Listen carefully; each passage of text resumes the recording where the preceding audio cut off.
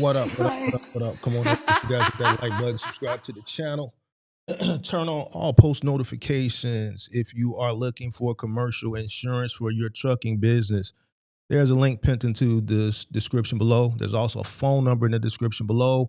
Up for renewal, looking for a more affordable commercial insurance solution for your trucking business. Phone number, link in the description below. Log Rock, partner of the channel. Come on in, guys. Make sure you click that like button, subscribe to the channel.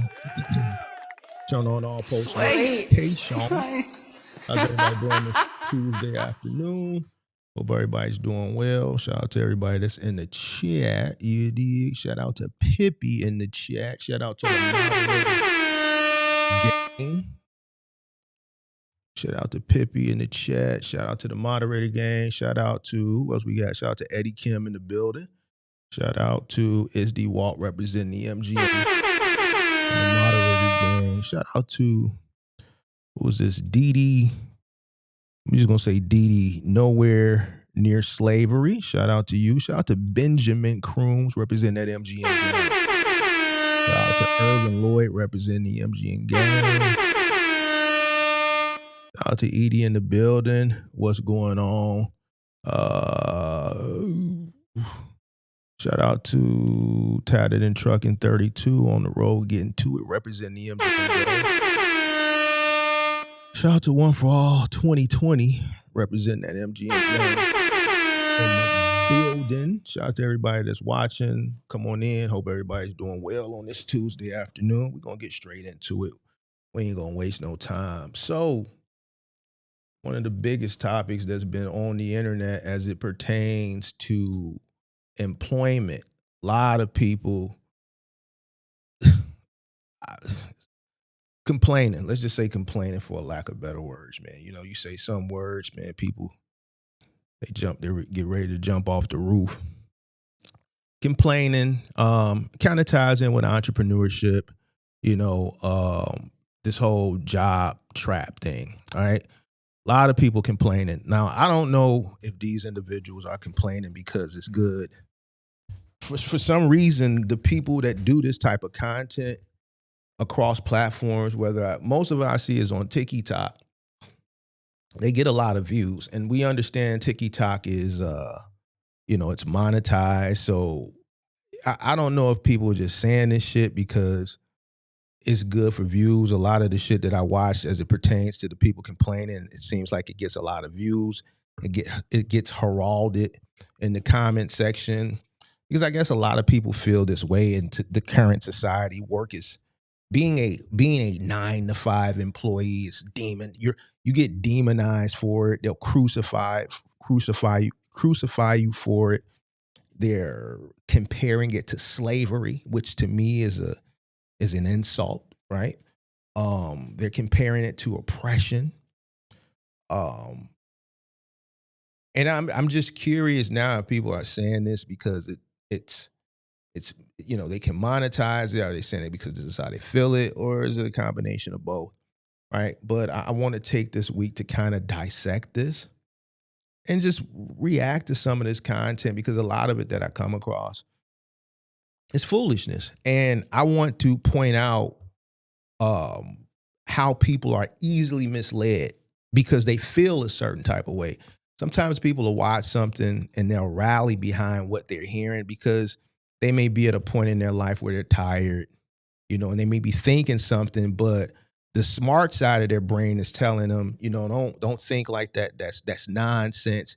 But then they'll come on the internet and they'll hear someone preaching the gospel on how they feel, and then they'll lean into that, and then they don't use their critical thinking skills to process what they're hearing, which absolutely makes no sense. And then they follow what they're hearing on the internet. And then when they realize they follow some shit that don't make no sense, it's too late.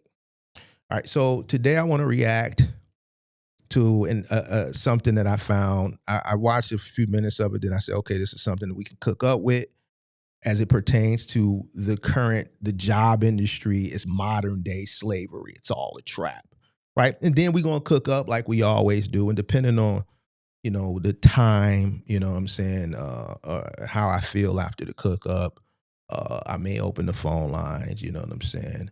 Uh, I may or I may not. All right. So first thing, let's get that out the way. Let's go ahead and pull Buddy up on the big screen. You dig?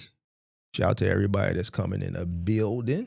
Make sure you hit that like button, subscribe to the channel, and turn on all post notifications. Let's get into this reaction real quick. You dig? Hold on. Pull it up. I had it pulled up, but True Media was good with the family. Hope everybody doing well and feeling well. Hey, check this out. Today we're going to be talking about the trap of the 9 to 5, or the truth about having a job. The truth about having a job or working for a corporation is that it's labor, okay?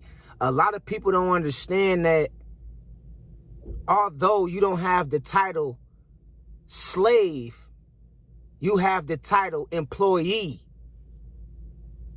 which is another way of saying slave. An employee is another way for them to say slave. I totally disagree with that. I totally disagree with that. An employee is an employee. A slave is a slave. If you go to work and you're a W-2 employee, there's something that comes along with being a W-2 employee, and that's a paycheck. How can you be a slave when you're getting paid? From my understanding, from my history lessons, from my education, a slave is someone that's captured for the most part, and they are enslaved and they work and they do everything for free. Somebody thinks for them. They don't get any pay for the work that they do. They get told when to do it, how to do it, and there's no pay associated with it. It's a person that's enslaved. So I disagree with this when people say this. To me, it's actually disrespectful. Because this will be the same type of person who try to educate someone or go back and forth against someone about some shit that happened 400 and some years ago, right? And then compare working a job to slavery, and it's day and night. You're not oppressed. You have options. A slave didn't have an option.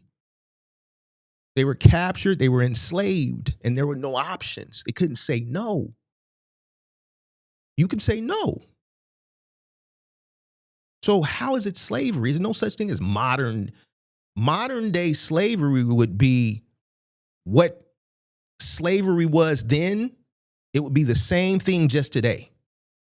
That would be modern day slavery. What happened 400 and some years ago, the same thing happening today. That will be considered modern day slavery. You can't you can't compare yourself to being a slave when you're not oppressed. And the work that you're doing, you're being compensated for it. So how is it slavery? Anybody that believes this shit is a fool.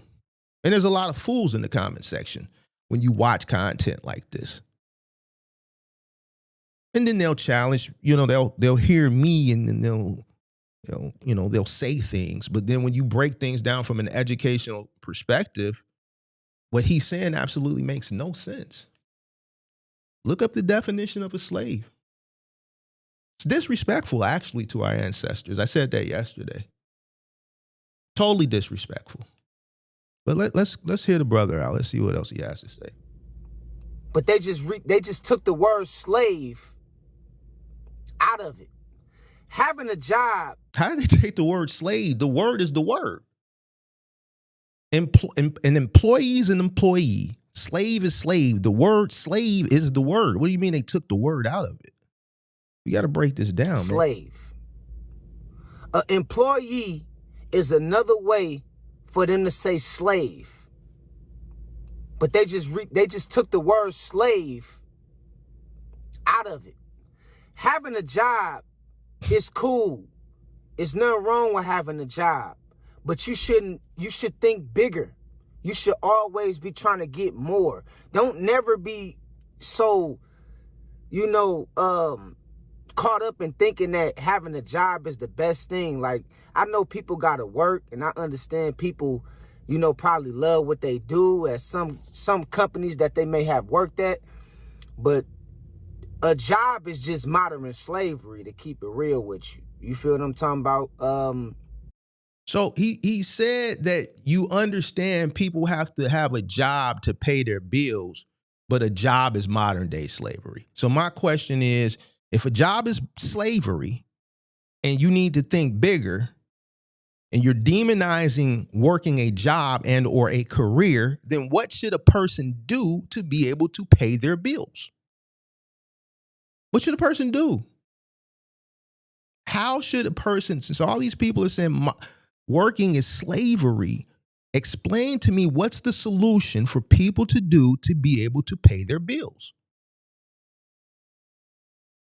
What's the solution? Miss New Generation people or old generation people or just people that complain about work and say it's slavery.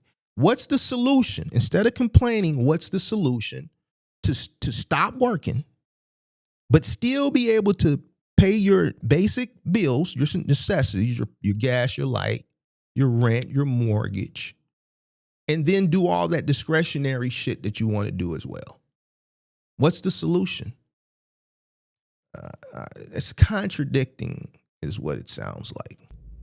The thing about the trap of the 9 to 5 is, what saddens me about this shit is that,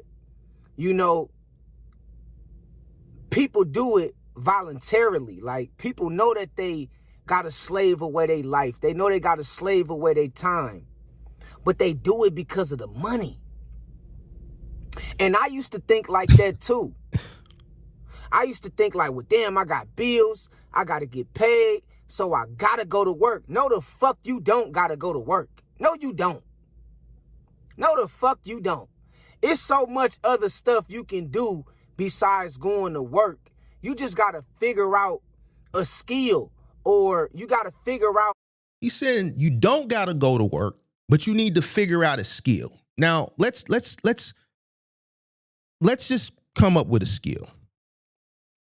An electrician, right? You don't got to go to work. No, the fuck you don't. This is what he just said. You don't got to go to work. No, the fuck you don't.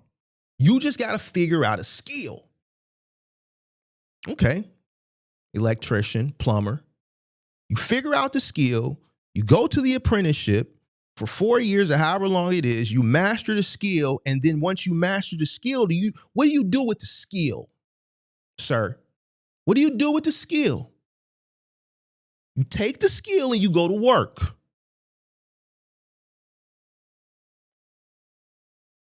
I got a button or something. I got to use my buttons. I don't be using my button. The same people that you hear on the internet crying and trying to preach the gospel like they got it figured out, and people be, yeah, brother, fuck work. Then they listen to this shit. You get hundreds of thousands of views and hundreds of thousands of comments, but no one comprehends that none of this shit he's saying is making any sense. None of this shit, none of the people say that herald this mentality make any sense. It's a bunch of contradictions and nonsense. Let's hear more of it. I'm gonna hear more. Something that brings value to the world, to where it will give you the ability to be compensated. So fuck work. Get a skill. Because the skill is going to bring something that's going to bring value to the world, that's going to allow you to be confiscated. Now, let's take the person who doesn't have a skill. He's not a skilled laborer. Let's take a person who goes and works in a factory. Are they not providing their service, their labor, right?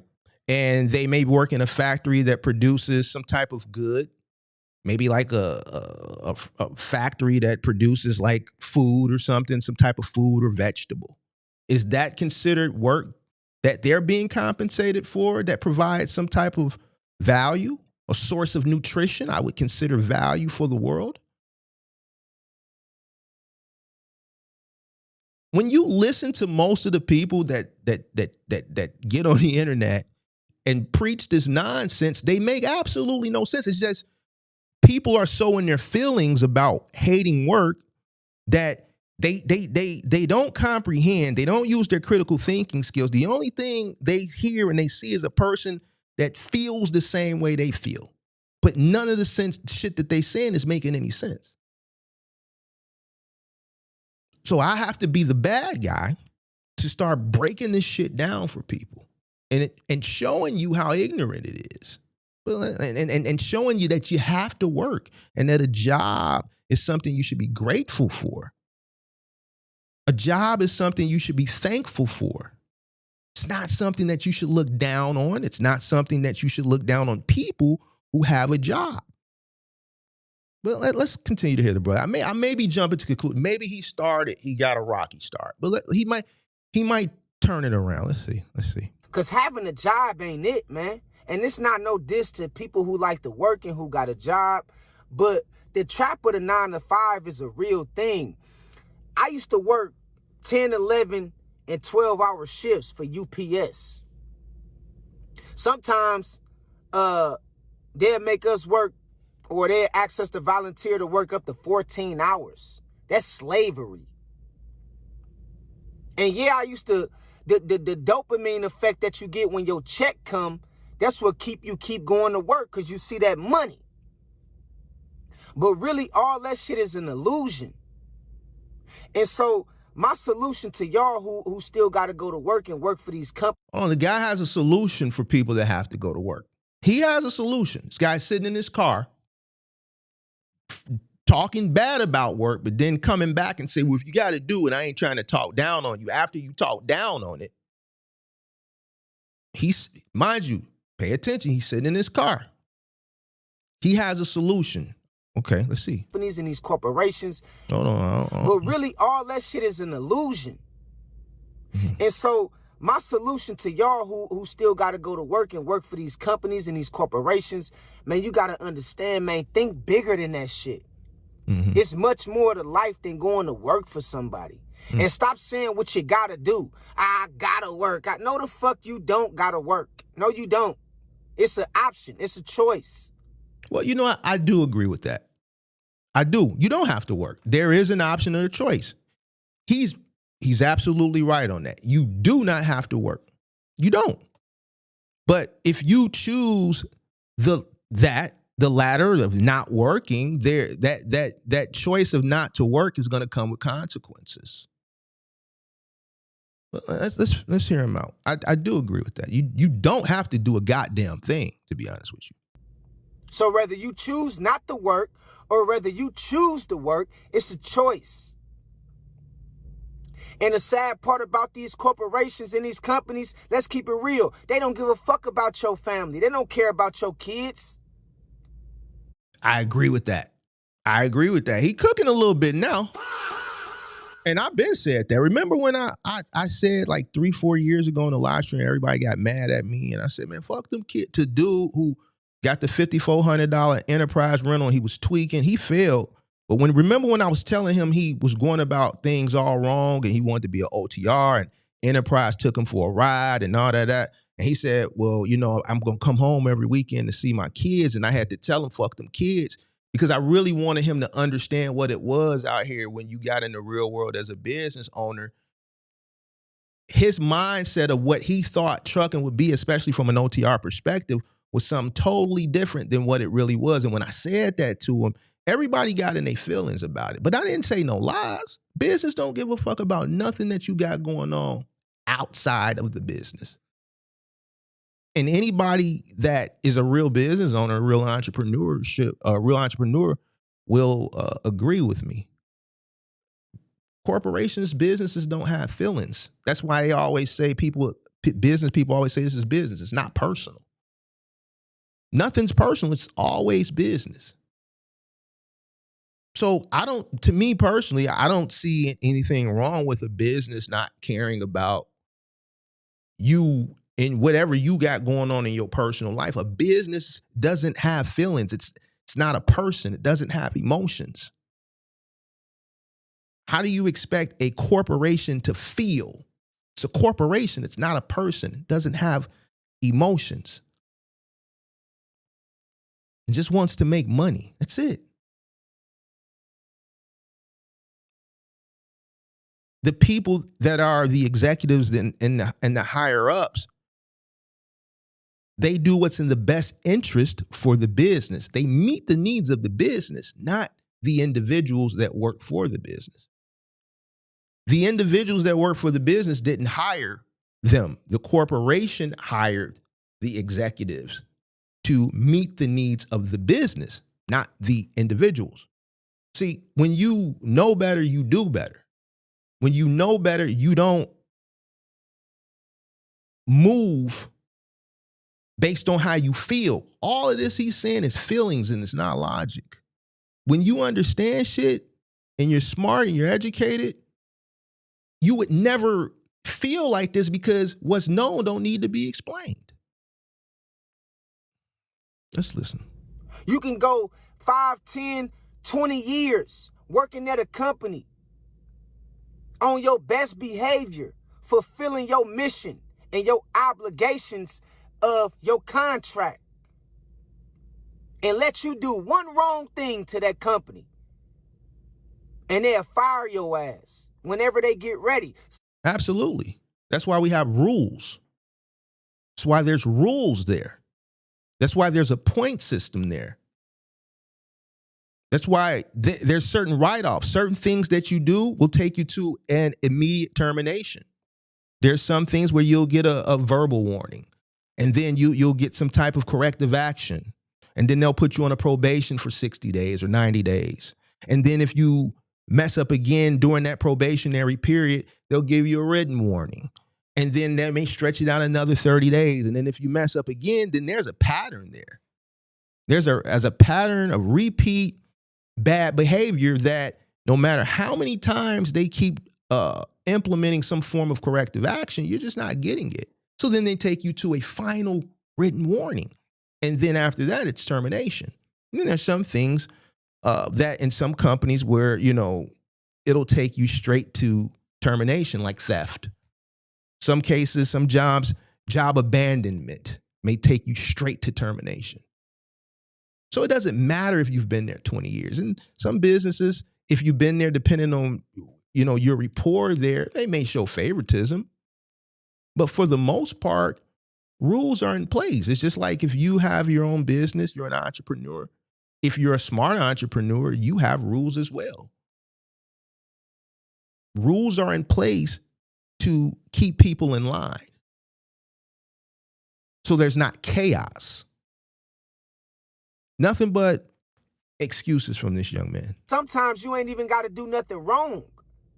They'll just do a mass layoff, and you will be caught up in a whole mindset of thinking that you got a good job, but you don't even understand these people about to try to lay you off to save money for them and their family. So the truth about that's capitalism. Sometimes the company has to operate more lean so that profit margins can increase. Sometimes economic factors happen where companies' profit margin starts to decrease. So unfortunately, layoffs have to happen. This is why when you have a job, you don't take it for granted. You don't go out and blow the bag. You always set money to the side for that rainy day. That rainy day may not come in the form of a layoff. That rainy day may come in the form of something that happened outside of work.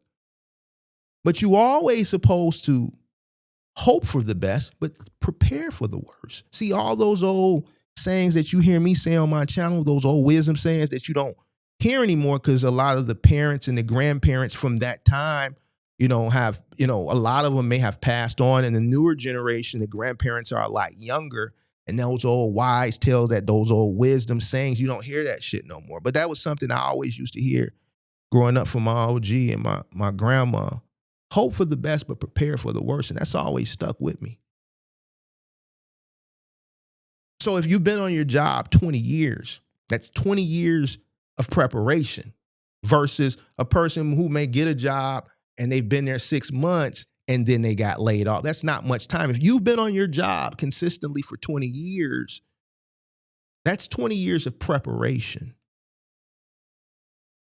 of hoping, but also simultaneously preparing.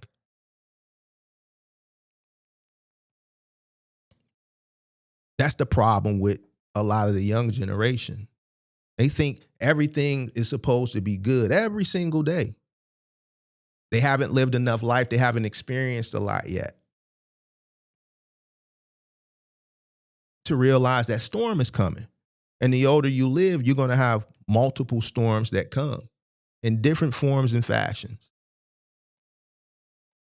This is why when you get paid, you don't have the mindset, oh, I'm going to blow the bag because I get paid again next Friday. Or if you're bi-weekly, you get paid 2 Fridays. Well, I'm going to blow it because I'm going to get it right back.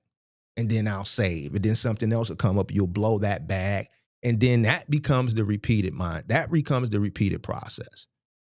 And then when you look up, you've worked years and years and years. And when something does happen, you look back on all the money that you did make and you jagged it off. And now something has happened and you ain't got a pot to piss in, nor a window to throw it out of.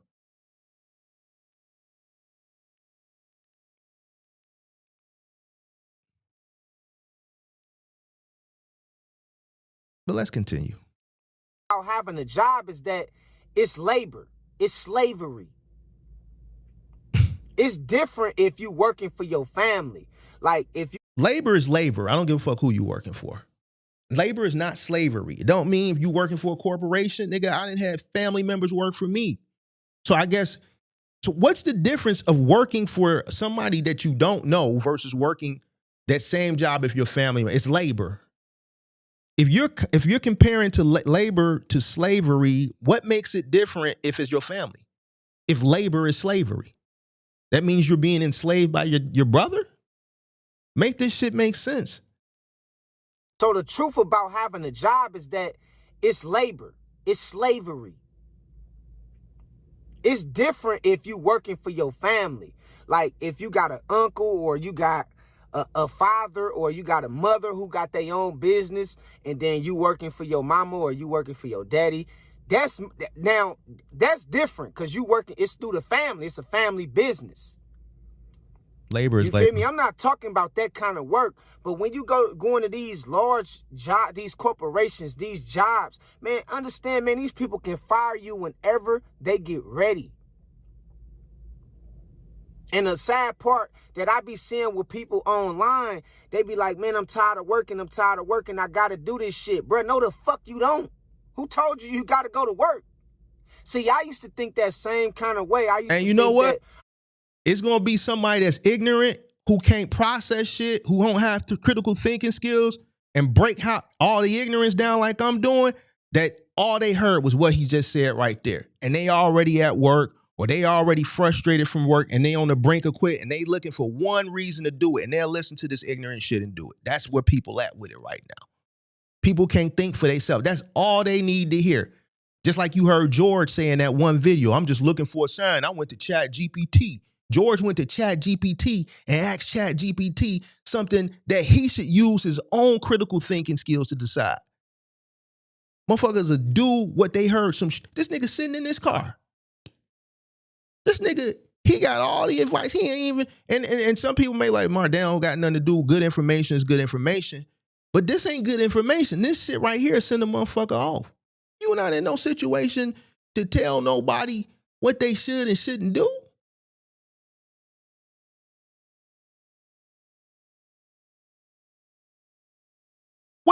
What credentials do you have? What have you done?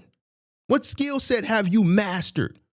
What success have you had that you can, quit your job because I've had success here And I can coach you, or I can tell you, if you quit your job, how to come over here. I got a solution. Not just quit your job because you ain't got to fucking work. All it takes is, I swear for God, the way the people's mindsets are, they just looking. Daniel said it in the video, or not Daniel, George. He said, man, I was just looking for that sign, man. So I went to ChatGPT and asked ChatGPT, I was just looking. I went to cut the TV on, and all I heard was the one guy saying, do it, just do it. Whatever you're thinking, just do it. Remember George said that in this video? Them goofball shit.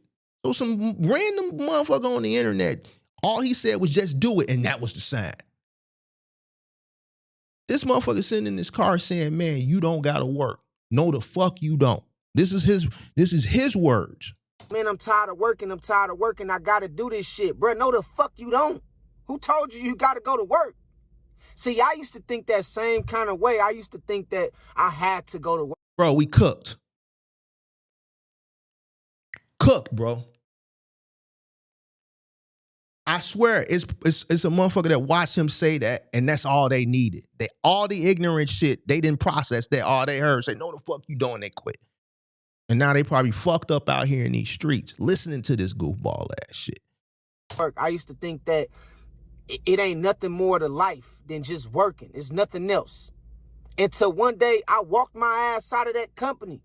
I said, fuck this. I'm about to leave. I'm about to take a step of faith. Yeah, I know it might look bad for a month or two, but I'm about to figure out something else that can bring me revenue and bring me some income besides slaving. That ain't the way. You can't even see your kids. You can barely have time to work on your goals. You can barely have time to cook a meal when you get off. Cap, you mean to tell me you ain't got time to nigga put a pot pie in the oven? You mean to tell me when you go to work and you get off work, nigga, you can't crack the oodles and noodles and ball that? Go in the cabinet, get a goddamn it pot, put it in the sink, cut the water on, put the water in the pot, put it on the stove, take the goddamn it oodles and noodles and boil it for 5 minutes. Put the packet and pour the seasoning, stir that, whip it real good. And in 10 minutes, you ain't got 10 minutes, nigga. It's cap, nigga. This shit sound like excuses to me. Motherfucker look for every single reason to justify this ignorant shit, bro. And I swear for God, it's a bunch of motherfucker people that just hear it because he got conviction when he's saying this shit like he cooking. He's saying this shit like he cooking. And it's a motherfucker just hopeless, but got a job listening to this shit, and they see the conviction, they think he cooking, and they quit. The motherfucker just said he ain't got time to cook. And I just told you a meal you could prepare in 10 minutes. Nigga, go in the crib, go to Walmart. Niggas act like they ain't never been po before. Go to Walmart, get you some pot pies. They $1. You come in from a 14-hour shift, nigga, cut the oven on, put the pot pie in the oven, and then go hit that wall to go take a shower. While you in the shower, that pot pie is cooking. Or you could throw the pot pie in the microwave. 5 minutes, there you go. What you mean you ain't got time to cook? I ain't trying to hear this shit. This is cap. It's cap, bro. The trap of the 9 to 5 will leave you exhausted. And them bosses, them managers, them co-workers, them supervisors. Them cold workers. Did you say cold workers? Hold on. Let me see something. And them bosses, them managers, them co-workers, them supervisors, they don't give a fuck about you, bruh. So when you at work, when you go to work, get the job done and go home. Don't go to work to try to make no friends. Don't go to work to try to kiss no ass. Don't let nobody at work none of these bosses or managers try to, little boy you. I be seeing a lot of people tuck their tail. When I used to work, right, I used to see a lot of grown men tuck their tail. I mean, literally would do anything the boss tell him to do or the supervisor tell him to do. You know how many jobs I got fired from? Wait. Did he just hear what the?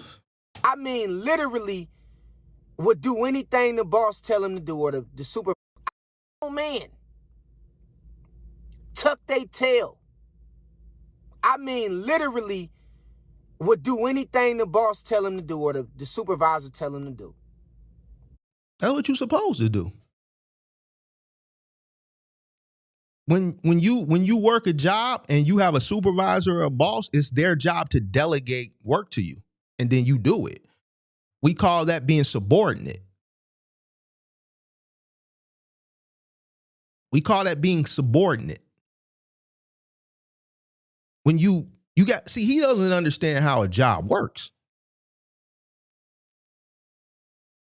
What do you mean when the supervisor tell you that you was getting little boy? This is the mindset of these little niggas out here nowadays.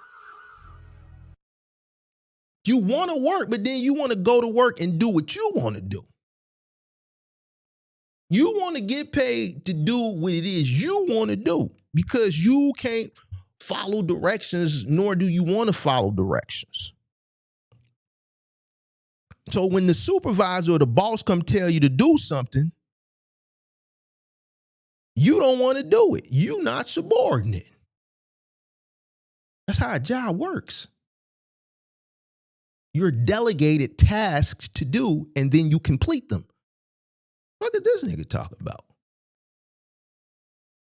Y'all niggas is cooked, bro. I'm telling you, bro. When y'all listen to people like this and you get all these views and this shit don't make sense, but you follow this shit and you put facts. We're going to look at the comments too, and we're going to see how many people critiqued it and pulled out what I'm pulling out, or how many people said, you ain't never lied. These is facts, gems, 100 emojis. We're going to look at the comments. This nigga ain't making no sense, bro. You know how many jobs I got fired from? I can imagine. You know how many fights I almost had with the supervisors? There you go. There you go. Fights with the supervisor. Why you had to get fired from so many jobs and how many fights? That's a pattern. That's a pattern. That's a pattern. We don't know how many jobs you got fired from, so that means based on how you articulated it, there's a multitude of jobs that you've gotten fired from. Then you say, you know how many fights I've almost had with supervisors? That means there's a multitude of fights you've always had in these multitude of jobs with a multitude of supervisors. That's a pattern. So is it the jobs or is it the individual?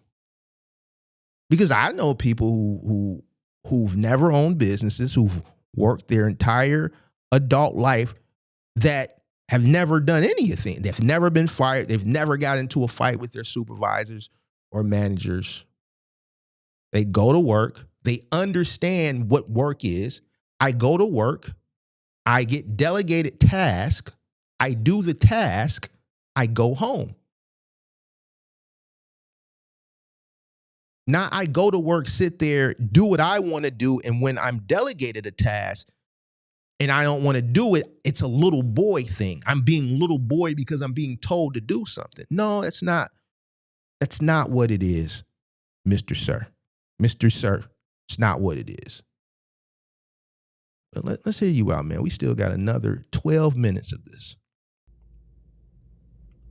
Man, I'm not going, dog. And so I always knew working just wasn't for me. And it's not trying to shit on nobody that got to work. But the truth about having a job, you just did, is that it's labor and it's modern slavery. And they took away the word slave and replaced it with employee. Cap. It makes no sense whatsoever. Not modern slavery. Modern slavery would be equivalent to what slavery was when slavery was a thing today. Slave is not employee. Slave is slave. Employee is employee. Slave, work, free. Beat. That shit that you doing, listen, I'm finna fuck them up right here though. Check this out. If slavery is labor and slavery is work, all of them, when you was insubordinate at your job, they would have beat your motherfucking ass with a whip, nigga. If slavery is work, modern day work, and you comparing slavery to work, because this is where all the contradictions, I'm just breaking it down. Then when you was insubordinate with your supervisors that he just said he got fired from plenty of jobs, you would have got your motherfucking ass beat, nigga, with a whip. What? Boy, you don't want to goddamn flip the goddamn fries. Hey, Tom, go ahead and tie him up to that tree. Tie him up to the tree, Tom. I'm going to teach you a lesson, boy. They going to pull that whip out and you going to get lashes, nigga. You going to get lashes, nigga, 50 lashes. What is you talking about? So how dare you even compare work to slavery, nigga, when you are insubordinate? You insubordinate and you didn't even get that. You didn't even get your ass beat. You didn't get your ass beat. So how is it the same? It's not the same. That's what they did. And I get it. You got to pay bills. You got kids to feed. You got to provide for yourself as an adult. And so, you know, having a job will help you do that. I understand. But what I'm telling you is when you going to work. Wait a minute. Now I'm confused. Now you understand? Hold on. You for the past 7 minutes, you've been demonizing work. You've been demonizing being an employee to compare an employee to a slave. You even said that working is slavery. And now you understand that you got to pay bills and you got kids to feed and you understand? Come on, bro. Make it make sense, bro. You got kids to feed. You got to provide for yourself as an adult. And so, you know, having a job will help you do that. I understand. But what I'm telling you is when you going to work, make sure that you working on something else outside of that job that's going to bring you some kind of sense of fulfillment. Because a job ain't going to do it. And you got to understand and remember, man, they can get rid of you whenever they want to. That's their company. Don't argue with it. Just respect the fact that that's not your shit. I be seeing people online talking about, oh my God, I gave my life to this company and they laid me off. I gave my life to this company and they act like they don't want to give me no hours and shit like that. It's like, look, you got to understand something, bro. The way he paused and did this, you would think he was about to really, really cook. But based on what we've consumed in the first 8 minutes and 25 seconds, it's highly unlikely. But let's see, he may turn it around. Maybe that's a good thing. Maybe it's a blessing that you got fired. Maybe it's a blessing that you ain't getting the hours that you used to getting. Maybe it's a blessing that the supervisor really don't want to move you up to a higher position at that job, because that job is going to keep your ass trapped. That job is going to keep you drained. That job is going to keep you in a low state of thinking and thinking that that's all there is to life is working. No, it ain't. It's a lot of other shit you can do. It's a lot of other ways you can make it. Okay. It's just most people want to rely on the easy way out. And that's just going to go get a job. And then they're going to complain about it when they can't make up the rules. So the easy way out is going to get a job? That's the easy way out?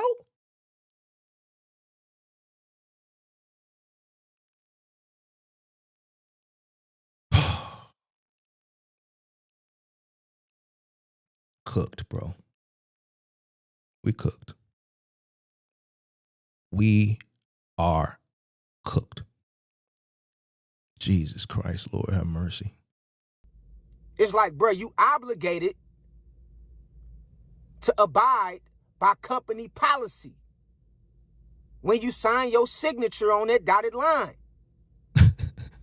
You sold your soul. I mean, you gave your rights. Excuse me. Yeah, my bad. You gave your rights over into that company. When you No, you didn't. What does this dude talk about? He think he cook it too. When you sign your signature on that dotted line. You sold your soul. I mean, you gave your rights. Excuse me. Yeah, my bad. You gave your rights over into that company. When you sign your name on a dotted line. Okay? Lord have mercy. So stop complaining about they shit. Go to work, do your job, go home. I'm confused. Now is he an advocate for the jobs and work? Now he telling people, go to work, do your job, and go home. I'm confused, bro. Is you an advocate now for work, or is you against work? This is what I'm saying, bro. People just cut the camera on in their car. They cut the camera on in their car and they just get to rambling, because if they get 1,000 subscribers and so many watch hours, YouTube is going to give them some money. So what happens is they get in their car, because they not going to do it in their house. And we know why they not going to do it in their house. We ain't going there. Because they probably don't have a house. They probably in a room, at a bedroom, or in a basement. And I'm not saying he a man, but it's a reason the motherfucker do the shit in the car. And you cut the camera on and you just get to talking. There's no substance. You've contradicted yourself 3 or 4 times already. None of this shit makes sense. But we're going to look in the comment section. We're going to see how many people didn't process this shit and use their critical thinking skills to understand that none of this shit makes any sense. This motherfucker is all over the place. But guess what? I guarantee you there's a percentage of people that watch this that quit their job.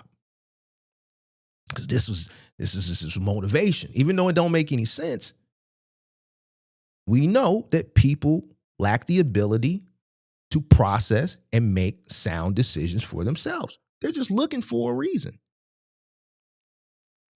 Let's continue, bro. Work on your dreams, work on your goals, work on your ambitions. On the side. Make sure he got the facial shit. Like he really like he you putting just as much time and effort into working on your dreams, your goals, your desires, opposed to you putting at that job. These people want you to work for 30 years. Listen to this shit. The job system is so fraudulent. These people want you to work for 30 years of your life. 30 years, 30 to 40 years.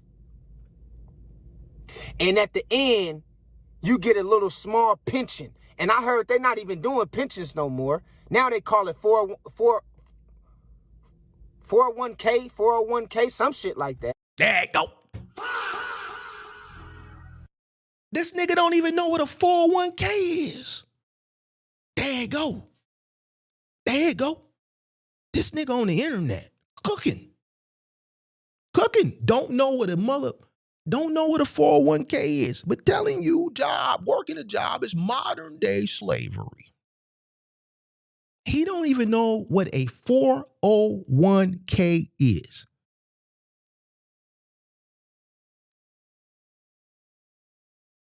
But he's on the internet telling you that working a job is modern day slavery and you ain't got to work. Is that somebody that you would want to take advice from, ladies and gentlemen?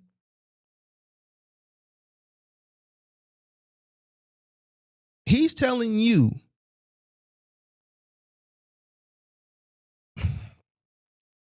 to 40 years. And at the end, you get a little small pension. And I heard they're not even doing pensions no more. Now they call it 401k, some shit like that. They're not even doing pensions no more. Listen to what he said. Let me break down the ignorance. And at the end, you get a little small pension. If you work 34 years, 35 years, 30 years, how many of you guys think the pension is small. People that have pensions, people that still have pensions, because I know a few people that are retired on pensions, and they're not small. People that's living off pensions that I know ain't living off small pensions.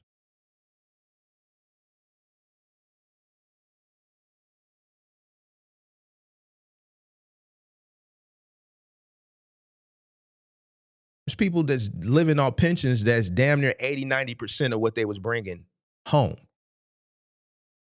until they die. If they work 30, 40 years, that means their home is probably already paid for. Their cost of living is lower because their home probably is already paid for, right? They're making a substantial amount, in most cases, of what they were bringing in when they were working. And they probably have other investment vehicles that they were allotting money into during their career. What is this guy talking about? A little pension. This guy doesn't even know what a 401k is.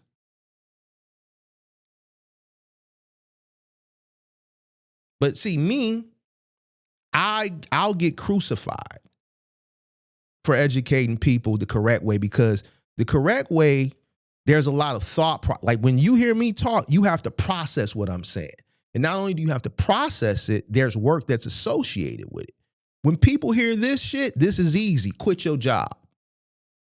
Why? Because you're going to just get a funky ass little pension or funky ass, what is that shit called? The 4, 3, 7, 8, 9, 10, 11, 12K? Not even understanding how it works.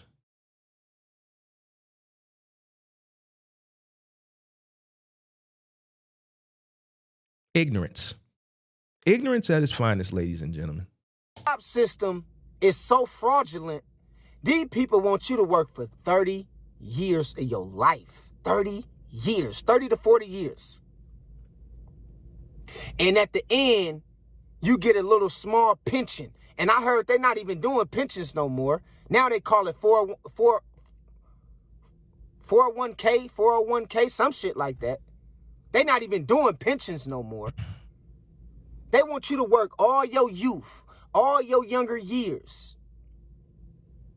Well, based on what he articulated, we know he does not have one. He doesn't even know what it is. He doesn't know the numbers. He's looking up in the sky. He doesn't even know what it is. So we know he doesn't have one. But this is the guy that's telling, who has no future, nothing planned for the future. We know that because he doesn't even know how to articulate the numbers, but he's telling you should quit your job. There you go, right there. See, you got to pay attention to the details. Guy who has no savings, no future, no investment, no 401k, even if it was a solo 401k, is telling you should quit your job. And we're going to open the phone lines. We're going to open the phone lines. And I dare one of you motherfuckers call in. You know who you are. A person that can't articulate what a 401k is or doesn't even know what it is because they can't articulate the numbers correctly is telling you should quit their job, your job. And get 60, 70 years old to where you People only got a little mad bit at me for telling you that you should work a job. This is the world we live in, ladies and gentlemen. And people who will herald someone, pretty much tell them quit your job and fucking go be homeless. life left. And then they expect you to enjoy yourself in your older age. That seemed like a fucked up plan to me. I don't know about you, but that seemed like a fucked up plan to me. You want me to work my 20s, you want me to work my 30s, you want me to work my 40s, and you want me to work my 50s? And then So here's an individual who doesn't know what a 401k is, tells you to quit your job, but doesn't understand the importance of investing into your future. So if you're telling people to quit their job, you don't know what a 401k is, you go out and do whatever the fuck it is that you're doing, You're going to eventually get old. And when you get old, what type of investments or savings are you going to have, since you're telling people that they should quit your job and you don't understand what a 401k is? Get to my 60s, because I think retirement is at what, 65 years old. You want me to work all those years and then expect for me to enjoy my life at the end of my life? And this, you know the sad part about it? People is doing it. People falling for this shit. It's people that's in their 50s, 60s, hell, even 70s, that's been working for the past 20, 30 years. Like, bro, what the fuck is you doing? Providing.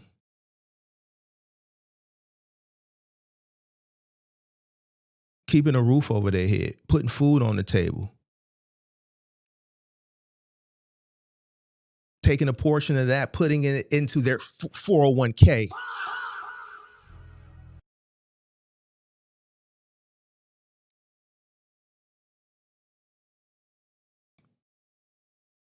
Being the vehicle or the potential initiator in their lineage of working really, really hard and investing in their 401k, appropriating a certain percentage into that so that the next generation doesn't have to work or have to work as hard. That's why individuals go punch the clock. That's why individuals work really, really hard. Because here's the thing, somebody got to do it. Clearly, this individual doesn't come from a place of entitlement or affluence.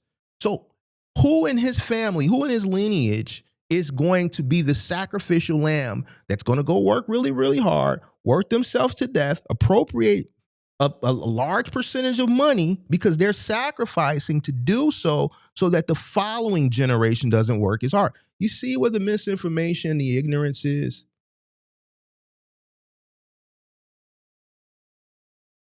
You see where it's at? Somebody, like, the money doesn't come out of thin air.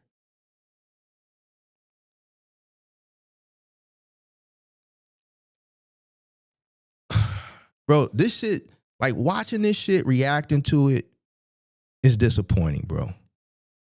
You know, and I'm going to tell you why it's disappointing. No disrespect to the OGs. No disrespect for the people who want to fulfill their mission and working at whatever corporation or company that they working at. But that shit seems like a setup.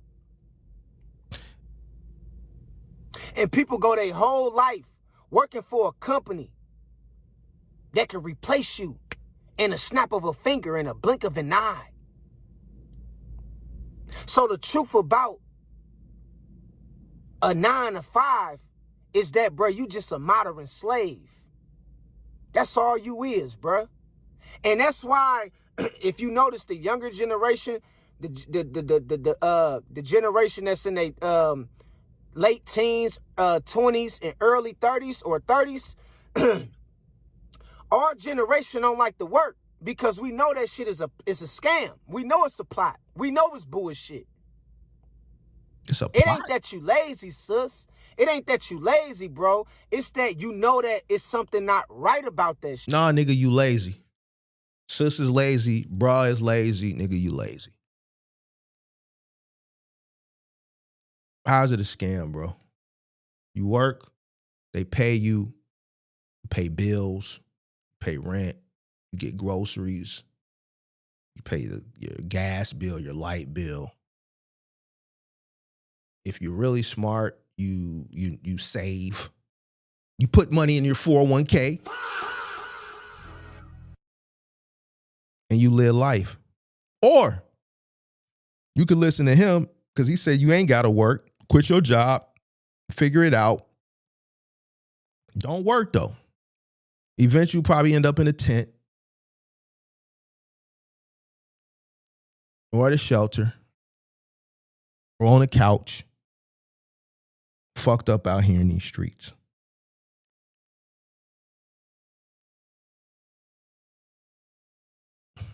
And that's the truth, bro. I don't give a fuck if you like this type of rhetoric. I would love to see how life has been for you. Let's continue though. Shit. You feel me? So, yeah, I understand, man. If you got to do what you got to do to get to where you got to go. So if you got to go back to school for right now. If you got to go get a 9-to-5, go get a 9-to-5 and stack up enough bread to where you can invest in yourself. Because the best thing to invest in is not the 401k, not real estate, not none of that bullshit. The best thing to invest in is yourself.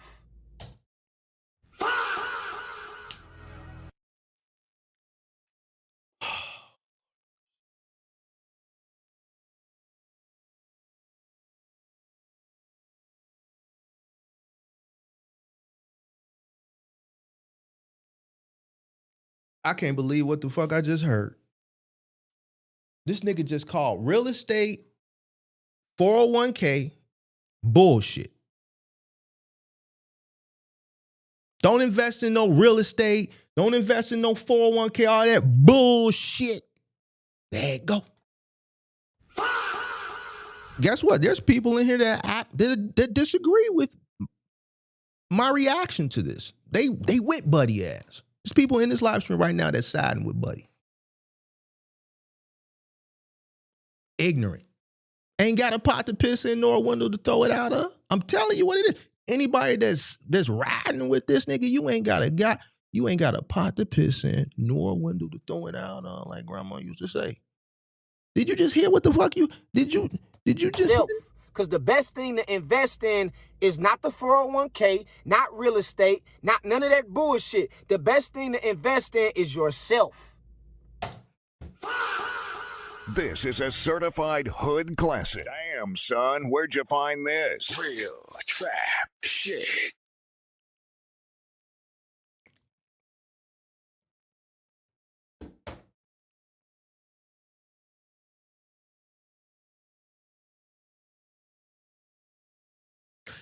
The man said, you shouldn't invest in your 401k. You shouldn't invest in the real estate. You should invest into yourself. Now, somebody probably listen like, Mark, what's wrong with that? Investing into your 401k is investing into yourself. You're investing into your future. Your future. Investing into something like real estate, right? If you're working a job simultaneously while you're investing into 401k, that real estate is going to appreciate over time. That's a storage of wealth. See, this ignorant ass nigga don't know that because he don't got shit. He don't own nothing. You can tell. What do I always tell you? Pay attention. You always can tell a nigga who don't own shit. They'll tell on themselves. All you got to do is pay attention. Just listen to what they say. They always going to tell on themselves. Because they going to say some ignorant shit. And then there's going to be a bunch of ignorant motherfuckers that's going to line up with the ignorant shit. And then when you try to educate a motherfucker, you're going to get crucified. The smart, educated motherfucker that be saying, no, brother, don't think that's wrong, brother. Man, yo, hating ass. The nigga who ain't got nothing is going to call the nigga that got something that's trying to educate they dumb ass a hater. Now, mind you, back in my day, a hater was like an envious, jealous motherfucker. Now the hater is the individual that has shit that says, no, brother, that ain't right. Don't do that. To talk to the brother who ain't got shit. They go, his hating ass, this hating ass nigga.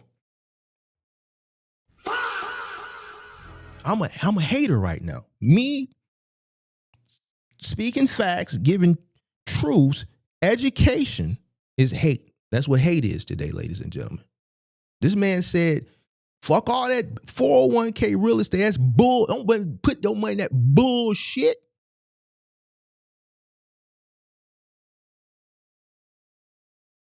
So that means we know he owns neither. He owns nothing. But he's telling y'all what y'all, the motherfucker who don't own nothing is telling everybody that watches they should quit their job.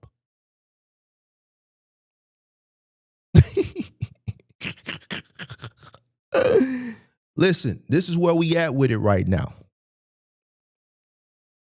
This is where we at with it, man. I gotta hear that shit one more time, bro. I gotta hear that shit one more again. Yeah, I understand, man. If you got because he said that shit with conviction too. Like he put a little umph in that. You did to do what you got to do to get to where you got to go. So if you got to go back to school for right now. If you got to go get a 9-to-5, go get a 9-to-5 and stack up enough bread to where you can invest in yourself. Because the best thing to invest in is not the 401k, not real estate, not none of that bullshit. The best thing to invest in is yourself. You got to believe in yourself. Oh, Lord have mercy. So if you got to go back to school, you got to go get a trade, you got to go back. So even if you quit and you go start a business, you still going to get old. So why is a 401k bullshit? You should still have a 401k or a solo 401k as an entrepreneur. What, just because you're an entrepreneur, that means you don't invest into your future? You're not going to fucking get old? So you an entrepreneur, 401k is bullshit. You invest into yourself, start your own business. Okay. Then what? And when you start your own business, don't go get you no 401k, no Roth or nothing like that. Don't go do none of that bullshit. Also, don't go buy you no real estate neither. That's bullshit.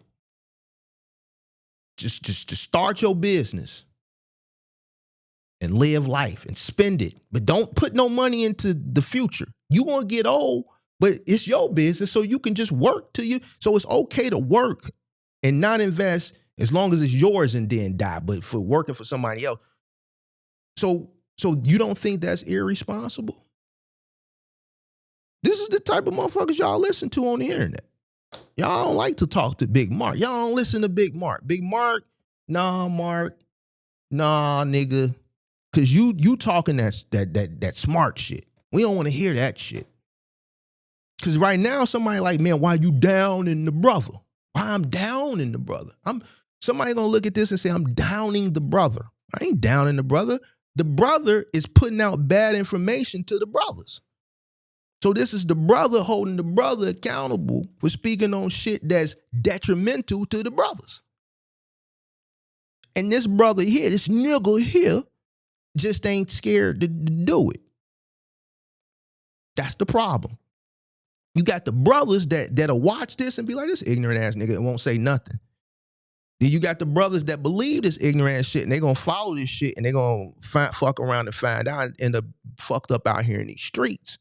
But then there's a small minute of brothers that have to say, nah, brother, that shit ain't right. Hold the brother accountable. Break that shit down on why it don't make sense. And hold the brother accountable. Once upon a time in the black community, accountability was a thing. It existed. It don't exist no more. And the few people that do it, they get crucified for it. And then that make them not want to do it no more.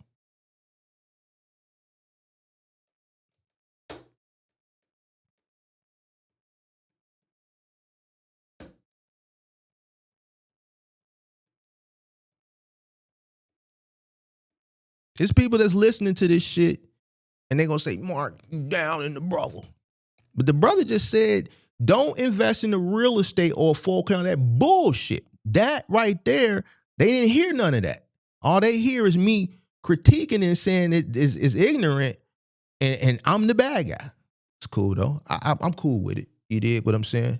Is yourself. You got to believe in yourself.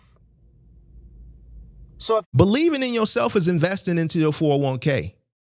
Believing in yourself is working a job, and while you're simultaneously putting money in your 401k, you acquire real estate because it appreciates and it becomes a storage of wealth. That's a form of believing in yourself and investing into yourself. You have to have money. You have to generate money to be able to invest into yourself, sir. You got to go back to school. You got to go get a trade. You got to go back to work a couple years. I ain't saying don't do that, but have a plan. Have a plan to escape that shit. Because it's called the rat race for a reason. Oh, Lord have mercy, bro. Man, I used to be at work, dog, and I swear to God, people used to irritate the fuck out of me, bruh. They used to irritate me, bruh. Almost fired on a couple niggas. There you go. Lack of emotional discipline, lack of emotional discipline, lack of self-control. You done almost fired on a couple niggas at work. So we earlier he said he almost had to fire on a few supervisors. Earlier he also said that when you go to work, you got supervisors telling you what to do. And now he's admitted to almost firing on a couple niggas. He also said investing in 401k, put your notes down, that ladies and gentlemen. Investing into a 401k, investing into real estate is bullshit. Pay attention. Pay attention, ladies and gentlemen. This is like, I got to start reacting to these people on the internet that y'all be liking and shit and putting 100 emojis and facts and shit like that. Because I think the problem is y'all get emotional and you hear what you want to hear. And then I have to come and break the shit down to say, yo, I saw you put facts. I was just scrolling through there. I said, is that one of my subscribers just put facts and gems and this bullshit? So now I got to call you out. I'm telling you. In fact, I was about to fire on the this white boy. I was about to leave him with all kind of shiners and shit on his face. I was about to shine his ass up like baby oil. I was about to shine him up. No diddy. But at the end of the day, I was at work and a brother wanted me to do some shit that I wasn't supposed to do. It was my first couple days at the job and he wanted me to do some shit that one of the operators is supposed to do. I'm like, bro, I ain't supposed to be doing that. He like, well, man, you gonna listen, you gonna do what I... Yeah, you is. If your supervisor tell you to do something or your management tells you to do something, it may not be in your day-to-day job description, but there's a phrase in business. It's called meeting the needs of the business. And sometimes you may have to meet the needs of the business for whatever reason, right? I told a story one time. I'm a stock manager at Target way back in the day. And I don't remember what happened, but there was no cart attendant, right? The main priority of the front end, right? Guest services, the people that work on the sales floor is to attend to the customers because the customers are what brings in the revenue for the store, right? So we need to make sure that the customers are tended to, right? So that by there being no cart attendant that day for whatever reason, called off, went home early, I can't remember. They called to the stock room. I believe I was short back in the stock room that day or whatever, I can't remember. So the store manager said, Mark, I need you to push the carts. Now, to me, at that particular time, I'm 23 years old.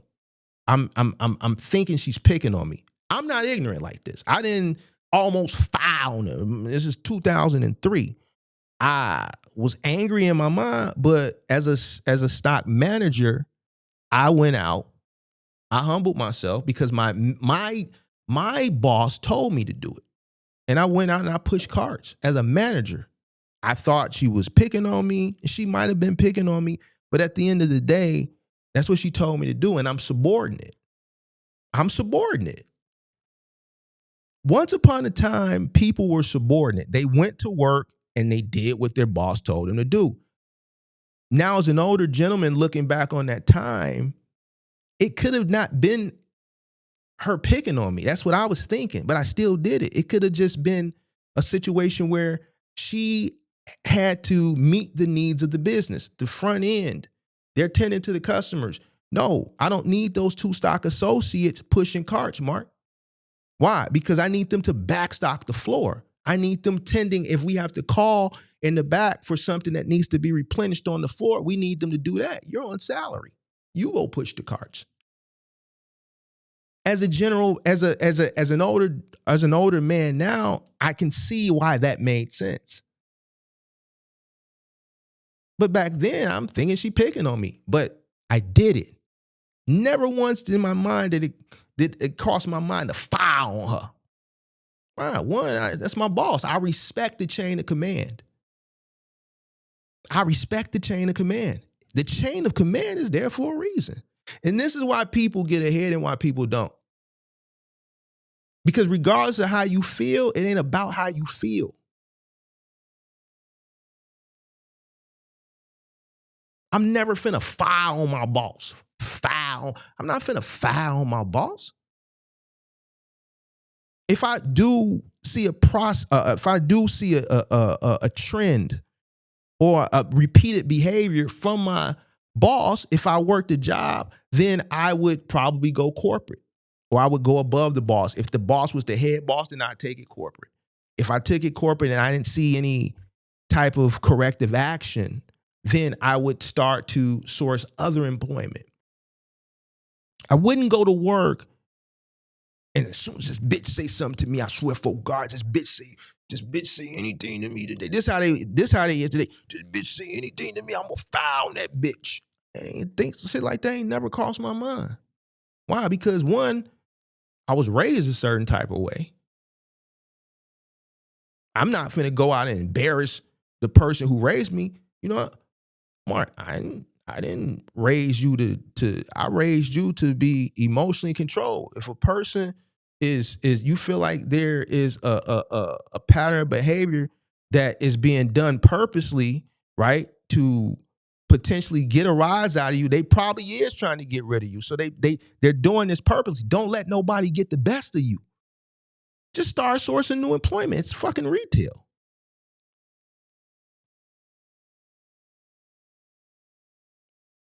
But today, a motherfucker gonna be like, no, you can't talk to me. I'm not going out there and doing any of my job descriptions. I'm in the stock room.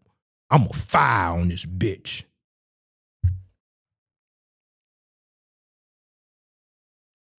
But when you say this shit, when you talk like this, when you talk with logic and you're emotionally controlled and you process situations, you're gonna be looked at as weak, or you're gonna today just making sound decisions is frowned upon. But I would never, ever file on my boss or file on my coworker. Let's hear what this man got to say. Tell you, I said, no, the fuck I ain't. I told, and the brother wanted me to do some shit that I wasn't supposed to do. It was my first couple days at the job, and he wanted me to do some shit that one of the operators is supposed to do. I'm like, bro, I ain't supposed to be doing that. He like, well, man, you gonna listen, you gonna do what I tell you. I said, no, the fuck I ain't. And I took off my shit and almost fired on him, bro. The other supervisor had to break us up. Next day I came to work, they said, Mr. Vincent. I said, yeah. They said, you fired. I said, okay, bye-bye. Got the fuck out of there. Because one thing as a man, you got to understand, bro, you don't tuck your tail for no motherfucking job. So, because your supervisor told you to do something that's considered tucking your tail, he belittled you as a man because you were insubordinate. That's testing your manhood. That's testing your manhood because your supervisor, or your manager, or your boss delegated a task for you to do, and that's testing your manhood. So you almost fire on him. That seems like a lack of discipline, self-control. That sounds like a lack of emotional control, and not understanding the chain of command, and not understanding what being a subordinate is. That's what that sounds like to me.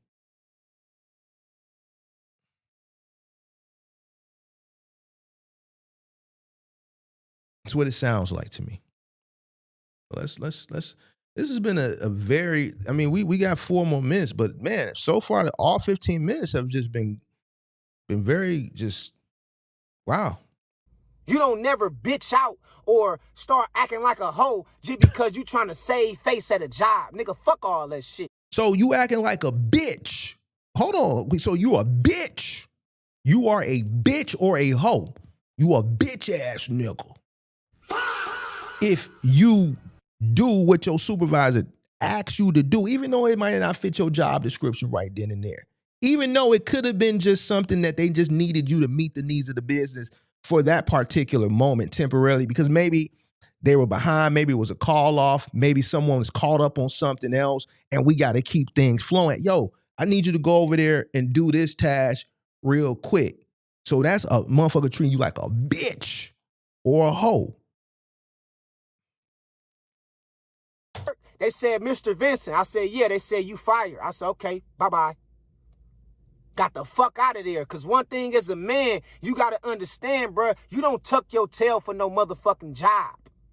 You don't never bitch out or start acting like a hoe just because you trying to save face at a job. Nigga, fuck all that shit. You supposed to be a real man. You supposed to be a real woman. Let me tell you what a real man would do. Let me tell you what a real man would do. Let's role play here. Make sure you hit the like button, subscribe to the channel, turn on post notifications. Let's say the supervisor was picking on him, right? Let's say the supervisor, in this particular situation, it's a one-off situation. Let's say it's not a pattern of behavior. Just say this one situation. Now, he's saying you shouldn't be a bitch or a hoe. Imagine a dude has a family, a wife, 2 kids, a mortgage or rent, bills. Do you listen to this? Or do you tuck your tail because you got responsibilities and you suck it up? Let's say he was picking on him this one time. Do you do what he says, or do you just take that shit, you suck that shit up, you roll with the punches? Because if you do what he says, it could be detrimental and it's going to affect life at home. What do you do? What do you do? What do you do? You got bills to pay. Let's say the supervisor was picking on him for this one time. Do you lose your composure? What do you do?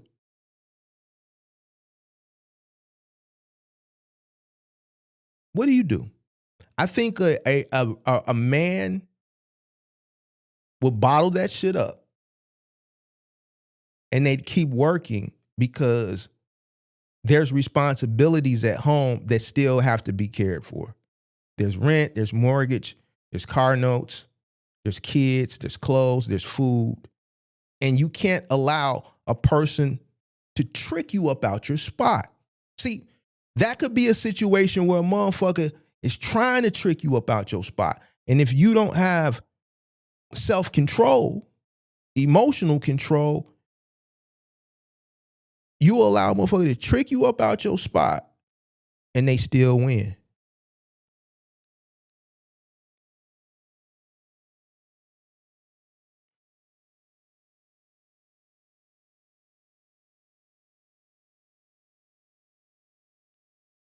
You got to put the cape on, pimp. That's why you a man. His justification of a man is what I think he's calling out if you do the right thing. I think if you put yourself in a situation and you allow an individual to trick you up out your spot, the emphasis that he put on the word bitch and hoe, in the tone, how he expressed it, that's what I think if you allow someone to trick you up out your spot, especially when you got responsibilities at home. Now, if it's just on you and you fending for yourself, maybe, even still. But when you got responsibilities, I guarantee you the next morning you're going to be sitting on the edge of the bed like, damn, what I'm going to do now? I let my emotions get the best of me.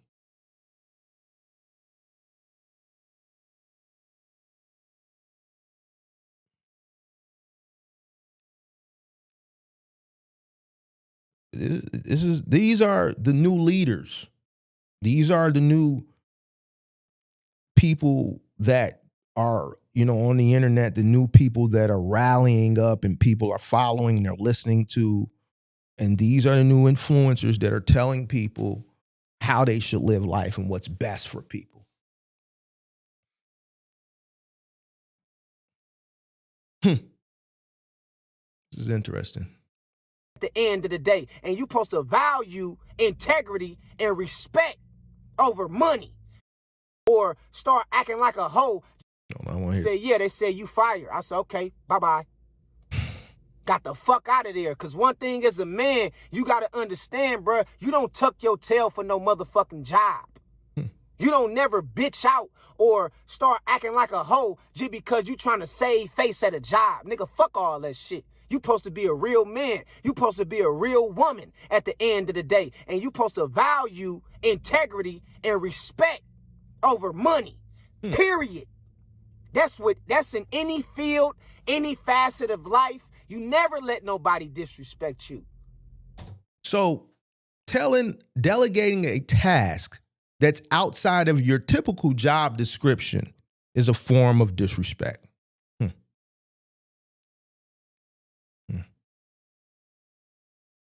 Interesting. Okay. You're a bitch or a hoe if your supervisor tells you or delegates a task that's outside your normal job description. You're a bitch or a hoe, and you shouldn't let them hoe you like that. Got it. All right. Got it. Straight up. It ain't that money ain't that good to where I'm gonna let a motherfucker walk all over me for it. You tripping. Okay? So the trap of the 9 to 5 is a real thing, man. It's got people out here crashing out. And what I'm telling y'all is it ain't nothing wrong with having a job. All right. Now this is the 4th time. He done crashed out 4 or 5 times and told people, no, the fuck you ain't gotta work. Who told you you had to work? Then he circles back and says it ain't nothing wrong with it. Now, y'all been watching this with me, so. Right, but have a plan. Have a plan. Have a plan, bro. So I would think a 401k would be part of the plan, but he said don't invest into that bullshit. I think a plan is planning ahead, planning for the future, but the things that the vehicles that you would use as part of the plan, he said is bullshit.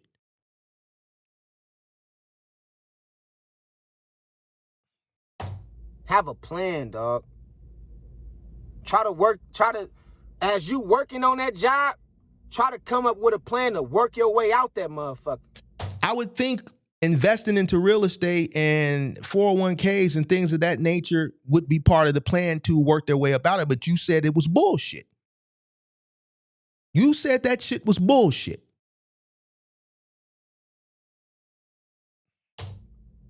You feel me? No, I don't. I don't feel you, bro. Because, that shit is slavery, bro. And some people like doing it because some people, they love to be in a position of submission. Let's keep it real. So some people love to work because they love to submit. They love to be the one that answers to the boss. They love to feel good that they got this fake ass power in the workhouse that they really don't got. But don't let that be you. That ain't gotta be you.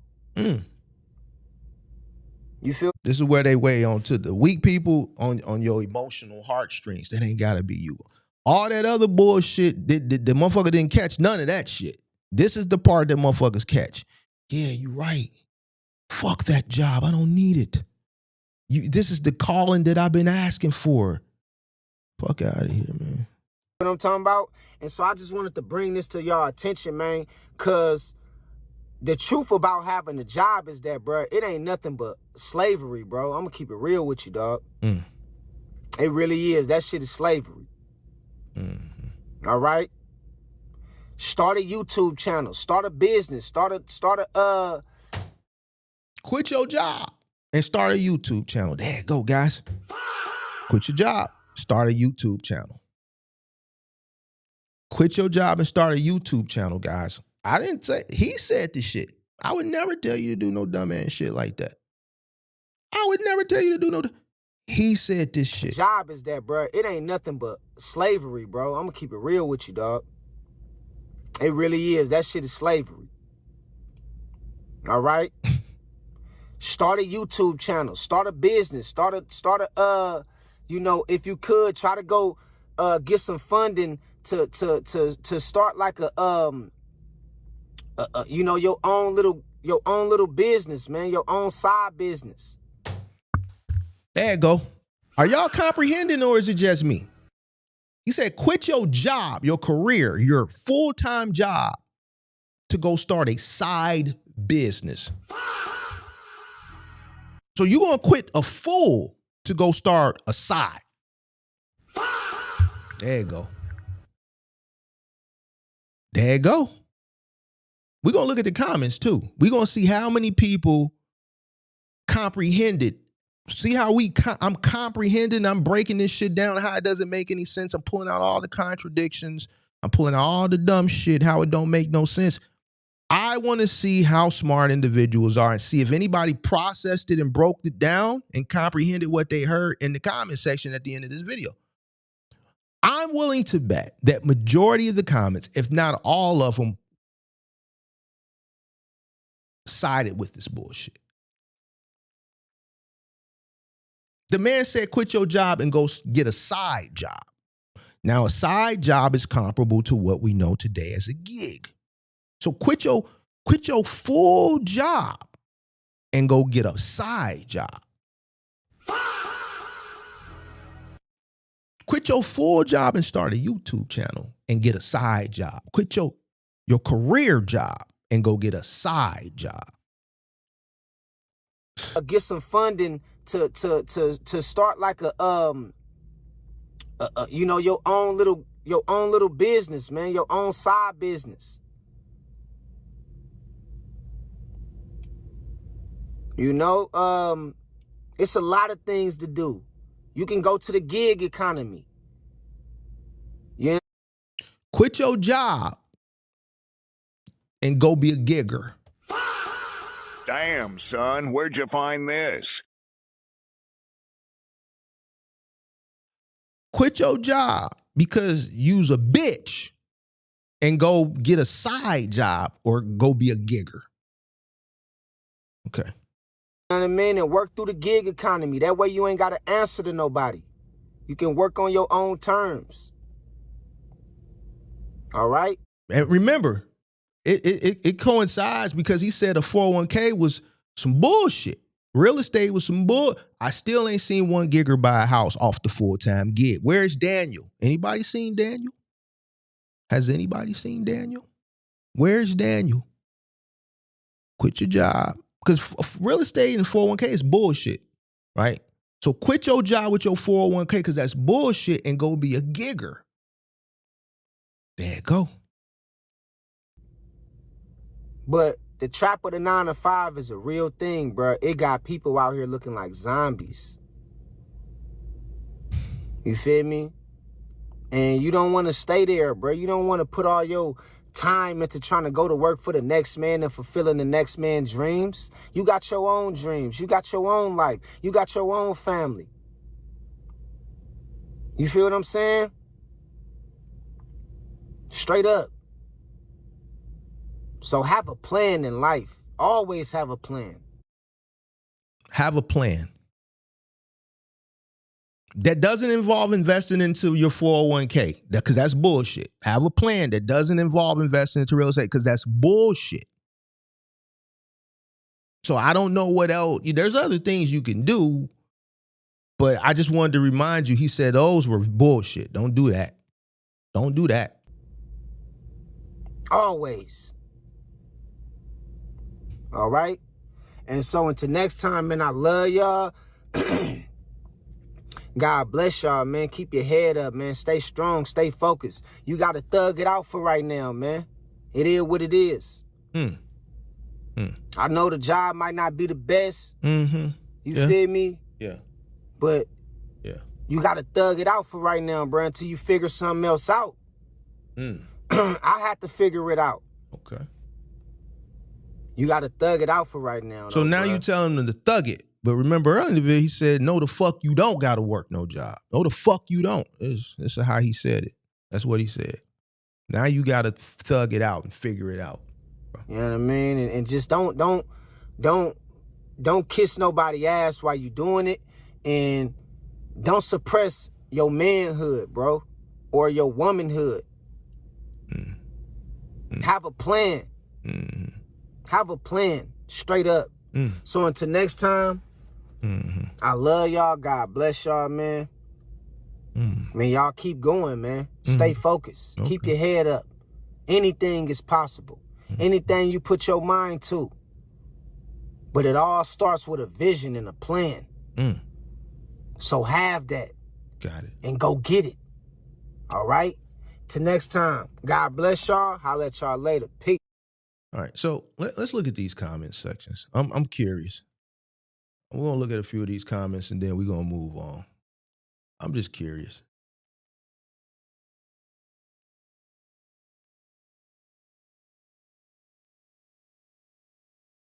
I'm just curious. Let's pull up these comments.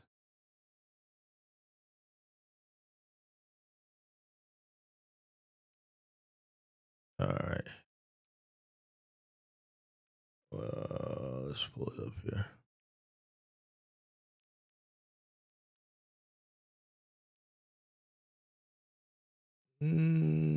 Yeah, being employed as modern day slave, and it's sad because we were never taught. Facts. There go one. I knew we was gonna see one. Facts. People be so disrespectful at these jobs, bruh. Even some of the coworkers be trying to act the manager, and I'm tired. Skull and bone emoji. Got 16 likes. Somebody commented under that. Facts, manager is the title that fits these burnt out people. Majority work for the health benefits, a job that's killing them. Laughing emoji. They be lined up at the pharmacy for their daily dose.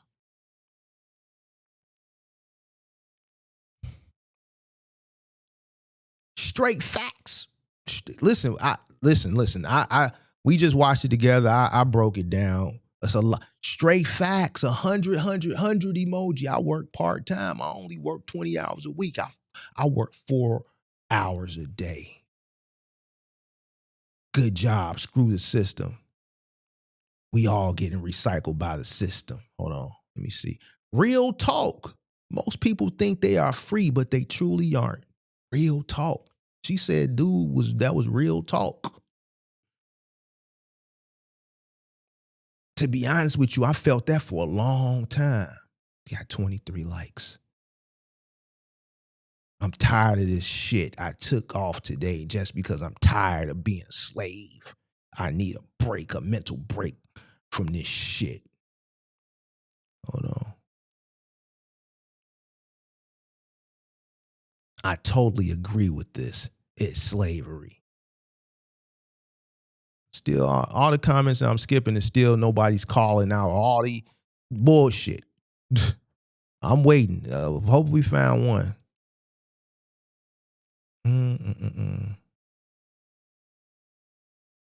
I've been saying that shit. He's speaking truth. Stacey Anderson, we know Stacey Anderson cannot comprehend. That shit, none of the shit he said made any sense. So Stacey Anderson thinks the 401k is bullshit. She thinks investing in real estate is bullshit. She thinks all the shit that he said was truth. Okay.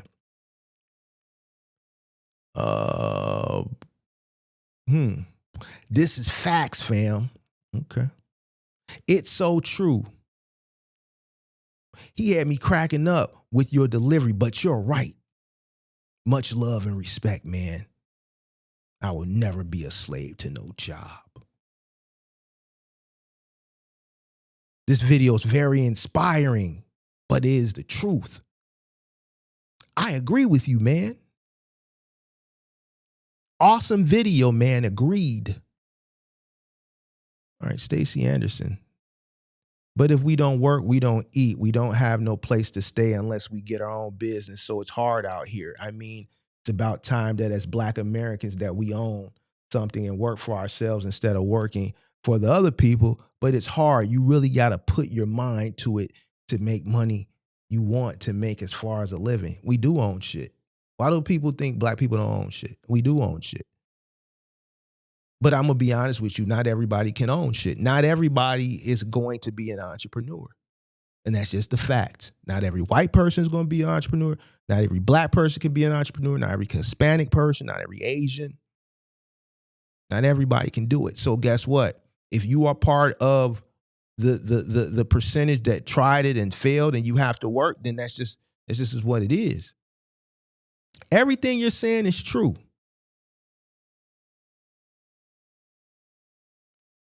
Here is some pushback. I agree, but how you get out when you have children that are dependent on you. Now, the agree part I disagree with because we went through, I broke that shit down on none of that shit makes sense. But I get where he's saying because you have responsibilities. This video is 100% facts. Don't ever let them disrespect you. Facts, bro. Keep up the good work. That video was good work.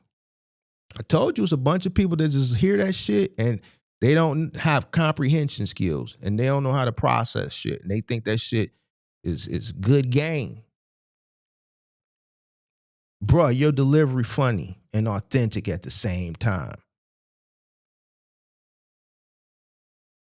True, God bless. My brother is so right. Oh, here goes something. This man just said all this to go sit back in his mama's spare bedroom on 2K. Okay. All right. Facts. 100 emoji. Another gem. 100 emojis. All right, so okay, the older generation tell you to work hard and save your money and just maybe one day you'll buy a house and have a family. Their mindset is outdated. Okay. There's no reward for working. The money is worthless. Okay. All right. You definitely right, brother. All right. This generation, you know why they don't own anything and why they're not going to own anything is because they look at the older generation. The older generation tells them what they have to do, but there's work associated with it and they don't want to do the work. They don't want to do the work, so they make fun of us. I'm cool with it. I'm cool with it. I'm absolutely cool with it. Now, if you watch that video and you watch me and you listen to me break it down and pull out all the inconsistencies, all the ignorance, which is the whole video is ignorant. And this ain't a diss to the young brother or to the young, I don't know how old the band is, but it ain't. But here's the thing, it didn't make any sense. And like I said, I pretty much knew the majority of the comment section would side with it because what I've also learned is people don't use critical thinking skills. They don't comprehend. No one takes the time to process what they're hearing and determine if it makes any sense or not. Majority of the people that are in his comment section, and this is not a knock, it's not a diss, they're lost. They're in the same situation as him. Or they're working and they're angry that they're working. But they also don't have anything because a person who is working that is appropriating the money correctly, living within their means, saving for the future, wouldn't agree with what he said.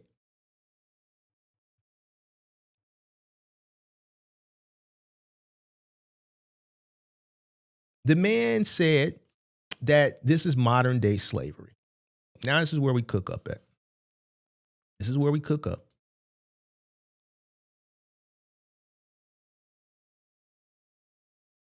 He said this is modern day slavery. And I'm going to pull him back on the big screen in a second. Corporate slavery, modern day slavery, wage slavery. I understand people are struggling, right? I understand people are struggling. I understand that inflation is real. I understand that some jobs underpay people. I understand that corporations may exploit people or exploit workers. I understand what struggle is. But you have to work yourself up out of that. Keyword is work again. And somewhere along the line, this current generation and the generation prior to this lost that perspective. We all start from struggle. There has to be someone within your lineage, your family lineage, that sacrifices their life to put your family in a position where the next generation, the next generation, the next generation, the next generation doesn't have to. Even if it's from an educational perspective, by just learning the knowledge and instilling the information into you. That's good as well. The longer we remain ignorant, it'll never happen. When I say it doesn't have to be money, it doesn't have to be real estate, it doesn't have to be some type of portfolio. No, it could just be the knowledge.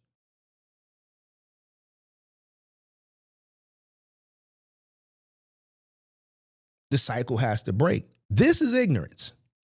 This is going to lead a motherfucker to ruins and keep a motherfucker chasing their tail forever. Here's what I don't like. I don't like comparing work to slavery because it's not. It's not slavery. Real slavery didn't have uniforms. They didn't have PTO. They didn't work overtime. They worked until they was told to go in the house and eat slop and take their ass to bed. There was no PTO. Real slavery was ownership of human beings and free labor. Your ancestors, this guy's ancestors, this guy, my ancestors, and majority of the people that are here, because my audience is predominantly people of color for the most part, were bought, were sold, were whipped, were bred, were separated from their families, were denied education, was denied freedom,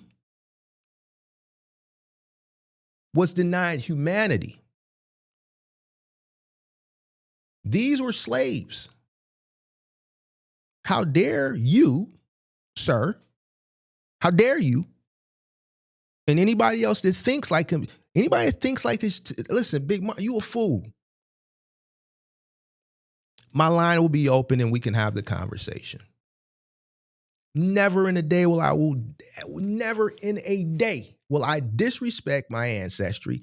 Never in a day, understanding my history, my ancestral history, and everything that our ancestors went through, would I ever compare working a job to slavery? You are a fool. It's disrespectful. You are an uneducated fool. You are a fool. You are a lazy fool that's uneducated. You are a disrespectful, lazy, uneducated fool.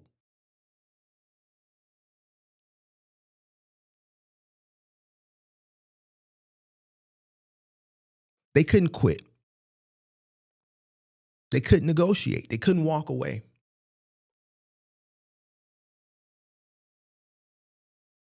You're comparing getting written up, getting reprimanded at work to an individual that was chained to a tree at some point if they were insubordinate and whipped.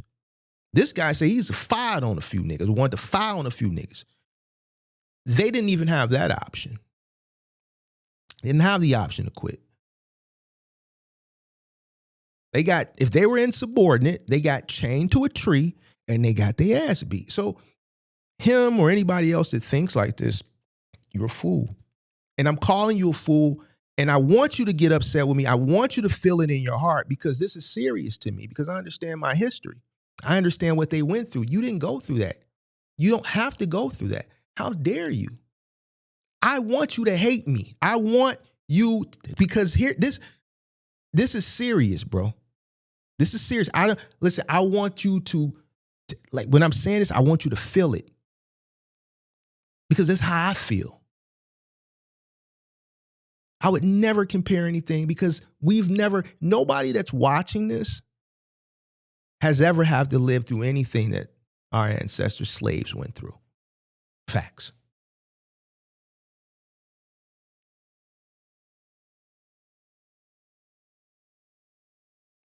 That's how insane that shit sounds, bro. Shit sounds insane. It's just nobody takes the time to say what I'm saying. They just say facts. They hear this goofball ass shit and they agree with it. Your ancestors who were real slaves, who were enslaved, they couldn't say, I hate my schedule. They just worked 7 days a week.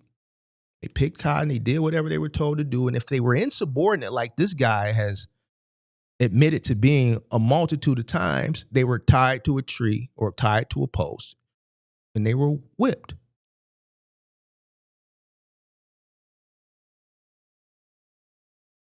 They prayed to survive. Every day they prayed to survive. You go to work, you punch the clock, you work, you get paid, you pay bills to survive. They prayed to survive. It's a difference.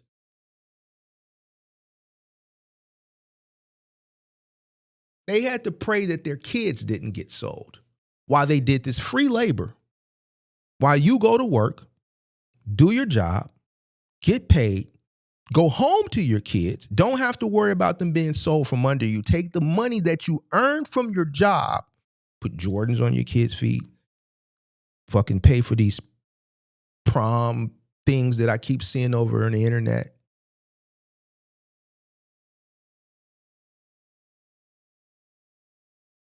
They couldn't do that. They prayed not to get beaten.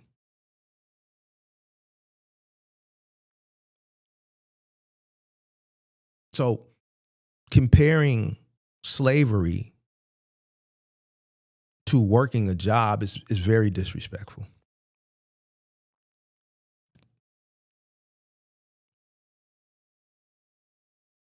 I think people are disconnected with history. Because if they were connected with history, I don't think they would complain about something that today is deemed a privilege. Back in the day, during slavery, imagine being black during slavery and getting paid to work. It would be a privilege. Today, it's something that those chains and those shackles aren't on you. You go to work, you get paid. You have the same opportunities.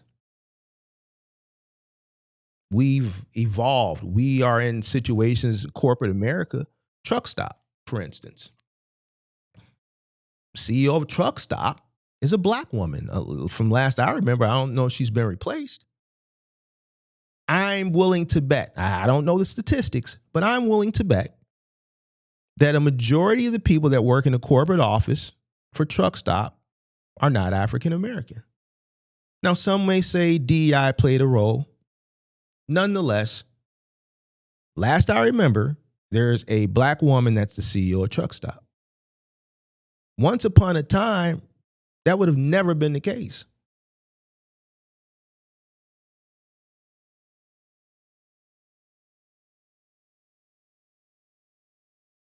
Now, this whole work thing where we shouldn't work, we don't have to work. He said that people told you got to work. No, the fuck you don't. Who told you got to work? Humans have always worked.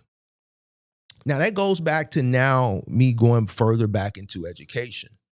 I don't know what these people are teaching kids and people in school today. I don't know, because I ain't been in school in years. But I just walked you down to the education, the history of slavery. And I just walked like just civilization history. People have always worked. People had to hunt. People had to farm. People still do farm. People had to build shelter, hunter-gatherer days. Had to carry water, had to carry wood. They had to go out and seek their food, kill their food, put these big ass fucking animals on their shoulders and carry them back to these camps that they worked and built with their hands. They acted as security because they had to protect their tribes. They raised their livestock. They transported goods.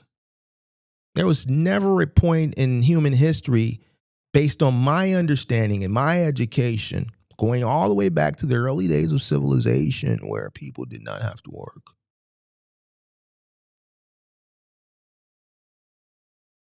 This is why I tell people to educate themselves, so you don't come on the internet and sound like a fool. What I'm starting to realize is majority of people that consume shit on the internet are fools because no one calls out the foolery. And this is why so many people get fooled and misled.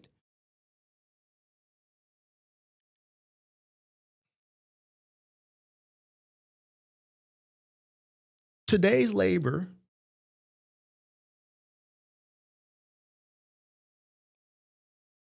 is monetized, whereas not slavery labor, just labor, hunter-gatherer days, early civilization days, it wasn't necessarily monetized. You went out and you worked, you built shelter, you killed, you ate what you killed because that was survival. Civilization has evolved. And now work is monetized through businesses and corporations.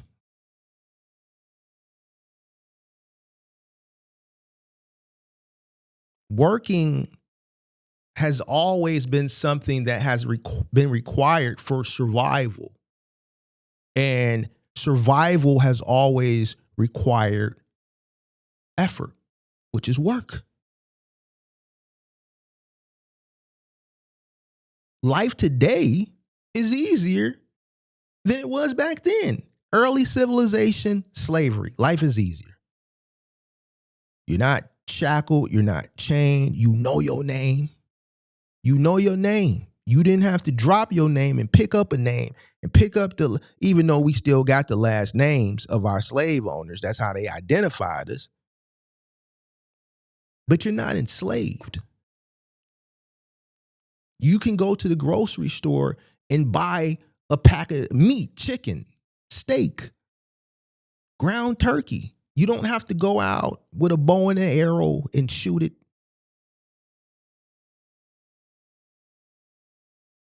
Which was work, but you had to go do the physical work to even be able to feed yourself. You had to go out and goddamn it, hunt and shoot a bow and arrow to be able to. You don't have to do that no more. You can go to your local Kroger or your local Walmart or whatever grocery store is prevalent in your region of the country and go and buy you a 1 pound package of meat.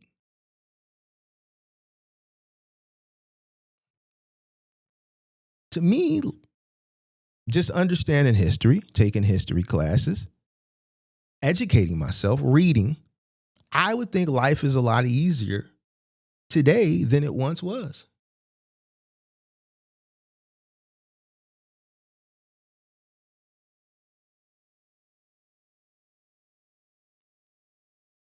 Everybody complains today. This guy is complaining. He's sitting in a car complaining. He's on a smartphone, probably an iPhone, complaining. I'm pretty sure he has hot water and he's complaining. Clearly he has internet. He's complaining. He has a phone, which means he also has entertainment, and he's complaining. He has his hands. He can speak. He's in a car, so I'm pretty sure he has legs. He can drive. So that means he has the ability to go out and work, and he's complaining.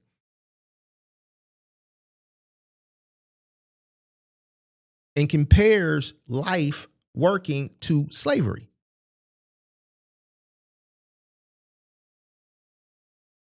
Do you understand how brutal slavery really was? I don't think any of us will ever understand. Why? Because we didn't live through it. But if you do enough research, you watch some movies, some reenactments, it was rough.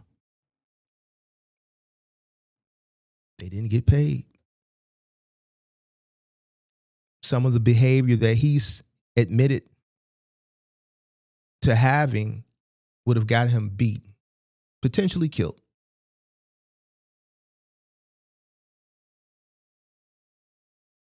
How can you pair that to these luxuries? A big part of the reason why a lot of people are struggling out here today is because they're not grateful. I know I talk shit and swallow shit, but anybody that knows me will tell you I'm very grateful. I thank God all the time.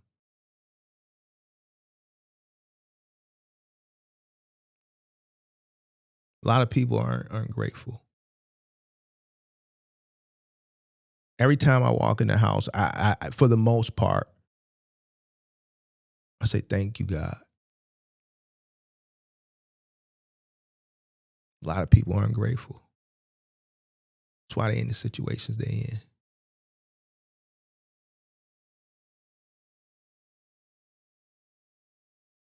You're comparing a 9 to 5 to an individual, our ancestors, who worked from sunrise, literally, to sunset doing hard labor for free. No say so. Wouldn't dare act like buddy ass because they knew them lashes was coming. In the hot ass sun, down in the South, no AC, no human resources. There was no OSHA, no labor protection, no health care. There's no health care. Have you seen some of the conditions that our ancestors had to reside in after working in the fields or doing all the slave labor that they did for free? Have you seen the living? Have you ever gotten a chance to see some of the living conditions they lived in? No health care. Plenty of ancestors died coming from over on the slave ships, and they throw them in the bottom. They were at the bottom of the slave ships, died on the voyage over, died being slaves in the field down south here in this country. No health care, just got sick and just let them die, just suffered. No social media to go vent this ignorance on. So, me, personally, I'm never going to allow anybody in my circle, in my circumference, compare working a job to slavery, because I'm not going to disrespect my ancestors. I'm also not going to disrespect the generation that came before me that raised me. I watched a parent go to work every day to ensure we had a roof over our head. And these people demonize working. And a lot of these people that demonize working, some of them are privileged, some of them are ignorant, some of them are entitled. Some of them aren't grateful for even their parents putting a roof over their head, that they run to the internet now and demonize people for working hard to keep a roof over their head and compare it to slavery.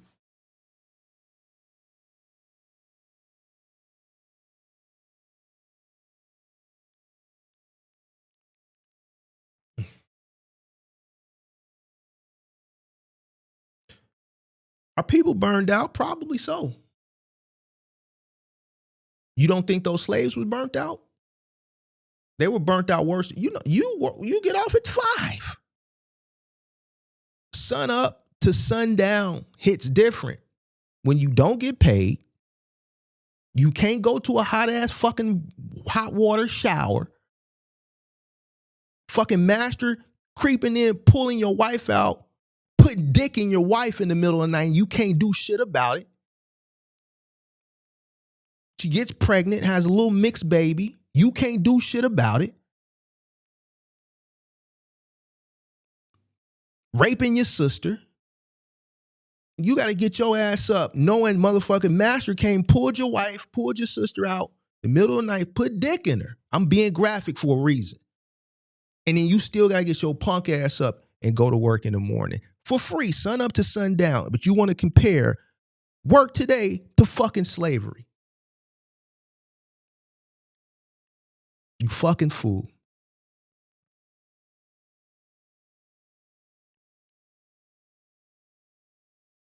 How dare you?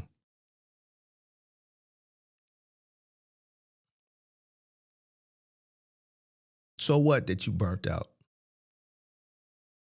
Get off at 5, you'll be all right. Nigga, you got 16 hours. Nigga, go take a nap. Go sit in a hot ass shower. Go get you some oodles and noodles. You'll be all right. You'll be all right, little nigga. You'll be straight. You'll be fine. Trust me.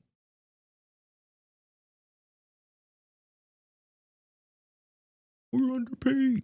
You'll be all right.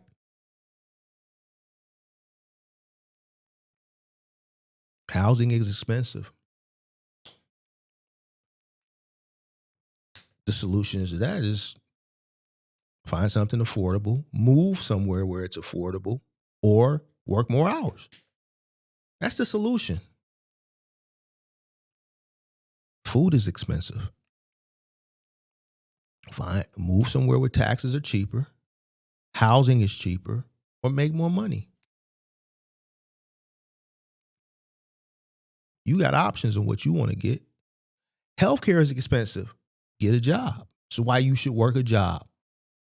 So that they can pay into your healthcare so that you don't have to pay for all of it. See, the thing like with Buddy, me and Buddy, we different. I don't complain about healthcare. You know why? Because it's something I need and I'm an entrepreneur, so I have to pay for it out of pocket. This is very expensive. I talk about it all the time. It's very expensive. But guess what? It's not something that I'm going to compromise.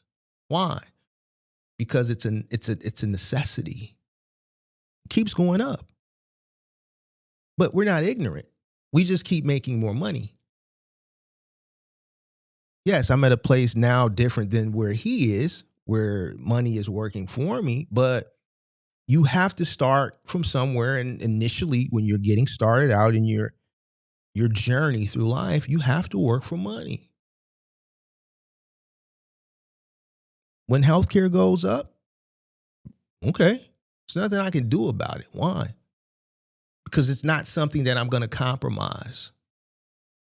I like taking my ass to the dentist every 6 months and getting my teeth cleaned. I like going to have my checkup. I'm 40-something years old. I just recently had a colonoscopy. I had my first colonoscopy at 38. I didn't wait to 40. You got motherfuckers out here that's 50, 60, ain't never had a colonoscopy. Don't have no insurance. Then you wonder why we got colon cancer and prostate cancer and all this shit. Motherfuckers ain't going to the doctor. Why? Because they got Netflix. They got Hulu. They got, goddammit, all these other subscriptions. You don't have healthcare. Look how many truckers we see. No healthcare. Robbing from the sustainability of their business. We wonder why we're dying at an earlier age. Yeah, it's the food, but also it's the lack of going to the doctor and get your checkup because you're not prioritizing things. You're complaining instead of cutting back on things that you don't need and prioritizing things that you do need and understand that things go up over time and you just understand that and you deal with it. But when you talk like this, people don't want to hear this shit.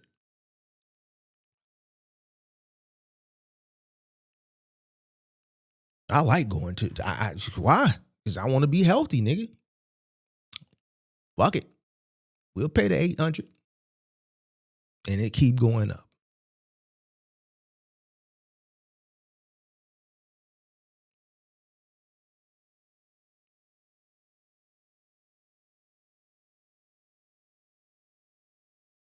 Social media, guys like him or even guys that are different from him make people feel bad. I guess he does but the lifestyle guys make people feel bad because they perpetuate a lifestyle that everybody should be rich.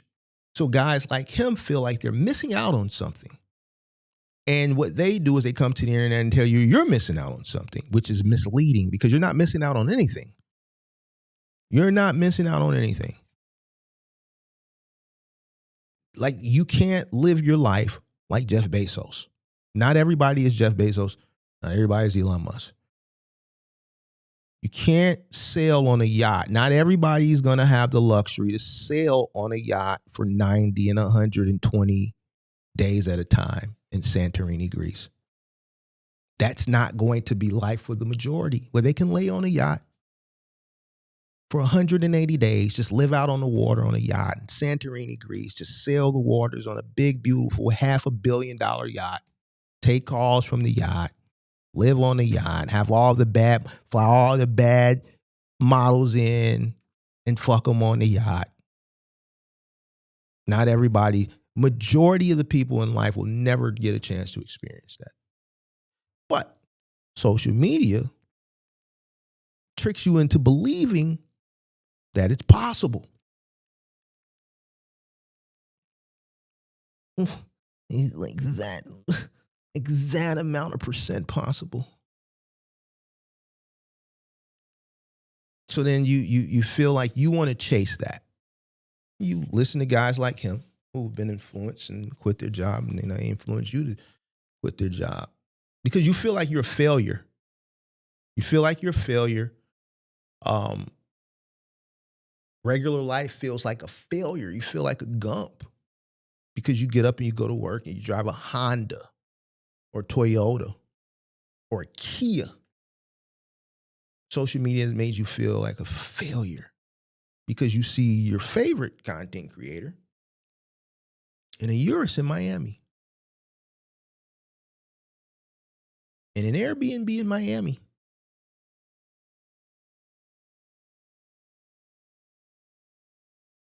Crypto millionaires.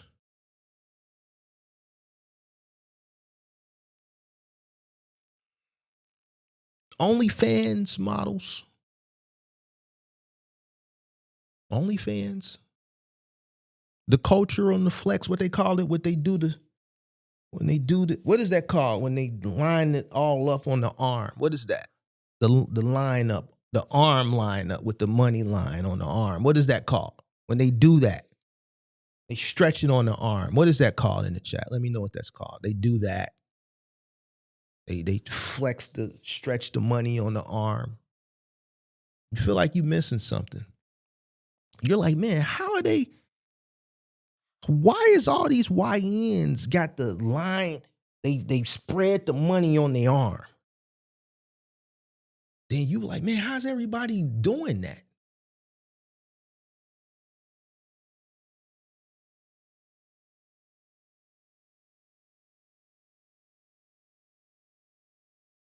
Somewhere within the past 10 years, I think it started right around 2015-ish, when I first started seeing Tai Lopez. There was a psychological shift. And it really, really, really, really happened during and after COVID. COVID, for the culture, probably one of the worst things ever. Facts. One of the worst things ever for the culture. Really fucked the culture up psychologically. Gave motherfuckers money. People got a chance to experience things that they never experienced before, so they didn't miss it. Now they miss it. It destroyed people's perception of reality. Social media did. COVID came and really fucked it up.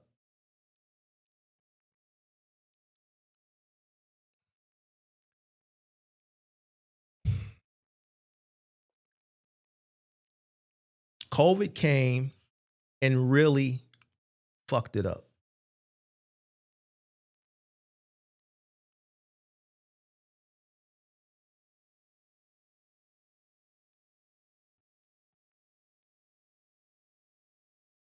Now, people demonize working.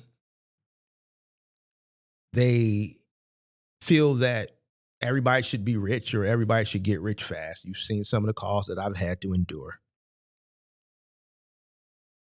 Work, like this guy said earlier, should always be fulfilling. Struggle means oppression. Comparing labor, working a job, to slavery. Labor, struggle is oppression. Discipline means exploitation. This guy said his supervisor told him to do something that wasn't typically in his job description. So he felt like he was being exploited. So he said he almost had to fire him. Right? Lack of discipline, emotional discipline, self-control.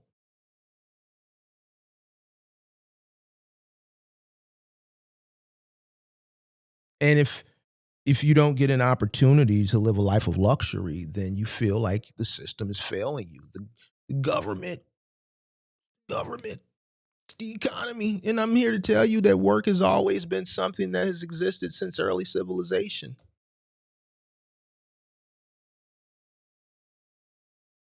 There's not a time that I can remember in history where people did not have to work. You got sold a fantasy. That means you have a weak mind. That means you're out of touch with reality. You refuse to accept reality. But what I did come to understand, I was told by Daniel last year, and there was a guy earlier this year, I forget who that guy was on that call. They said they they openly admit to living in Mark, you live in reality. I live in La La Land. Two people told me that on this channel. They admitted to living in La La Land like it's a video game, and understanding that they're living in La La Land and refuse to face and live in reality.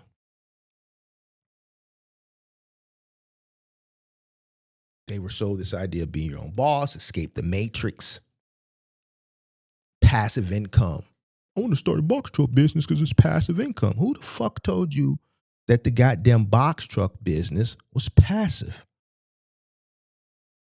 You got finessed. You got sold a dream.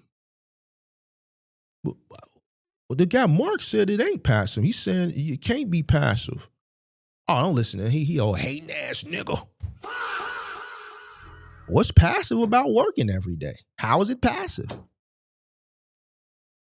Well, I'm just going to get a driver. You're going to fail. Oh, he a hating ass nigga. So, okay, what are you going to be doing when you get the box truck, put the driver in it? I'm going to be at home. Doing what? Nothing.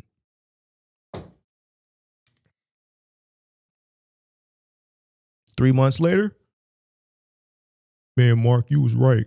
You ain't a hating ass nigga after all. I thought I was going to make money in my sleep. Damn, son, where'd you find this? They told me I was going to make money in my sleep.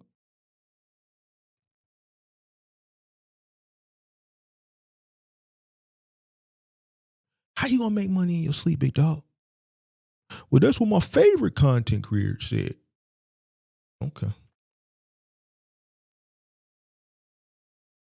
So all this shit created a lot of that mindset happened during the pandemic, right? With social media influencers and lifestyle influencers tricking people into believing this shit. Now you got millions of people who look at normal work like it's beneath them now. It's crazy to me, bro. Crazy to me. Because I'm like, well, shit, what the fuck you gonna do then? Because all y'all niggas can't be bosses. All y'all niggas can't be entrepreneurs. Y'all ain't got the mindset. You don't got the discipline. You can't even be a good employee. A motherfucker tell you to go fucking go mop the bathroom. You ready to file on his ass. So what you gonna say to the broker or the shipper?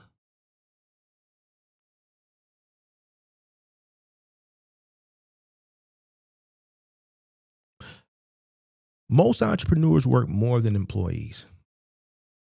Entrepreneur risk everything, which a lot of these people, they're not willing to risk everything. Lose sleep. They can't handle payroll. Yeah, because we know based on this industry, they don't even know what it's costing them to operate. So how are they going to pay you? How can you trust a motherfucker who don't even know what it's costing to run their business that they're going to pay you on time? That's robbing from the sustainability of the business, or pay taxes What have we learned from taking calls and people are coming up and openly admitting for being in this box truck business since the pandemic, holding on, still in here 4 years, 5 years, and still haven't paid taxes? Lawsuits. We just witnessed that the other day on the channel. There's a lawsuit actually going on in the box truck community right now that played out on this channel last week. You got to manage employees. You got to be able to handle debt, deal with it emotionally, being in control, emergencies, uncertainty.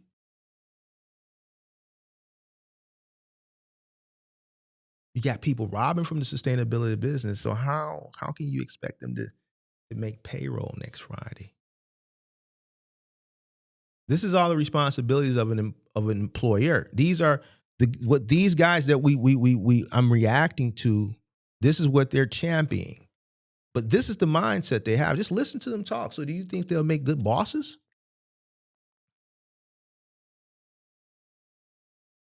Employees get direct deposits, benefits, right? Because some people, believe it or not, but I'll be the first to tell you if no one else has told you, need delegation. Some people just got to face the fact, look, I need a motherfucker to tell me what to do. Let me just lay in the cut, go to work, get told what to do. That way I can get my direct deposit on Wednesday. My benefits is going to be there, right? My schedule is predictable. I got 8 hours to work, so that means I got 16 hours a day to play, and I got 2 off days, right? I got unemployment protections. If they fire me, I can go down to the unemployment office and I can collect that coin. You get workers' comp if you get injured on the job. There's labor laws that protect you. So I'm trying to figure out, how is that slavery?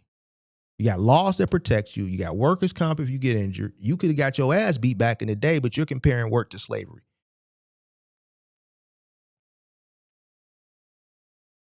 Sounds pretty good. Sounds like a pretty good deal to me. Sounds like a pretty good economic arrangement to me. Are there jobs that are terrible? Are there some jobs that are terrible? Absolutely. But words matter. Words matter, words matter, words matter. And this is kind of what I'm harping on right here in this part of the live stream, is because I find it very disrespectful when people compare working today to slavery. And they're black. It's even worse when a black person does it. And this is why I'm doing this right now, because I want to show you, I want to exemplify how ignorant it is. That's why I took you down memory lane. I kind of wanted to put you in a mindset of what slaves actually had to endure. And that's why I got graphic, because I really wanted to drive the point home. So if there's anybody out there that's thinking, no, Mark, you're tripping, hopefully you're not tripping anymore. Hopefully you're not thinking I'm tripping anymore. Right? You're privileged. We're all privileged in comparison to slavery. So words matter. You have to choose your words wisely, because you never know. There's going to be somebody that's watching like me who's going to take that. When you compare work to slavery, I take that kind of, I take it there a little bit, because it's wrong.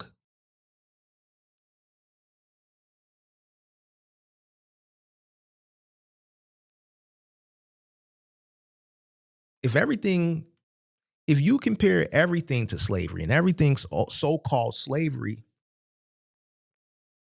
then actual slavery loses its meaning. And I think that's kind of what's going on alongside of it probably being taken out of the history lessons at school.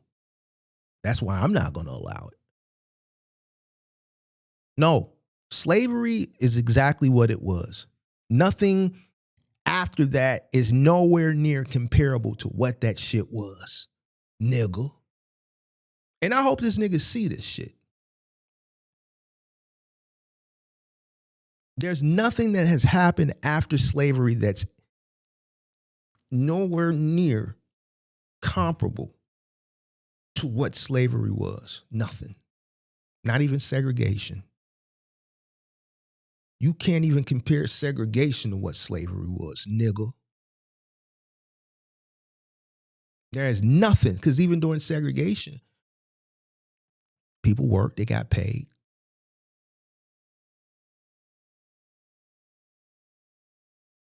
There were people during the tail end of the segregation that lived in the northern part of the country that made great money in Detroit, that made great money in Gary, Indiana, that made great money in Chicago. They were black people. During the tail end of segregation. So even during that time period, it was nowhere near comparable to slavery. So how dare you?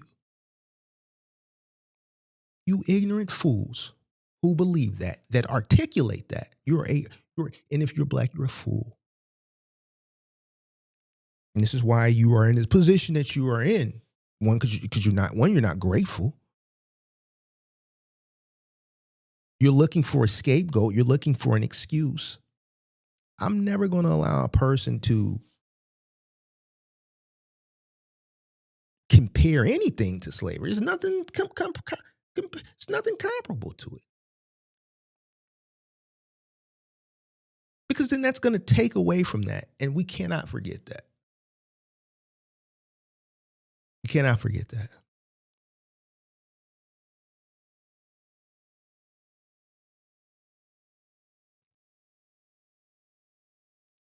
People don't really hate work. They think they hate work. The structure of work, maybe the discipline, but that's a character flaw within yourself.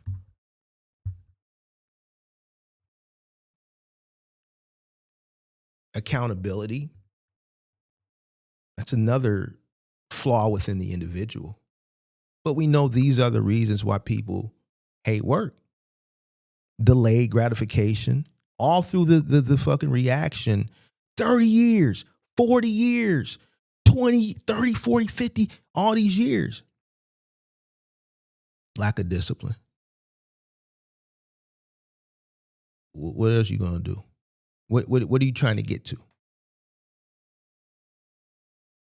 You can take trips. You can play. There's weekends. There's PTO.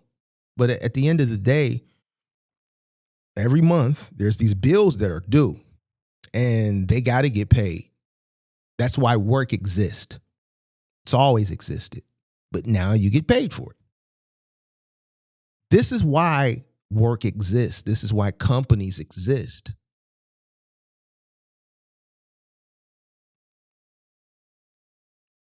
Routine, authority. People don't like authority for whatever reason.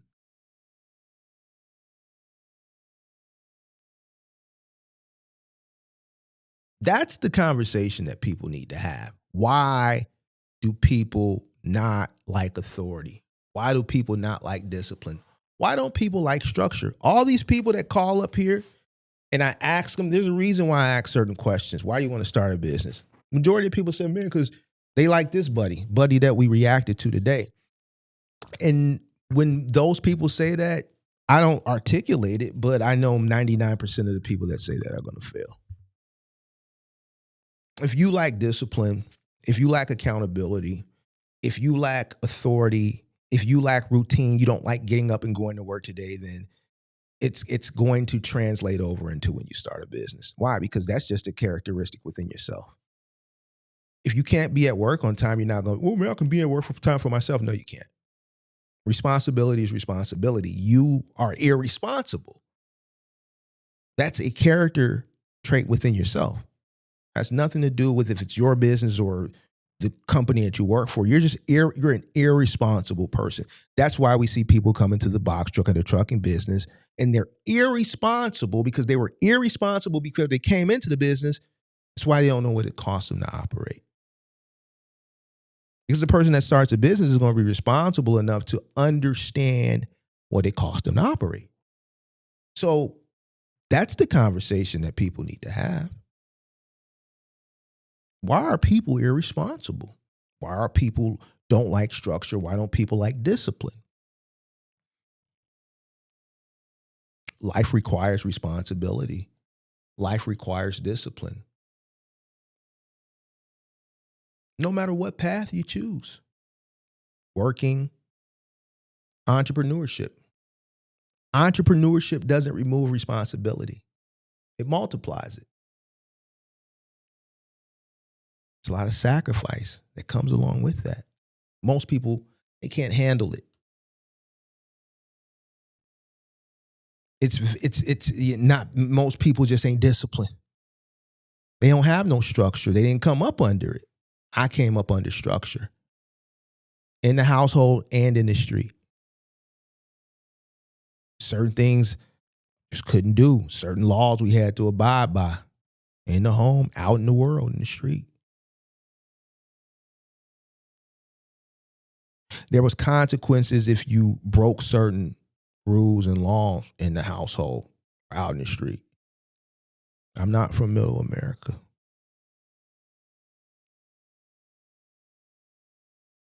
I didn't come up in a household either where, you weren't reprimanded and when no talking back or you get your ass beat. There's repercussions. You'll get your ass beat. And it came worse. Grandma should just whoop motherfucker with a switch just because.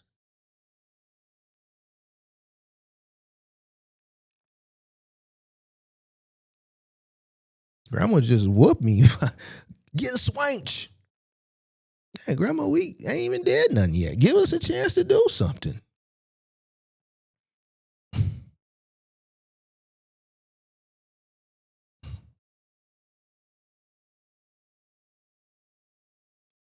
Freedom don't come without responsibility. Freedom don't come without sacrifice. You don't get luxuries without sacrifice. You don't become successful without being or going through levels of discomfort. You have to be comfortable with being uncomfortable. Social media continues to feed y'all, the people who are weak-minded, that delusion. People that are weak-minded and also the people who, this is why I could tell, you can tell a foreigner, you could tell a man. I can't say foreigner because his buddy ain't from the crib. Man.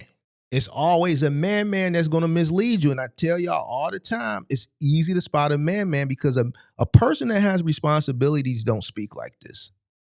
Like the rhetoric that we're hearing on the internet. What I also tell you, you got to use your indicators. You can always tell a motherfucker who don't own nothing.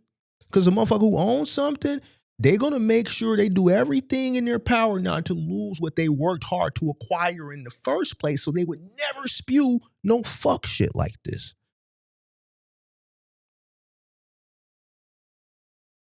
That's how you can tell a motherfucker ain't got a pot to piss in, nor a window to throw it out of. Motherfucker that owns shit, that worked hard to acquire it, they're going to continue to work hard to maintain it and keep it. They would never say no fuck shit like this nigga said. That's an indicator. That's why I'll be like, oh, nigga, you don't own nothing. You don't own nothing. Talking about nigga 401k and real estate is don't invest in that, boy. It's because you don't have anything. That's the hater. That's a typical hater. Not the motherfucker who holding court around this motherfucker.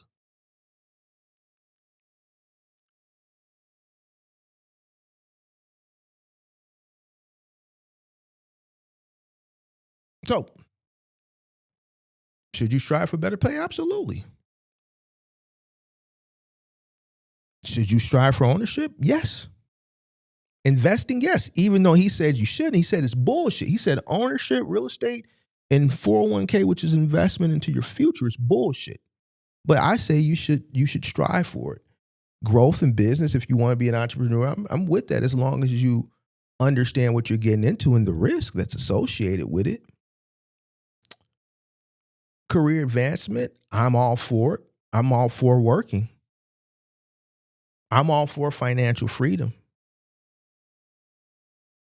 But there's things that come along with getting to financial freedom. And that's the thing that people continue to keep denouncing, which is work. There's nothing wrong with wanting more, but you can want more without disrespecting history like this young man or middle-aged man or whatever this man has done in the video. And like we see a lot of people on TikTok and Instagram and even YouTube that compare working a job to slavery. You can want more without disrespecting history. I'll never allow you to disrespect history on my channel.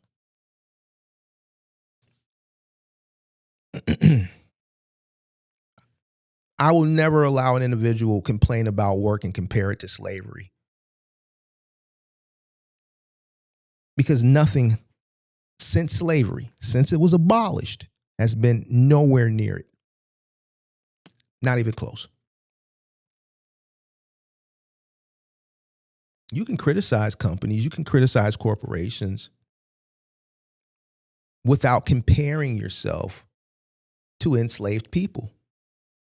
That's a cop-out. That's a person who really can't articulate why they're complaining about a corporation.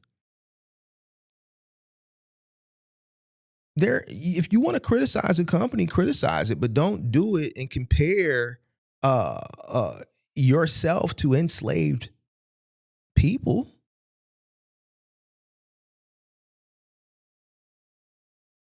You can hate your job without calling yourself oppressed because you're not oppressed. You don't know what oppression is.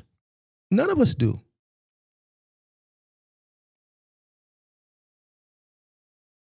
Words matter. What this guy has to realize and what a lot of other people have to realize is that words matter.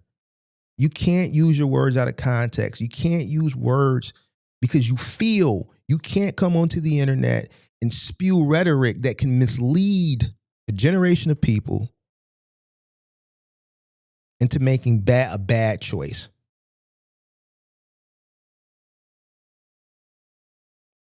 You can't come on the internet like this young man or middle-aged man and think you're doing some type of accountability cook-up. And what gets these people to do that is you go in the comment section, you say facts, but that's because you don't comprehend that all this shit was bullshit. So now it gives them it pumps them up to, I'm going to do another video tomorrow. They fucking with me, man. Go watch my YouTube. They fucking with me, man. I'm spitting that truth. No, nigga, you're not. Fuck is you talking about? You know, Mark always up for a conversation. Why? Because I ain't ignorant. And I know my history.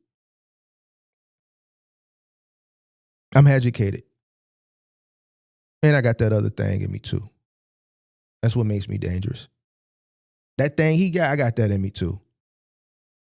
That's what makes me more dangerous. There's nothing wrong with being educated. So, because you don't ever want to put yourself in a situation where you sound like a fool. Period. So none of the shit that he said is accountability. Perspective is lost. Now, we have a poor visitor who's come in to the chat, and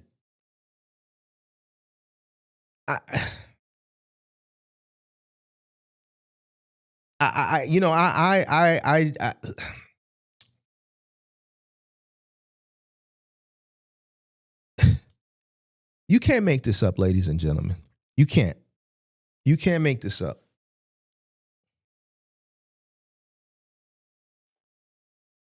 You can't make this up. Like these poor people, mentality poor, right? Mentality poor. He's a living proof that if you are poor mentally, you're poor financially. People who aren't poor mentally are not poor financially. People who are poor mentally, they're poor financially. Why? Because they lack the ability mentally to make sound choices and decisions. Right? And this is proof. The chains are mental now. Can't nobody fucking put a chain on my motherfucking mind. Look how fucking silly that sounds. This is a silly, ignorant, stupid comment. It's a silly. The chains are mental now? Okay, well, to a weak-minded individual like yourself, you can't process bullshit. You lack the ability to comprehend. You lack critical thinking skills. You lack the ability to problem solve. This is why your mind feels chained. It's not chained. Why? Because when you're shackled, that means there's nothing you can do. You can't move. You can educate yourself so that your mind doesn't feel chained. But that's what you refuse to do, sir. That's why the conditions that you're in, the living conditions, the situation that you're in it. Because you refuse to do what's in your best interest. So it feels like your mind is shackled. It's not. You can pick up a fucking book and you can read. You can go source information and consume it of value so that you can stop saying stupid shit like this.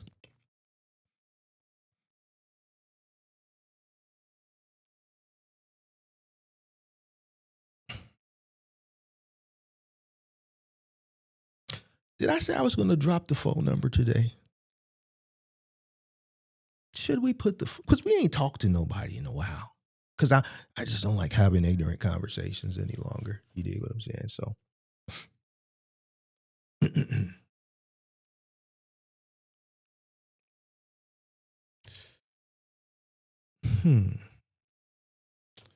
What time is it? 3:30, huh?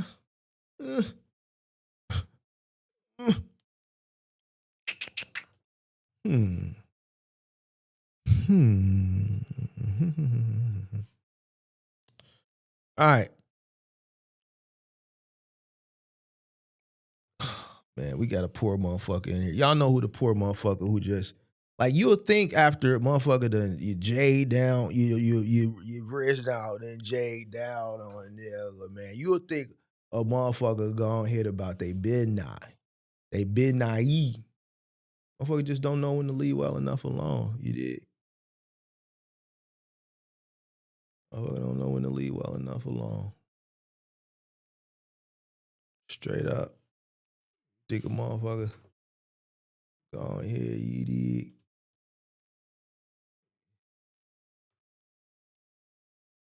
That be naive. Now he want to come in here with this poor shit. You dig what I'm saying? Listen, this ain't a poor community over here, crazy. So I don't even know why you just keep coming back. Like, dude, the shit that I've done to you over the course of the past 3-4 months has to be. It shit has to be. Like they gotta come interview me or something like that. You dig what I'm saying? Like I've done things that have never been done in the troll space with trolls. Like trolls, they don't fuck with Big Mark. You're a big reason because of that. Crazy, to be honest with you. Let's get crazy a round of applause for being like probably one of the like I don't think I've ever seen nobody do a troll the way I did crazy. Let's get crazy a round of applause.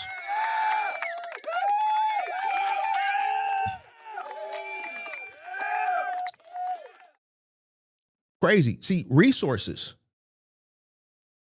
I got resources, crazy. This is why you don't want to be like you and fucked up out here in these streets. Because then you can tap into your resources, right? We don't have to worry about shit because we got resources. And then we you dig what I'm saying? We get a nigga gone. We get a nigga up out the way.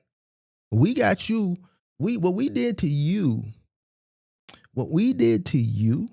I've never seen nobody do anything like that before to a troll. Never.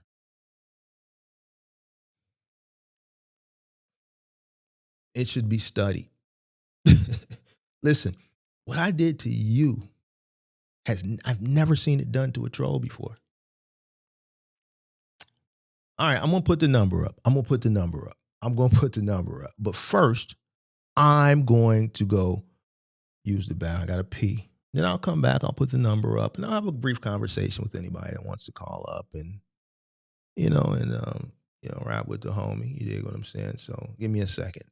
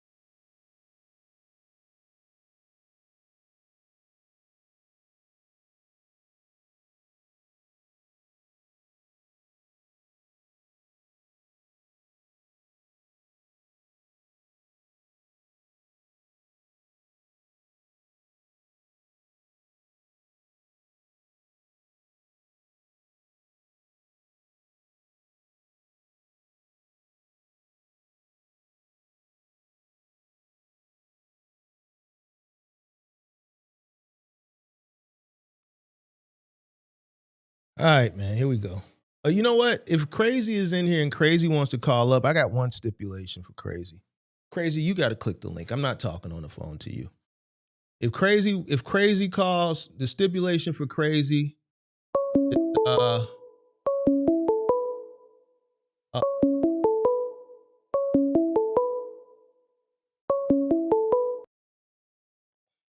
yo, Mark, what up? what's up, man? What's up, George? This is George. What's up, man? Man, I'm listening to this guy about this. What'd you say? He don't want no job. Yeah, man, you need to turn it off, bro. You can't call in the show and be playing the video. I turned it off. What's up? Oh no, I was looking at the video, and I think the difference between the job is something you can get fired from. And that's what he's talking about. But work is what you kind of do now. Nobody can fire you from your work, right? George, what are you talking about, bro? Did you watch the whole live stream, or are you just coming in here ass in the middle somewhere, ass in and trying to cook up, bro?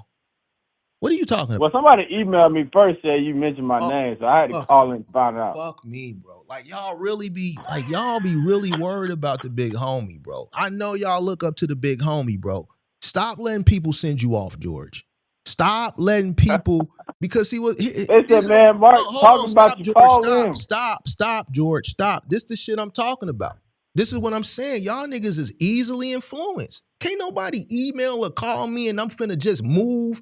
Every time a motherfucker, they sending you off, George, because they want to make you, they want the entertainment. They want me to make you look bad. You're drawing off some strangers. You said somebody. You didn't say phone them. You didn't say man. Random people are going to your company website. They're emailing you so you can come over here so they can get this because they know there's nothing you're going to do to make me look crazy. It's going to be the other way around. And you're moving off a stranger, bro. This is the shit that I'm talking about. Y'all niggas is easily influenced. Y'all niggas is motherfucker, a random email come in and motherfucker say jump, nigga, you're gone. This the shit I'm talking about, bro.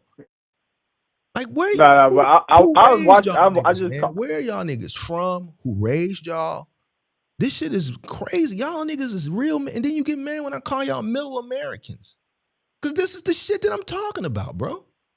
They said Mark talking about you. I had to tune in. Mark didn't talk. Mark used you as an example based on what was going on there. He did something that you did, and I used your content. What he did that I did. Oh, he listened to the internet and quit his job.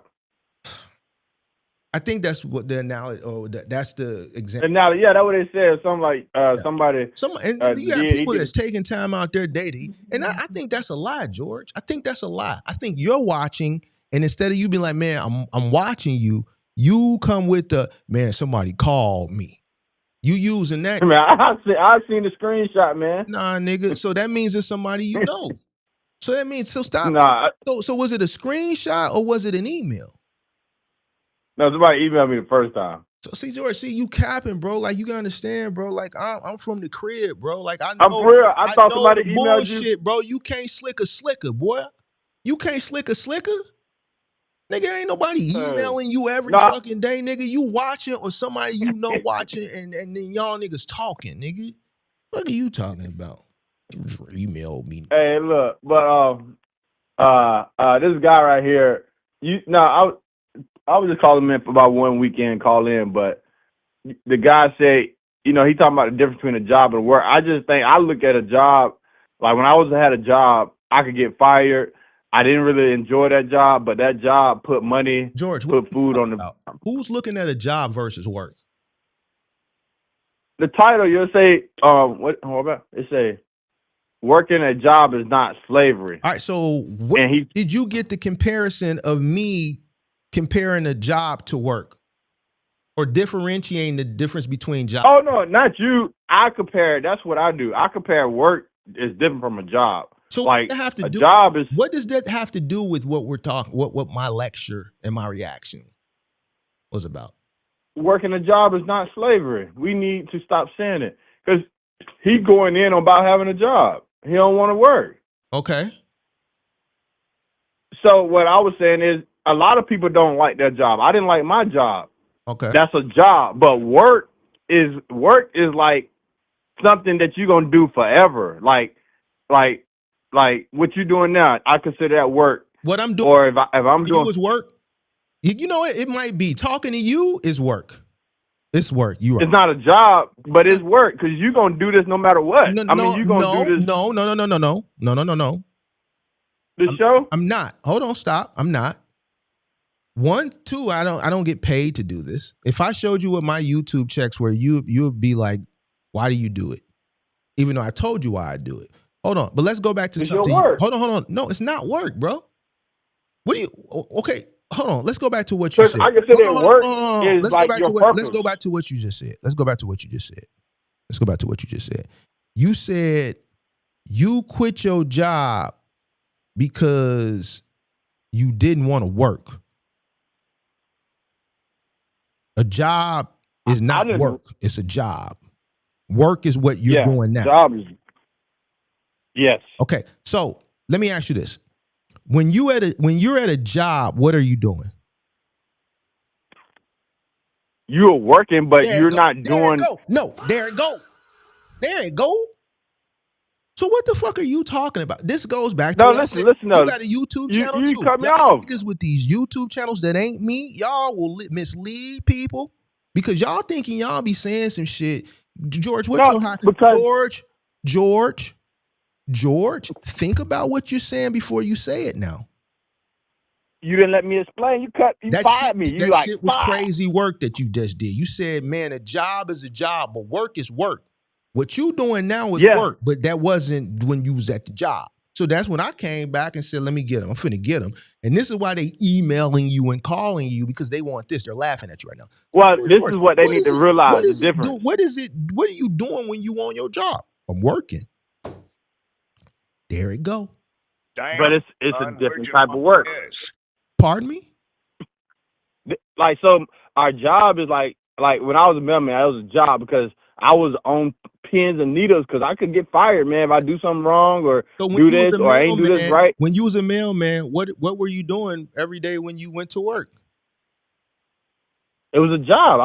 I went there so I can pay the bills. Okay, but what were you doing there? My family. What were you doing? I was delivering mail. And what is that considered? I was doing my job, but no, I know what you're trying to get George, me to say. What was that considered? That's working. You're working. Yeah, but you got when you in this day and time where people don't want to. Yeah, but in this day and time, a lot of people are trying to discover their purpose. George, so like what? Like no. Like stop. No, we're not finna do this week, George. That we not going down. I'm saying, listen, I'm not gonna go down that rabbit hole. We not going down this role playing. This ain't a role play. This is life. You No, I'm saying got a when you job, you got a working, you career. can't get When you fired. report and you punch in every day, you're working. You're working. That's Okay? what You're working. average person consider work. No, But I'm that's talking about the it's type of average work person, nigga. where You an you average gonna do nigga. this Hold no on, matter hold on, what. Charlie. Hold on. Slow down. See, this is where niggas get the shit fucked up because they think they're somebody that they're not. You're an average person. I'm an average person. Nigga, what makes you better than a motherfucker who punches a clock, nigga? No, not saying make it better. I'm talking about like You when people said an retire, average they have person. no identity. No, George, stop it. I'm not finna sit up here and play these crackhead ass games. No, I'm saying the average person work a job, and when they retire, once they don't have no, like, so, many people work a job for 30 years, and then when they retire, a lot of times they lose their identity, especially like firefighters, police What officers, do you mean? because a lot of times they lose their identity What do because you they mean had by a that? job their whole life.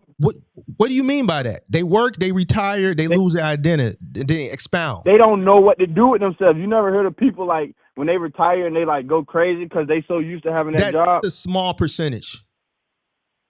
No, a lot of people, if they That's your work a job goddamn for a lie. long You time, are a goddamn lie. My mama retired. My mama be out. I just sent her on a trip. She going on another trip. She do senior citizen yoga Monday through Friday. She do senior citizen aerobics. She's out the crib every fucking day. yeah, but some people who dedicate their life to their job, She dedicated and her they life to give it. education. Yeah, To I inner mean, city kids in the my city of mom did too. She Chicago. went to So school. hold on. So no, that's fact. That's false what you just said, bro. Because I know No, like a people, firefighter. I know other people who are retired and they ain't fucking around here losing their mind and tweaking. What are you talking about? That's a goddamn lie. Well, they lose their identity because they don't know what to do with their time now. No, You they got so much don't, bro. That time. might represent a small percentage of individuals who probably live in Nowheresville. That doesn't represent the majority. The majority of people that retire aren't fucking out here losing their mind and losing their. Most people that retire go get another don't. job No, because they don't have bro. enough. No, they don't, bro. No, they don't. No, they don't, bro. No, they fucking don't. Like, what the fuck? Like, what are you talking about, George? Like, I mean, for me, just looking at, like, when I was at a mailman, people retired. They didn't really want to retire. They would push them out the door. But George, they just, like, you know why some people don't want to retire? Is because it's just like a motherfucker who been in jail for 40. Some of these guys has been in jail for 50 years. And then society, they don't want to get out. They finally get paroled. Finally get paroled because the parole board like, man, this motherfucker, oh, man, he done served this time, man. You know, that motherfucker reformed. Motherfucker ain't had no occurrences. He old time, let him out. Them motherfuckers get out in the real world. They've been gone for 50 years. The world has changed. Technology, they feel more comfortable behind the walls than they do. I can compare that to a person who has a routine of getting up Monday through Friday, going to work. All right. It's not the fact that they don't. They just have a routine. They probably enjoy it. And they're like, well, man, what am I going to do now? They have to find something to do. You have to join social clubs, senior citizens, exercise clubs. They have certain groups and things. Things exist. Right. So no, but that's a cop out. And I'm not finna let you. But do you know people that got a job? Do you know people that got a job, but they have a gift? So, like, they got a job, but their gift has nothing to do with their job. What does this have to do with what we're talking about today, George? Because your gift allows you to work. So me, I like real estate. I might not be actively doing real estate like full time, but like I don't feel like that's something I could ever stop doing because that's like my work. That's like what I love. Even if I ain't gonna say if money didn't exist, but like I just like looking at properties. I like looking at different houses. So it's like when I was doing my work, it was more so I couldn't get fired because I was working for myself, but at the same time I enjoyed doing it. It was a passion. It wasn't like, even though it was work, it didn't feel like a job, and I wanted to go. Like a job, most people don't like Monday morning because they got to go to a job they don't like, and it's just, that's how I look at a job. It's like, when I got a job, it's like, man, if I could quit this, if I hit the lotto, I quit. But if I was to hit the lottery, most people, if they doing what they love to do, their work, their purpose. George, what's your point, bro? Because work is I'm work. saying the difference Whether between work and you job. create the work or whether you go work for a company, when you are active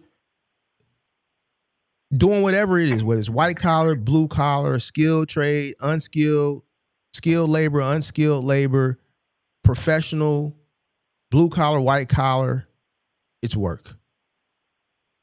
Yeah, but like a musician, they don't consider it work if they love music. If they are, like, no, I mean, they don't consider it a job. No, stop. You a motherfucking lie. Chris Brown, You, when he goes and does a show, that's work, right? When Chris Brown is in the studio recording an album, that's work. When he has a show appearance, that's work. When he has a meet and greet, that's work. Yeah, but it's not a job. That's what I meant. It is a job. It's that's not his like career. He's an entertainer. He's a professional entertainer. It's work. Like we can't separate one thing from the other, because this may seem like it's the dream thing versus what you consider the average person. It's still work. He's a professional entertainer. When he's in those studio sessions recording an album, that's work. When he goes out and flying through the air at the Mercedes-Benz Arena or Soldier Field or Wrigley Field or fucking the Barclays, and he's suspended in midair and he's singing all that shit, that's work, bro. Why? Because that's his job. What are you talking about, bro? Well, most people need to find their work. These hoes ain't loyal. When he's performing that and he's doing the flip and then he grinds and the women go crazy, that's work. Mm-hmm. It's work. But do you think he upset when he got to go to work? I think people like hold on, not motivated. No, because what you're doing is I think there's moments where he's upset. I think there's moments when he's happy. I think there's moments when I would hope that he's grateful for the opportunity that he has and the opportunity, the gift that he has, the things that gift has provided him. But I 100% absolutely do think there's times when he's sad, or there's times when he's going through things that we as the public don't know about, but he has a contractual commitment to something that same day that he has to adhere to. Absolutely, I think there's times. Why? Because he's human. See, George, you like what you're coming to do. It's like you got to do it with somebody else, not me, because it's just no. I'm too good. I'm too cold. No, I'm smart. Hey, do it with somebody else. You might, because George. No, I'm saying. Have you heard of Miles Monroe before? No. Have I heard of who? Miles Monroe. The name rings a bell. Miles Monroe. He's like a motivation speaker, preacher, but it rings a bell. He passed. He's gone so now. Now I know where I heard him from. Yeah, that's where I heard him. Yeah. So, but he got like YouTube videos, and he explained the difference between like your work and your job, and it's just really getting more people to understand, like, your work, you're going to do that to the day you die. Like, that's what you do. Like, that's just like, that's what you're known for. You're going to do it. If you feeding homeless or you helping people, that's your work. No. Your job is temporarily. No. That's charity.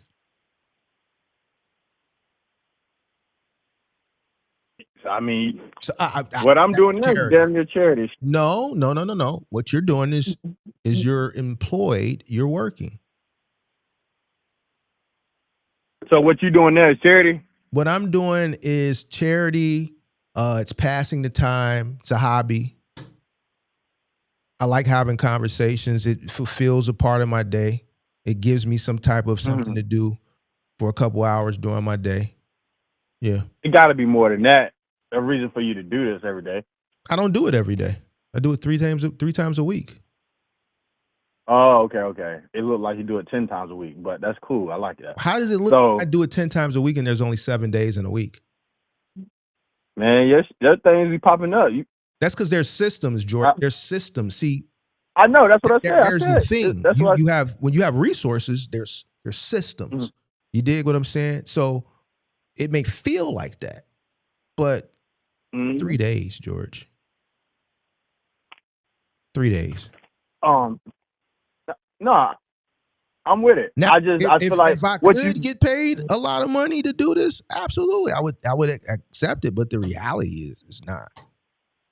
I could I incentivize the channel more, merch? Could I do mentorship, coaching, all that shit? I could, but I don't. You don't want to? No. I don't have to. Oh, no, you don't want to. Okay. I don't have to. Right. I mean, I feel like the channel for me personally is it's an educational channel. Like like a lot of truck drivers, we be driving and stuff. So you turn it on and you listen about your industry, and you may catch something that can help you be better in your business. So I look at the channel like that. So it's definitely like a mentorship. Maybe you know, somebody, I mean, you don't do that, but a lot of times people call in and do one-on-one consultation or something. Yeah, I'm doing it right now with you. You ain't never paid me. I talked to you about 5 times. Have I ever sent you an invoice?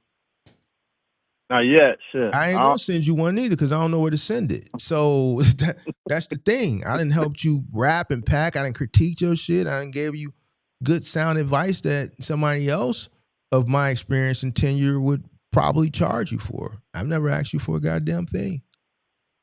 Because you're doing your work. That's your work. No. I'm having a conversation. I'm fulfilling some type of purpose that I feel like I have to fulfill at this particular time in my life. But I can 100% guarantee you this purpose will 100% be fulfilled, and I will move on to something else eventually. This is not something that I'm going to do forever. You dig what I'm saying? It's not. I want to go and speak to the children, be in what do you call it, where you're physically in a room or a place where you go talk to people. Like people go talk to people at the jail and shit. I want to do shit like that. You did ultimately. This is also help be a launching pad for public speaking, because I want to go talk to the youth in a public setting. Hey, I want to come with you when you do that, man. That's what I want to do. I just want you to just sit and listen. I don't want you to say anything. Huh. Hey, look, I did a seminar before, and I did it on first-time home buyers. I didn't real estate doing a seminar. I said I wanted to go speak to the youth. Just speak. You helping people. It's not a seminar. To them, give them encouragement. I just want to be of service, right, to people who come from communities like mine who don't have people that are older, and to mentor them and provide that service that I feel like everybody should do at some point in their life. Community. Yeah. No. So that's work. That's our work. Well, that's what we got to do. It's what you call philanthropy, which is a form of being charitable. It's giving back. It could be considered the work, like doing God's work. You can look at it like that if you want to compare. Oh, definitely. But what you're trying to do, you're trying to differentiate. Right. And this type of, work is, you're trying to differentiate like a job.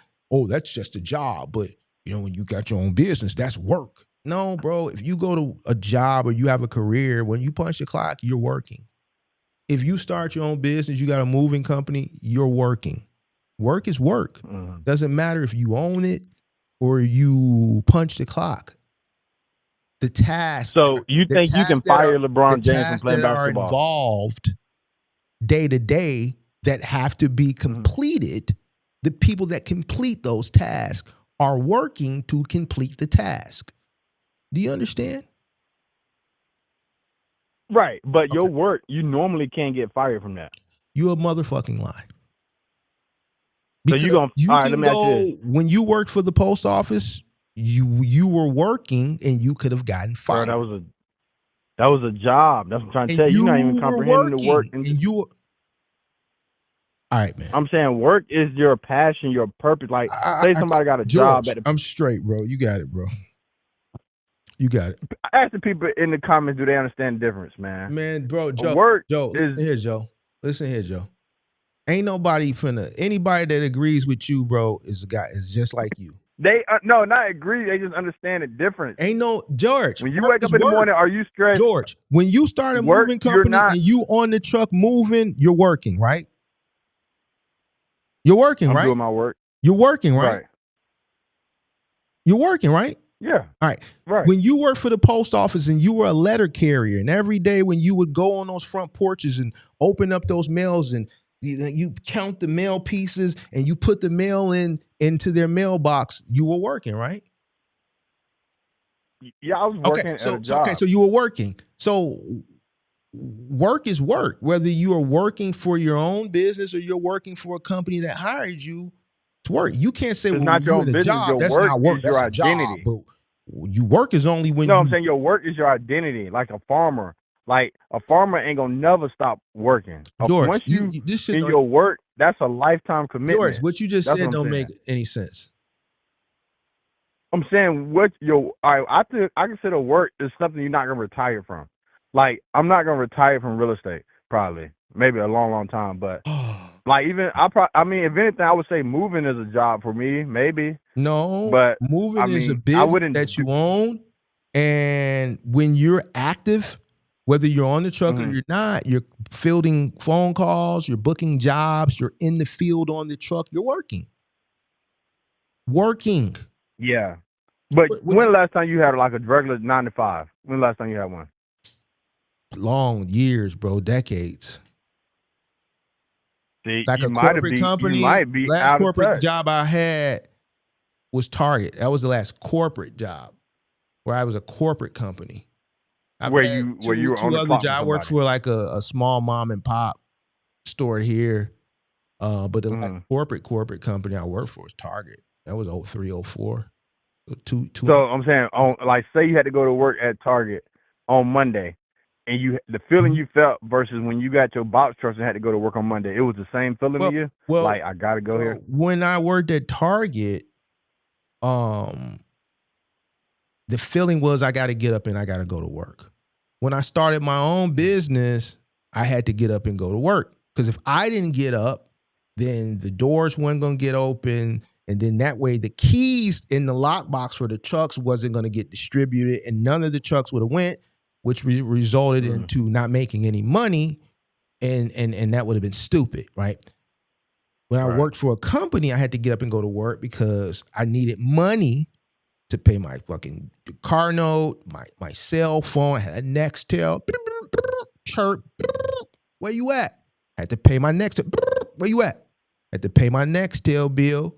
God damn it. I wanted to have gas in my vehicle. I needed gas. I wanted to do things at that particular time that early 20-year-old people did. You know, kick it from time to time, you know, put some drip on. You dig what I'm saying? Little, what was wearing back then? Red Monkey and Nietzsche, some shit like that. I can't remember what actual clothes from that time period per se. Right. But there's things that I wanted to do. I was into music heavily. I was trying to, you know, manage certain artists and things of that nature. So it was investments that I was making as far as the music industry and shit like that. So I had to get up and go to work so I can get paid to pay bills and then do these other things.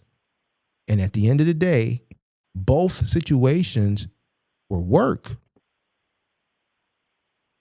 So out of your friends, because I know most of your friends and associates got a job. When you talk to them, and like my friend, I'm 37, so 95% of my friends got a job, and they want to get out their job. Just about, I would say, a good at least 75% of them, they want to work for themselves, which, you know, that's a debate. But the whole point about it is they look at even though they might be making 100 grand or 70 grand a year, they still feel like that job, like, man, I got to go do what somebody else tell me. I got to be here when they tell me I got to do this. Like, they look at it as like, it's like not a prison sentence, but it's something I got to do, but I don't want to do. When I say work, I'm like, because I got to go work too now, George. But I don't look at it. Be out here talking to people, George, because you're gonna confuse I'm people. saying, you're gonna mislead people, bro, George. You're gonna be like the guy my reacting friends today. Because what you're saying makes absolutely no sense. want to be. They want a lifestyle where where they can do their work, where they're really passionate and they love to do, and they want to do that. I think that's just like, because I mean, you saying I got to work, but a lot of times I go to work. I mean, I'm working, but it doesn't feel stressful like when I had a job. When I had a job, it was stressful. I got to meet quotas. I got to make sure everything's buttoned to the T. Like I got 30-minute break. Like everything's, you getting watched. Like I remember I stayed at Wendy's one time like 35 minutes, and I got called into the office and wrote up because my scanner didn't move for 35 minutes. So it's like, that's like, my bad, the line was long at Wendy's. I don't know, but like It's a job. You can get fired from that joint. Now, like, unless I do something, as far as real bad, you can't really fire me from what I does do it now. have to Like, do with the definition of work?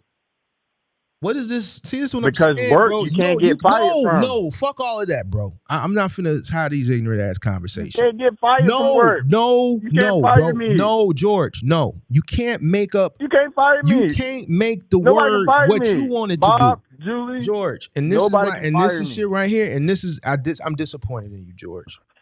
Nobody can fire me, bro. So look, I told you what work was, but now I just went and pulled up the definition. And the definition coincides exactly with what I told you it was. But let's read it. What is that? Because when I told you, we know what black motherfucker, you black motherfucker can't take what another black motherfucker say at face value. So let me go get the definition.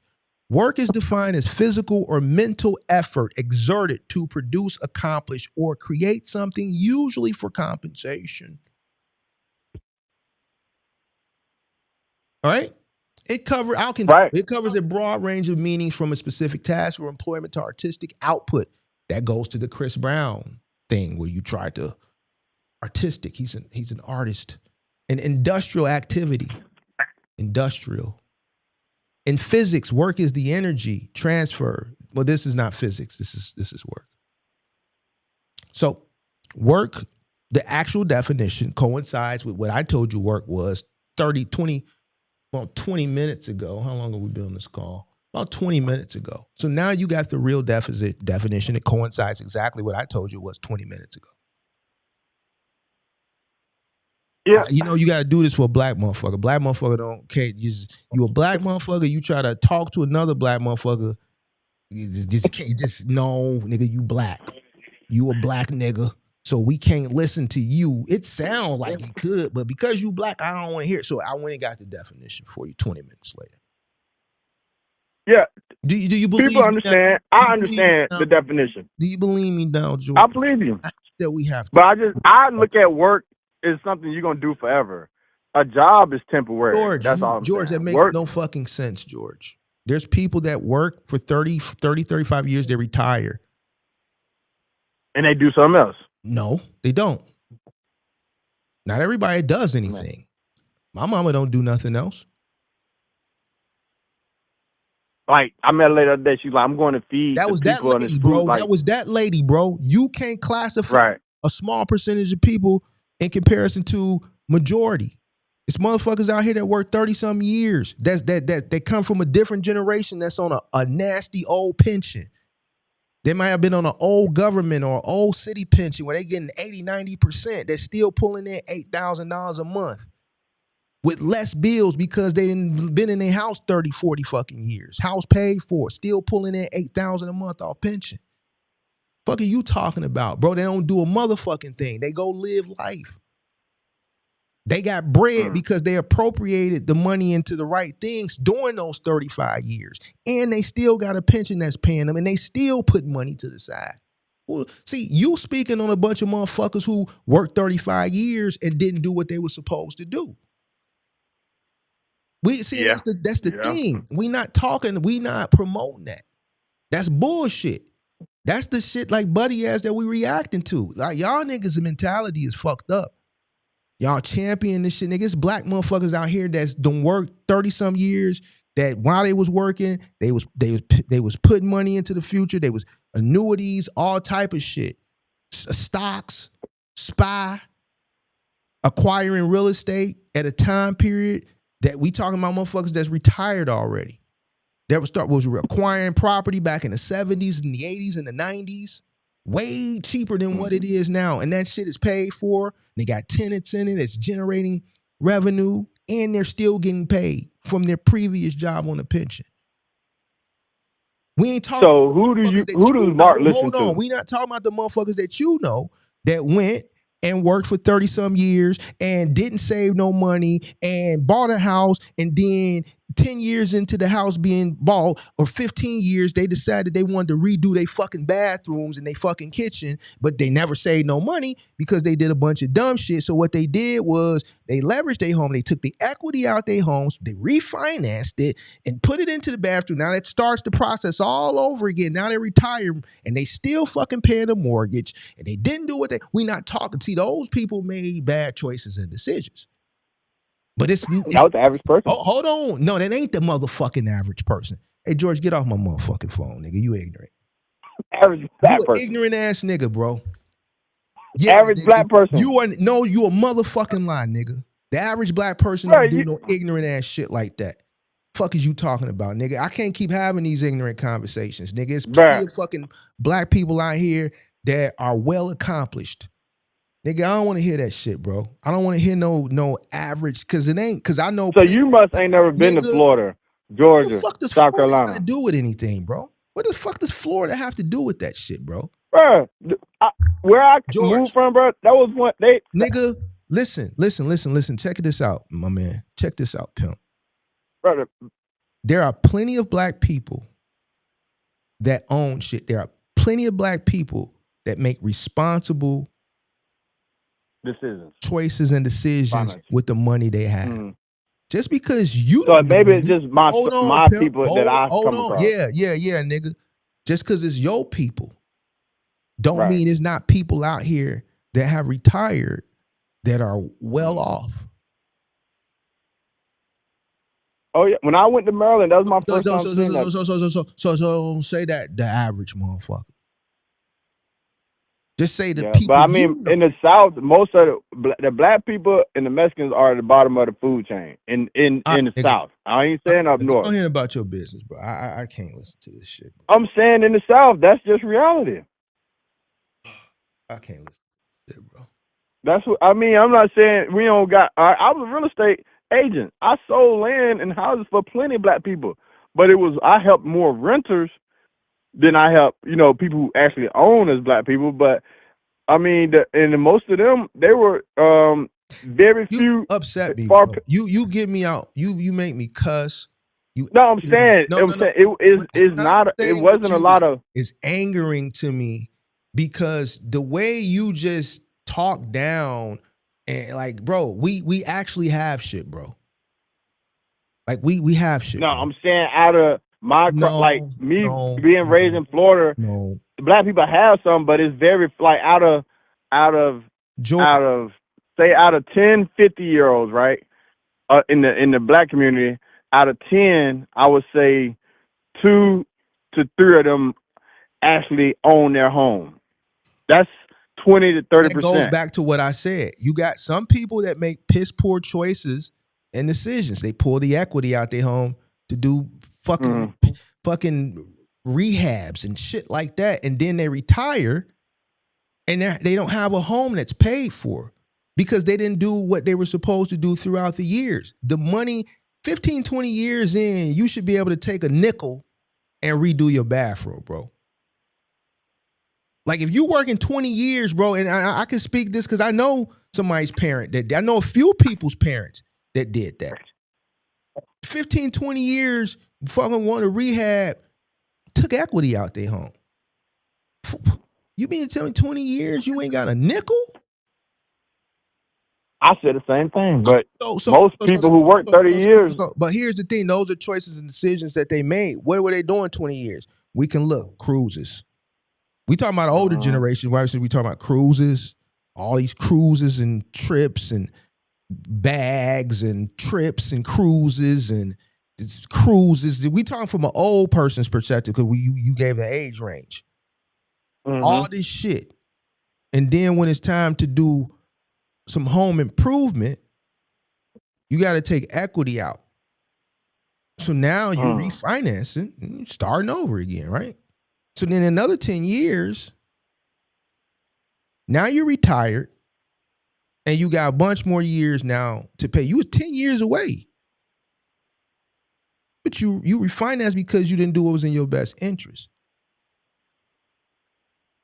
You had to refinance to redo a bathroom after being on your career for 20 years. They ain't expect the So if you're in real estate, we own shit, right?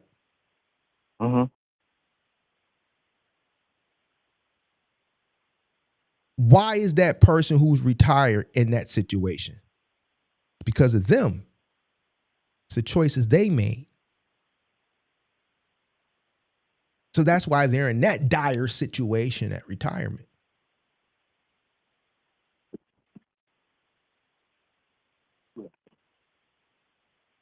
Yeah. Okay.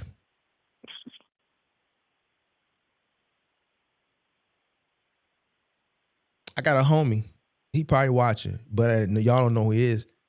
His father bought his home in 1979. It's not paid for a while because he done refinanced it like 3 times. He's been retired. He's been retired probably 15 years now. Still paying the mortgage. Why? He retired. He refinanced 3 times.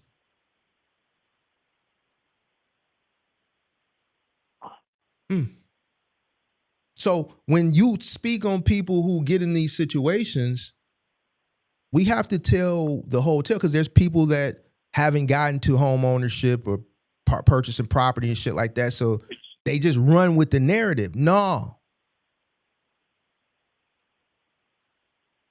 What happened? And you know the crazy part about it? If I look at real estate as, if you buy a home and stay there for 30 years, there's a good chance you'll have at least a 6-figure net worth. Even if you don't save another penny, your house, you at least have a 6-figure the storage net of worth. wealth. Yeah. So a person who bought a home 30 years ago is just stay there. Probably 4x'd. Yeah. Depending so that's why I tell people, like, you don't necessarily have to save. Once you buy a house, I mean, it would be good to invest too, but if you don't, you still, like a lot of people, what happen is they'll sell that house after they retire and maybe go buy something smaller, their kids going or something. But you got some people that do that. That's yeah, but at least you got a nest egg. But your home is a storage of wealth. So that's when I come to your speaking engagements, I'm gonna be talking about real estate. You talk about box trucks. George, I don't know about movement. George, but even with that, you just said that older people, this, that, and third, and I had to correct you. That's why you got real quiet, because I cooked, and you know what I'm saying is true. You would have continued to go with that bullshit. You say, well, man, black people, they ain't got nothing. They get they retired and they ain't. No, those are represent the people that didn't do what they were supposed to do. I gave examples of most black people that retired that own their home and it's not paid for. It's a high probability they didn't pull some equity out at some point. And that's right. Nobody tell you to pull no equity out to fucking, and most of the time it was pulled equity out to do some type of rehab. So my thing is like, all right, why you just didn't pay cash? 15, 20 years. So let me ask you this. Why you didn't, where's the cash? Where's the money? It's on Carnival Cruise. Right. So in what situation would you pull cash out your house to do a refinance? The house you live? The actual house you live in, or an investment property? The actual house you live? Never. That's the name of this show. Whatever the name of this show, that was it right there. If you say you should never pull equity out the house you live in. That place I lay my head? No. So that's peace. Okay. That's safety. I'm always having a roof over my motherfucking head. We're not gambling that, nigga. I'm not like the rest of these niggas. I'm never going to put myself in a fucked up situation, because anything can happen. That's why I said, we talking about the house you lay your head in or an investment property. Investment property will take that risk. Nigga, where I lay my head at, nah. So that's almost better to pay my house off before I even buy all them properties, because, I don't know. Man, to each his own, bro. I listen. Like some people will disagree with me. Right. I'm not doing it. No, I think most people agree. So I asked you that because I knew that, and I was going to see what you say. But somebody was going to disagree. So this person, he's a young guy. He's had this because they listen to these motherfuckers. They pull the equity out. And then what we always say, hope for the best and prepare for the worst. Something happened. Mm-hmm. Now you fucked up out here in these streets. You dig what I'm saying? Nah, nigga. The house, especially if it's paid for, no. Figure if something come up, figure something out. Figure something else out. Leave that shit right there alone. He's saying you can always pay the house out. That's when that unforeseen situation come. Now you had a place that was paid when you could have figured something else out, but you didn't. You went that route. And now that unforeseen situation done happened. Now you behind. You was home free. So it ain't always you can pay it back. You always got to make what goes back to what I always say, choices and decisions. What else do I always say? It's always going to be a storm. You never know when, where, how. But a storm is right around the corner. The around the corner could be a year, it could be 5 years, it could be 10 years. So you have to make smart choices and decisions. That's why. Hey, did you have virtual assistants? No. Oh, you didn't have that? Okay. Mm-mm. Nobody can think better than me for my own shit, bro.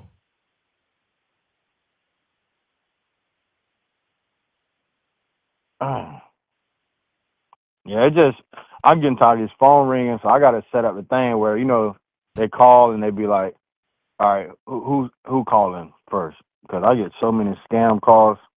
Let me ask you a question. You'll leverage your home? The house you live in? You'll take the equity out of it? Let me think. Would I do that? That I would have to be in a real tight, because I'm in that situation. Like I wanna build out my attic. Like so you took the equity out. What would you do with it? Build out my attic and make it I add two more bedrooms and a bath. Take the equity out your home to build out your attic? Yeah, well, because I gotta finance your home to build out your attic.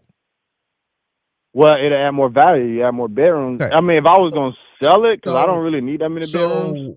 But I'm talking about value. How much is it gonna cost to build out your attic? Probably about, I don't even know, man. I hope 30. Shit. But it could be 60. I don't know. Skrilla said he pulled out, well, I guess he got a house. He said he took the equity out of his home to get a box truck. See what I'm saying? Would never recommend anybody do that. How much is a box truck? 10 grand. Maybe you want a decent one. So you're gonna risk, you gonna pull out your fucking, you're gonna go. Let me stop because people get in their feelings, bro. Yeah, I don't know about what I do that to buy a vehicle, because vehicle depreciate asset. Like, bro, if I'm gonna pull out equity for anything, which it ain't gonna be in my own home, even if it was a dire situation. But there's layers. I already got layers. The last that last layer would be my home. I would go through crypto, stock, other real estate. I would go through all that before I touch the fucking home. Because if I lose everything, I'd rather still, at least I got a place to go, a safe haven where I can go peacefully, get my thoughts together and figure that shit out. You know why a lot of motherfuckers can't figure shit out once they lose their home because they went and did some shit? It's because they have no safe haven. It's fucked up when you got to figure shit out in your car or in a tent, nigga. Protect the fort, nigga. Protect home base. That's your serenity. That's your peace. That's where you can go back and think, nigga, I will lose everything, nigga. Gotta protect the fort, nigga. This is where I can come, collect my thoughts, and build that master plan to get all that shit right back. I would never do no shit. Not for no motherfucking addict. Not for no fucking box truck. A box truck, nigga, just go get a job and save. Go get a job and save. So would you do it? $10, nigga. Would you do it? You gonna suck that? You gonna refinance your home for $10,000? Wow, nigga. To me, that shit is crazy. Now it's gonna be a motherfucker that's gonna understand the importance of it. Even with me just explaining the importance of stability. Your home provides stability. A lot of people can't even think straight because they have no stability. They have no place to think. So when we talk about black people, how you use that, this is one of the things that they do. And that's why when you asked me, I said differentiate. We talking about investment property or your home. But you still got an ignorant motherfucker. Now, let me not say call him ignorant. Yeah, motherfucker, and the went and did it for a box truck. Never. I would never tell nobody to do that. Why? Because that's something that you can acquire with a little elbow grease and a little time, a few months, maybe 6 months, and you could do that. You didn't have to go refinance this or you know what I'm saying? You can go earn that in a year. You can put 10,000 out to the side in less than a year. So you're going to refinance your home for 10,000? So you got the choice to go add an extra job and take 100% of that revenue to go acquire the box truck or refinance your home. Remember what I always say, people put themselves in situations. We ain't talking about buddy, but this is a great case study, choices and decisions. I would look at the situation. I would say my home, I can refinance it. That'll give me the money to go. But then if the box truck doesn't work, now I'm refinancing. Or I can leave the equity in the home, go work a job. They're going to offer me this much to where I do this much. In 7 months, I'll have the money to start that. The equity is still in the home. So I'm going to refinance or I'm going to 7 months. Refinance, 7 months. Let's say hey, you gonna do a webinar? Refinances. Does the box truck. Belly's up in the box truck. Equity in the house is gone. All the equity went into the box truck. That failed. Now there's no money coming in. The equity is gone. The mortgage is starting. Mortgage is still coming. You refinanced. Man. There you go. So then you think, man, I could have just went and took a second job.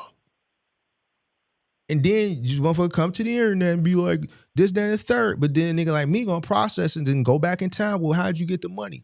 Wait a minute. You mean to tell me you took the equity out of a home to get a funky ass box? And I say funky because I want you to understand.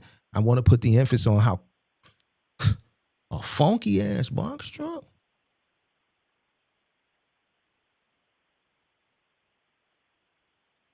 If I were to ever pull the equity out of a residing abode, there's one thing that equity would go to. What do you think it is? Which I'll never do it out of a residing abode. But there's only one thing that I could think that if I were to do that, where I would appropriate or allot that money to. Do you know where that would be? That? No. That's silly. Be another piece of property. I'm not taking equity out to pay debt. I'm taking equity out to generate more money. Why would I take equity out to cover debt? Just go work and pay the debt. If I wouldn't take the equity out, I'm going to go acquire another. I'm going to use that money to acquire something else. Right. 100.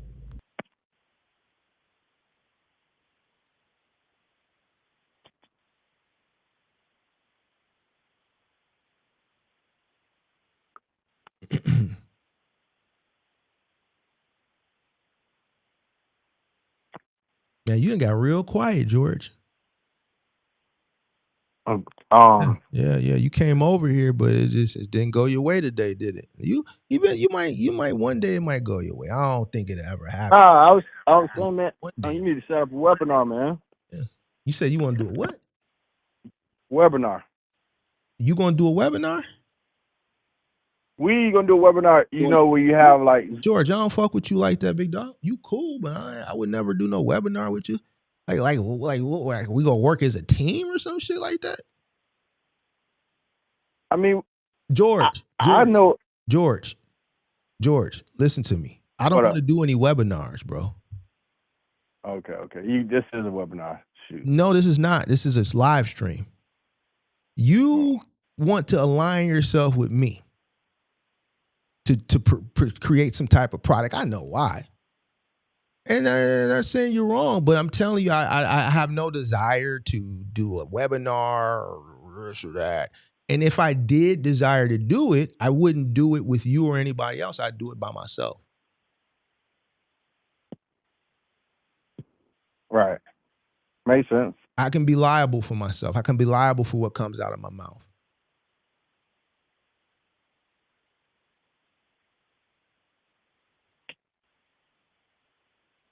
I can be responsible for myself.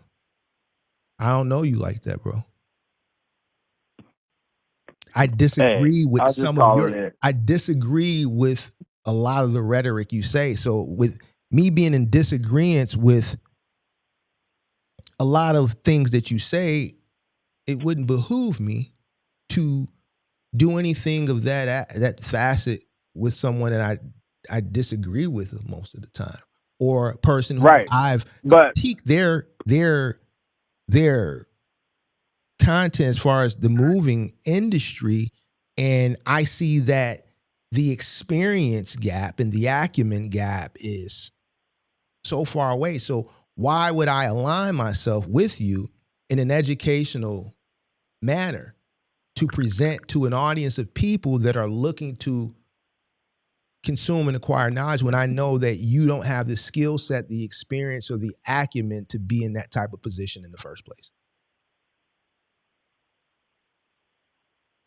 6+6.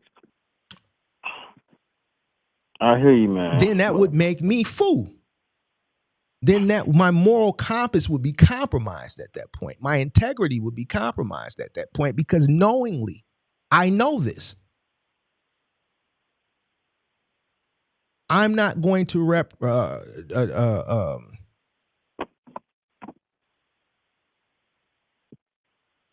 jeopardize that. Right. It's important to me. I know that you're not in a position to.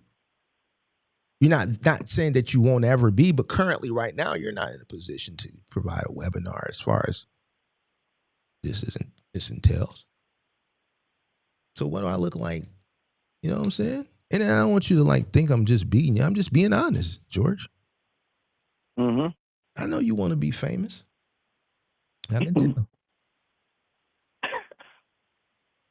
Oh man.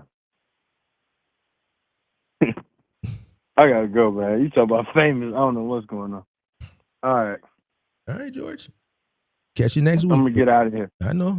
I'll catch you next week. Yeah. I'm finna. Hey, I need me another box truck, man. I gotta figure out something. What you gotta figure out? I gotta get some jobs so I can get one. Oh, okay. Get you. Oh, you ain't got no jobs? I ain't got no job. Damn, now, man. You ain't got no jobs or no drivers? And I ain't got. I mean, it's been kind of slow. I got a job tomorrow, though. I got a couple jobs tomorrow. You said you was last week. You wanted to argue me down, but it was the end of the month, man. That's what I always say. I just, nah, George, no. Oh, it's cool though, George, because we already know. I already told you that week. You wanted to argue it, but I said them indicators. When you told me you didn't have nothing on them days, I said, George, you ain't popping like that. We popping. I said, no, you're not. Because there's indicators that I know from being experienced in this industry. So the audience may not know. Some people may know on those dates that if you was popping, those dates wouldn't have been empty. Those dates would have been filled first. And I explained to you why. Right. This is why we're having this conversation now. You sound real lowly and, I need to get another.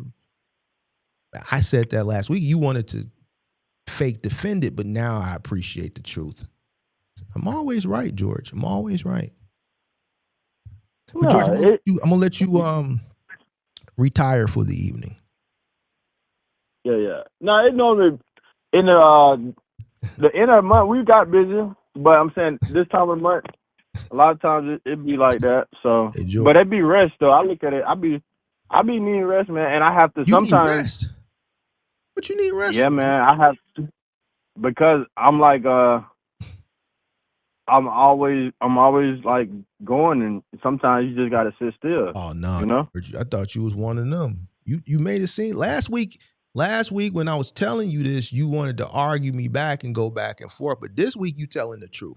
I appreciate you for telling it. Oh, So oh no, I'm saying, you made it seem like you hey, won look. once, and then you said, "Man, we're booked," and then now you ain't, you lowly and all. George, we already know what it is. But I appreciate you, George, man. Man, go ahead, man, and get you a little, what they call it, R&R. You said you tired. Go ahead and rest up, snuggle up. You dig what I'm saying? Snuggle up. We'll put your blanket on and take you a nap. You dig? Mm-hmm. Yeah, go ahead and What are you get you. talking about? Yeah. Damn. I can't listen, George. I'm not finna sit up and hold the phone with you, man. Go ahead and do what you got to do, bro. All right. Oh, all right. Peace out, man. Y'all take it easy. Hold All right. hold it down. I'll be back later. 10-4. George just want, he ain't got nothing to say no more. He just want to sit up and hold the phone. All right, now who else do I gotta fry up real quick? All right, so crazy. I got an update. So go ahead and call the phone because if you still want to call, go ahead and call, and then that's it, bro. I'm gonna give you 5 minutes to call, and then I'm out of here, bro. Oh, let me put the number up there.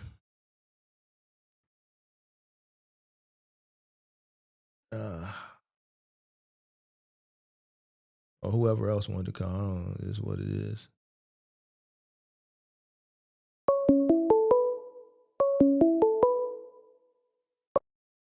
Hello, Mark, what it do is me, bro. It's AJ. AJ. This ain't. Where I know you. Yeah. You was roasting me up, talking about something. Yo, Mark, I deserve to be invested in.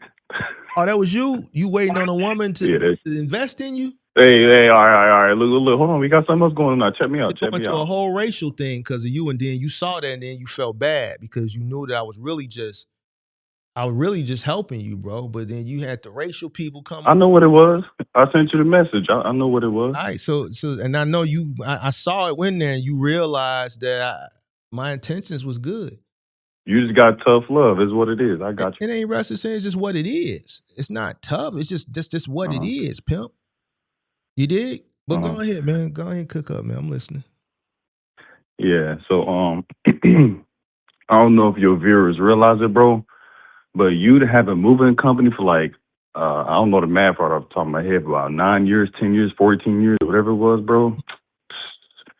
You a trooper, man, because I'm doing some business with all my sons here, and it's like, bruh, that junk is so tiring and exhausting, bro. I feel like on the positive note, I feel like my body getting stronger type junk. You know what I'm saying? Mm-hmm. Then I secure me a little income source back with a moving company. Because last time I told you that I lost my income source at the airport. And then we was talking. You was roasting me, of course. Tough love, whatever. I said, you know what? I'll look up the mark. Why not try this moving company stuff and see what it's like? See if I want to go over the road or find a mile or moving company. So I'm working with a moving company, and bruh, that shit, man, you a trooper for that shit. So when you say you used to have jam fingers and your shoulders won't be 100%, like I feel you, bro. I feel you. Yeah. Like yesterday, we had a customer, bro. They had like 5 dogs in the house. It was so stank, bro. Like, Mm-hmm. I think that shit got like stuck on my clothes, bro. Cause I didn't want to do it.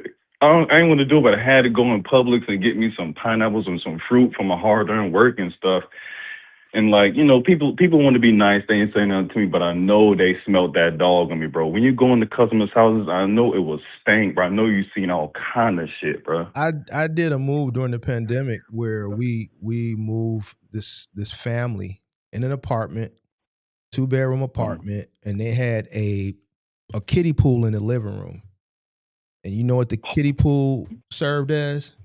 Why they had a kiddie pool in the No, the drinking water for the dogs. pigsty. They had 2 pet pigs. What? Swear to God. Damn. As soon as you walked in the crib, it was bad. The rest of the crib, the bedrooms and everything were clean. Obviously, you go and you smell, it hits you, and then you get to the living room and you see 2 fucking pigs. It wasn't like no huge pigs, like 2 little small pigs. I feel you. They had like a kiddie pool in the living room, and it was the pigsty. They had 2 pet pigs for their kids. So the fucking crib just smelled like shit.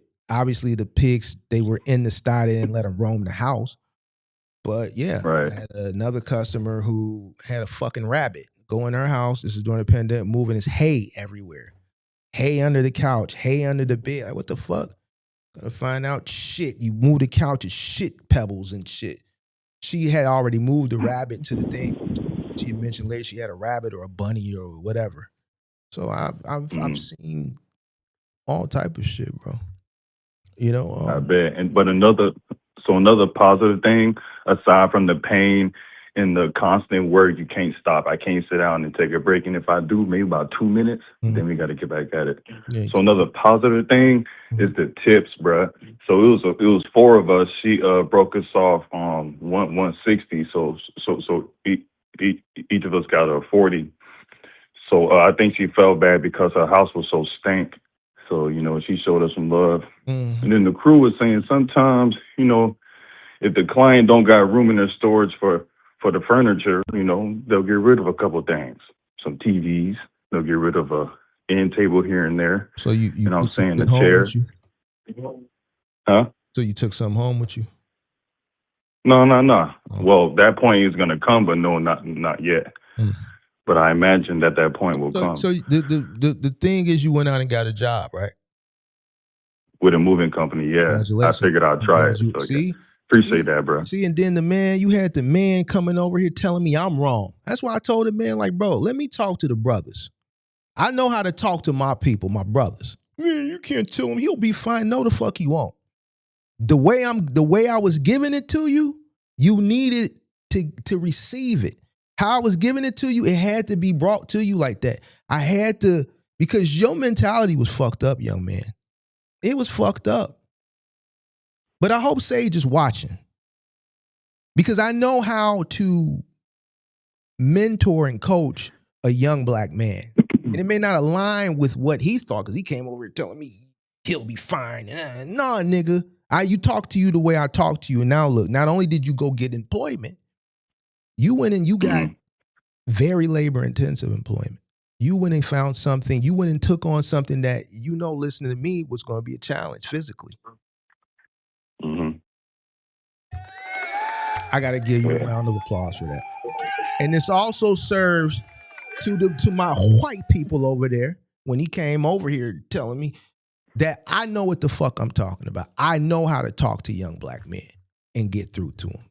Don't ever come over here and tell me how to talk to the brothers like I told him when he came on, because he was coming over here telling, and they don't want to tell me how to talk to the brothers. And then another thing, Marco, you mentioned it maybe like 15, 20 minutes ago, and I never looked at it from this point of view, because I said it to you the 2 other times I talked to you before you roasted me again. So I said, you know, I do see working for a company that's not your family company or yours slavery. But you said something in this live 15, 20 minutes ago that, you know, in order for people to build those companies, or a big company like Walmart or Walt Disney or these banks, you know, somebody worked hard to build that. Then you said disrespect your history with the working. So I never really looked at it that way.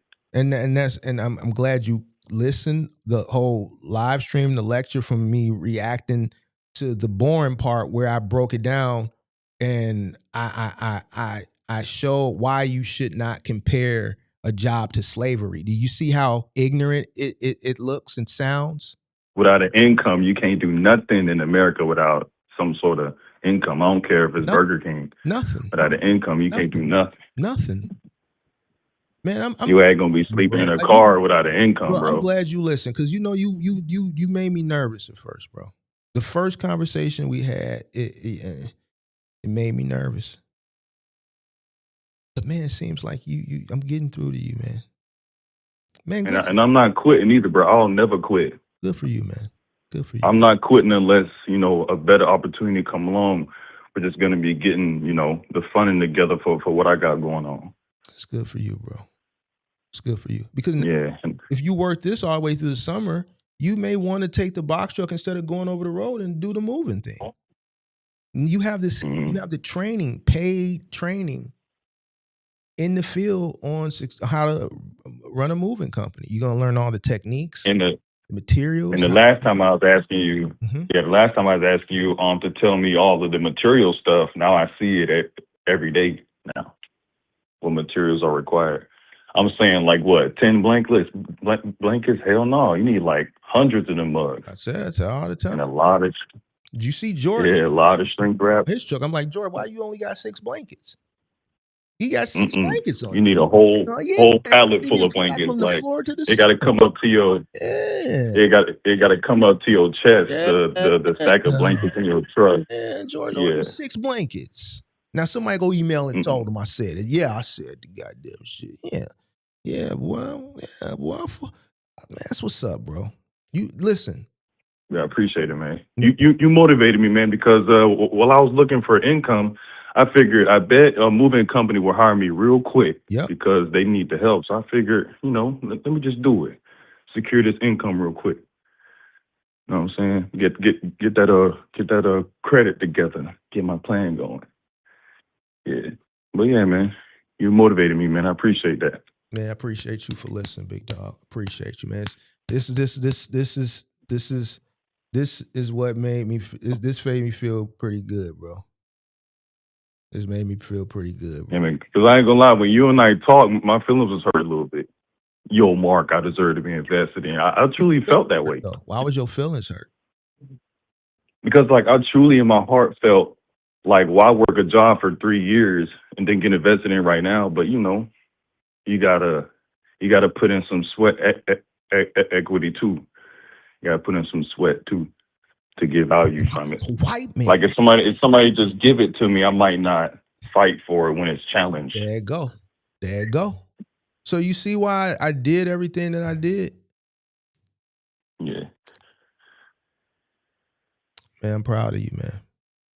I'm proud of you, dog. Appreciate it. I'm still contemplating going over the road though, because moving sucks. But it's like all my sons, for example, that's the only moving company I know of. Maybe 2 brothers or 2 sons in the truck, whatever it is. All my sons. But all my sons, man, that phone stay ringing though, so they busy. So that's a lot of money in moving. You ain't lying, bro. Your body will get conditioned to it, and that's what they said. you'll be fine. I'll get used to it. You'll get used to it, bro. You'll get used to it. It's a mind thing, and then your body will get conditioned to it too, bro. That's true. The mental comes first. That's true. That's what George be trying to tell you, but you more of a logical guy. I kind of feel George a little bit. The mental comes first. If you believe you can, then it comes first. And then the how will come. That's what George trying to say in his own way. George, listen, bro. See what you say. You feel, George? No. Feel, yeah. You shouldn't feel anything. If George says something logical, you agree with it. If George says something illogical, you hold him accountable. It's not a feel. I don't. How about this, Mark? How about this? How about this? This is also what George trying to say. Hold on. How about this? This is also what George is trying to say. Sometimes you got to trust in things you can't see sometimes, because we are gods, yeah, but we in a human body, so bro, we can only know so much at one time. No. See, right? No. George, what do I always say? Pay attention. Consume, like the guy reacting to, just pay attention to what he's saying. Comprehend it, right? When you comprehend it, because when you're listening, you could see that none of that shit made any sense. When I look at George's content, George called in the first time. He bragged on 7 years, this, that, and that. But then when we found out he had a channel, we went over there and looked. Based on some of the shit he also said that didn't really add up, we saw a bunch of inconsistencies. I was kind of late. Inconsistency. What was the guy that you're? Because what George, was the guy that you were reacting to saying? I was kind of late. Well, go back and watch it. You will enjoy the reaction from today. I'll go back and watch it. All right. He's comparing words. I'll go back and watch. He's comparing a job to slavery. Right. So, but yeah, George, there's a lot of inconsistencies there. So, a lot of the things How you feel about this, Mark? Hold on. How you feel about hold on, Mark? Let me kind of respectfully cut you off a little bit. So as I said earlier, I mean this with all due respect, because I rock with you. I'll be honest. So I was saying to myself, man, Mark a smart guy. You know, college educated in business, owned the business. I feel you. So, but what comes to your mind when I say you can't calculate everything? You got to trust in what you can't see sometimes. Nah. How about that? I'm gonna calculate everything. You can't calculate everything. Let me tell you why, bro. Let me tell you why. It goes back to what I said earlier. You have to calculate everything. Once you get to a place of you start acquiring shit, assets and shit, and real responsibilities. And don't take this the wrong way. You just really ain't got no real responsibilities. You'll understand once you get responsibilities. Because once you get responsibilities, you have to make calculated decisions so you don't lose them. There's a lot of people who catch a break, they acquire things, and then they end up fucked up out here in these streets. Let me clarify that. Let me clarify that. Finish. You can't keep cutting me off thinking like you think. George asked me a question. We were talking about pulling equity and refinance it. Did you hear when I said, I asked him, I said, are we talking about the place you reside in or an investment property? And then when he said the place you reside in, I said, absolutely not. He got quiet from that moment on because everything that I spit was facts. Now, there was somebody in the chat that disagreed with it, but here's the thing.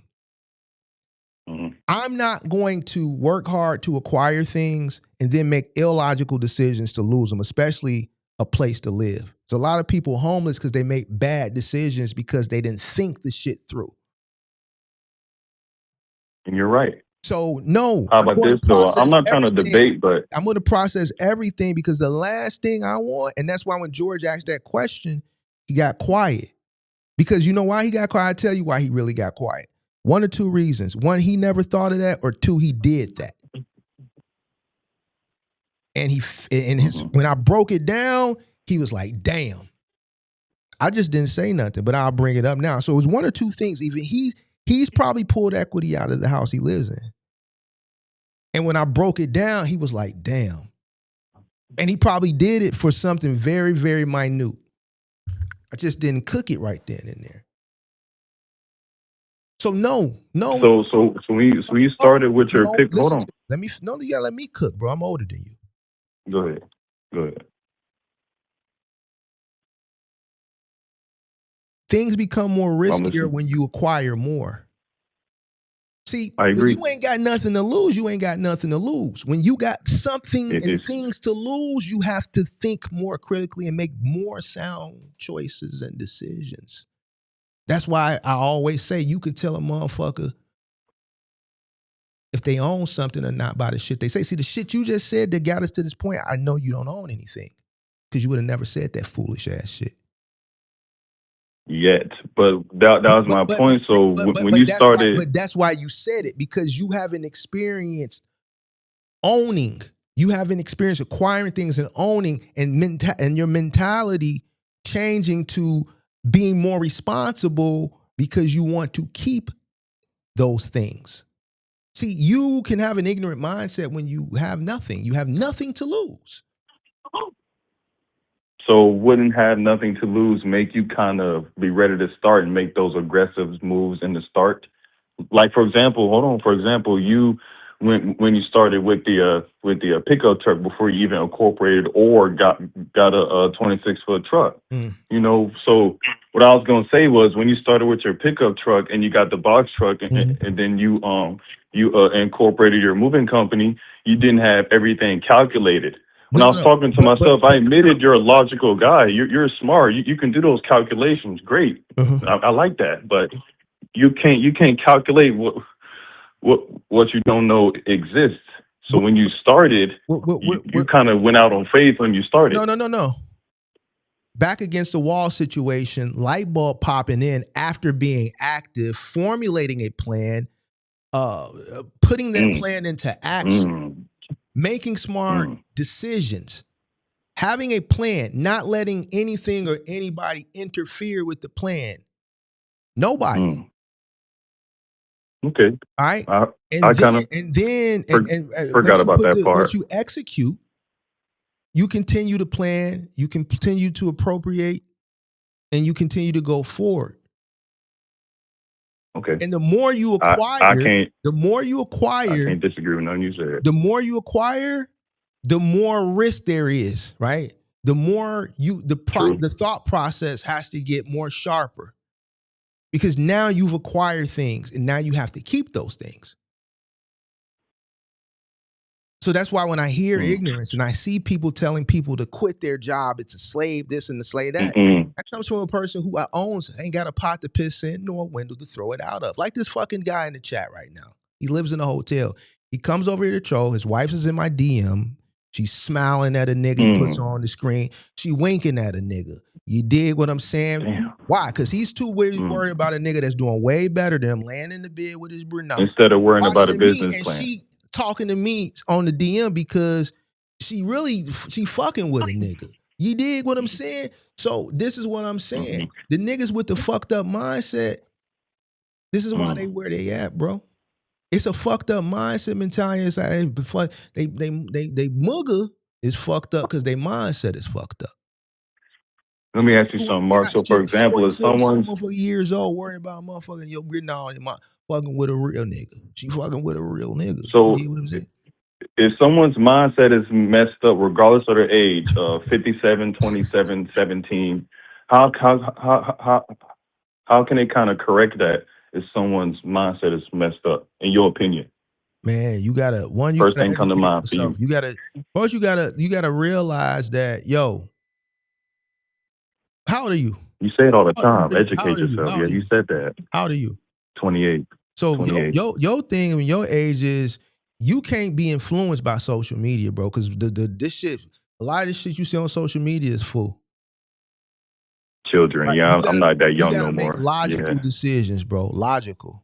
Not all feelings. You Mhm. use the word feel, you've admitted to it and shit like that. You got to think logically, bro. Okay. Right? So you have to make logical decisions, bro. All that shit that you were saying earlier, like, no, bro. Like, no, you have to Trusting the things you can't see. You disagree with that? You got to think things through. You got to think things through, bro. Like, no, like, if you had the option to think things through so that you can make a logical decision or just willy-nilly on a gamble, why wouldn't you just take the time to think things through? To reduce the I hear risk. what you're saying. To Fair reduce enough. the risk. The problem is most people don't think things through. They lack the ability to critically think. We see that. That's an issue. We see that. We see people. I have sort of. My bad. Go ahead. Go ahead, bro. It was kind of important, though. It was kind of important. I have sort of a response to that. How can someone think something new, think something through that they never been through? But you would say educate yourself on the subject topic, like on YouTube. Every video they watch better have something to do with logistics or moving or over the road, whatever they want to do, or quantum physics, whatever they want to do. I don't know. Right. So you would say, yeah. Educate yourself is what you would say. Yes. So what you're doing right now is educating yourself. I would hope that you're educating yourself from a academic perspective as it pertains to what you're trying to do as far as the trucking, if it's moving.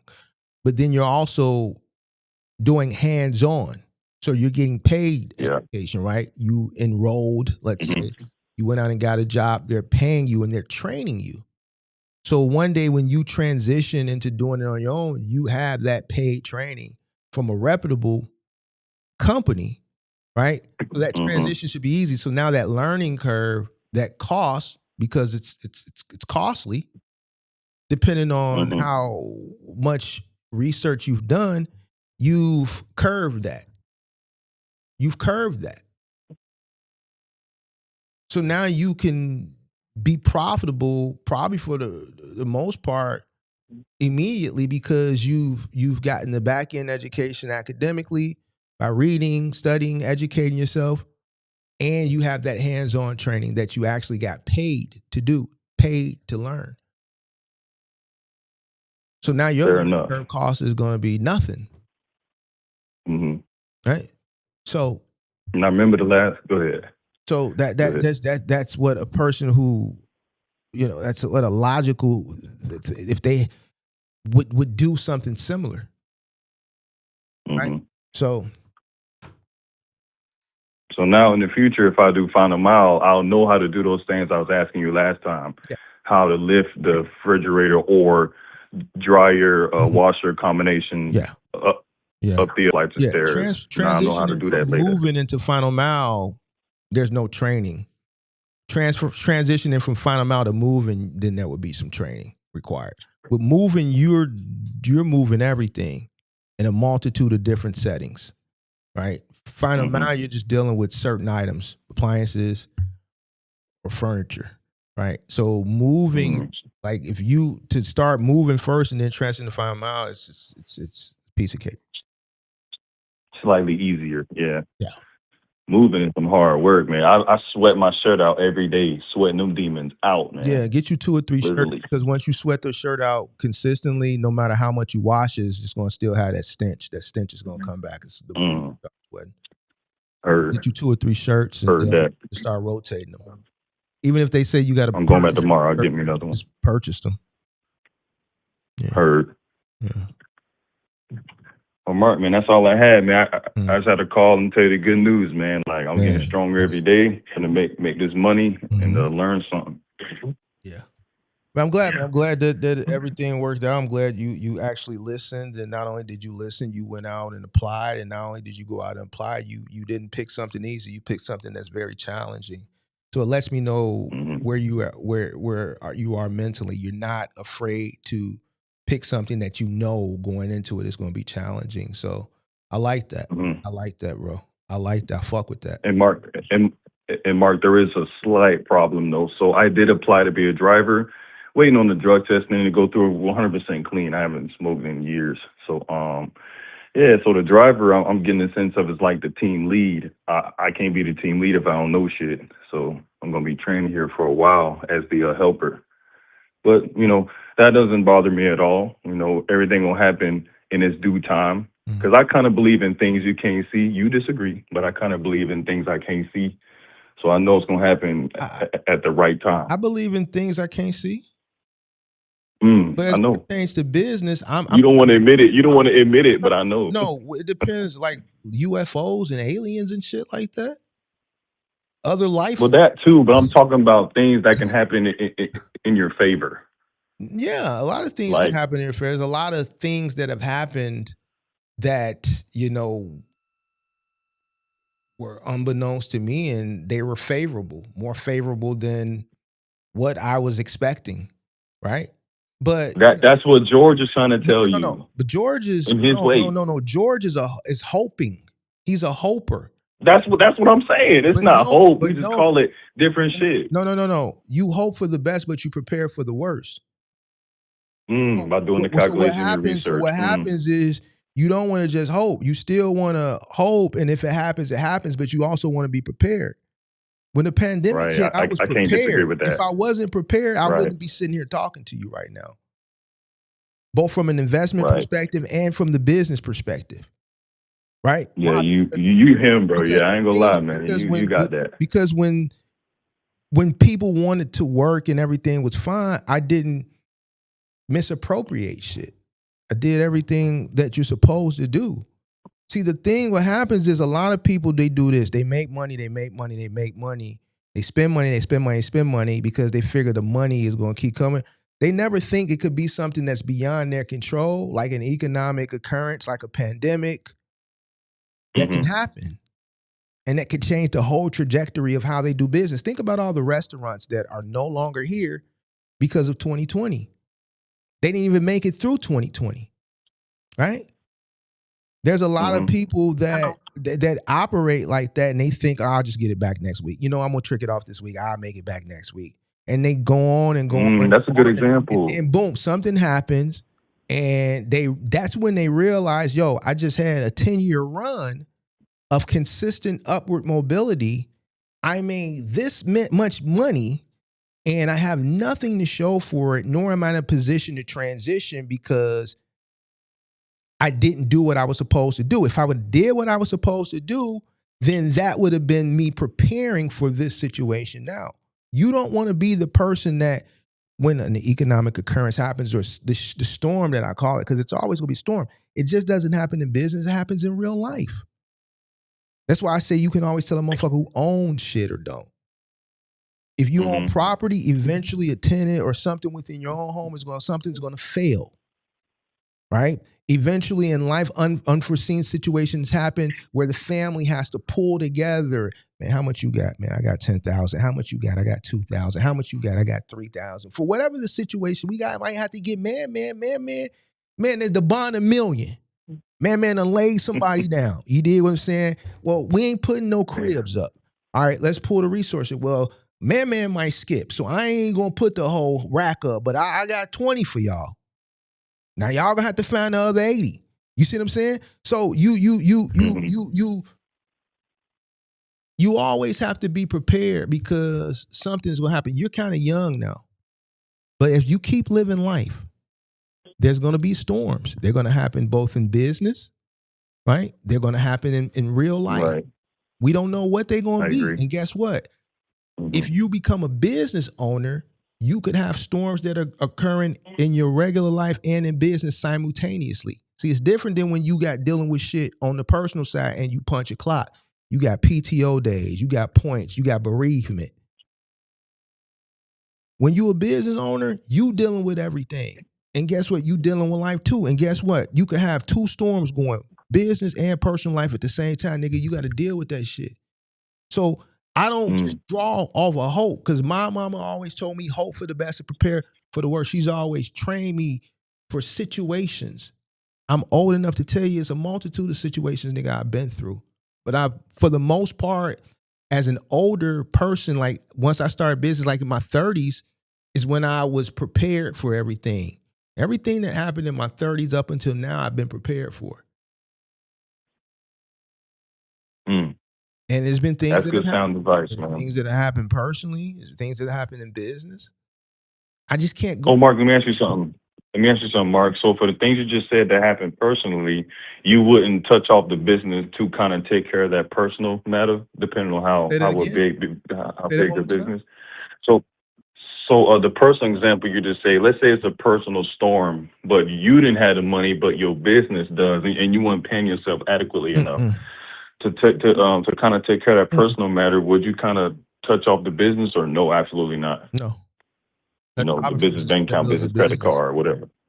Do what you got to do. But see, I've never put myself, once I got in business, I never put myself in a personal situation where I wasn't prepared to cover whatever happened in a personal situation. You see what I'm saying? That's why I gave myself a certain amount of time to buy a place, right? And I didn't let anything interfere with that. Even though the money was there, I still gave myself a time, right? I didn't. And I remember you said that.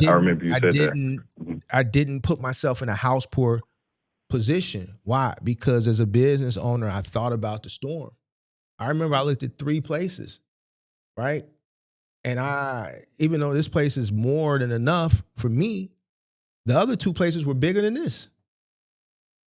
Got you. Right. So I still made a sound decision in case of an unforeseen situation.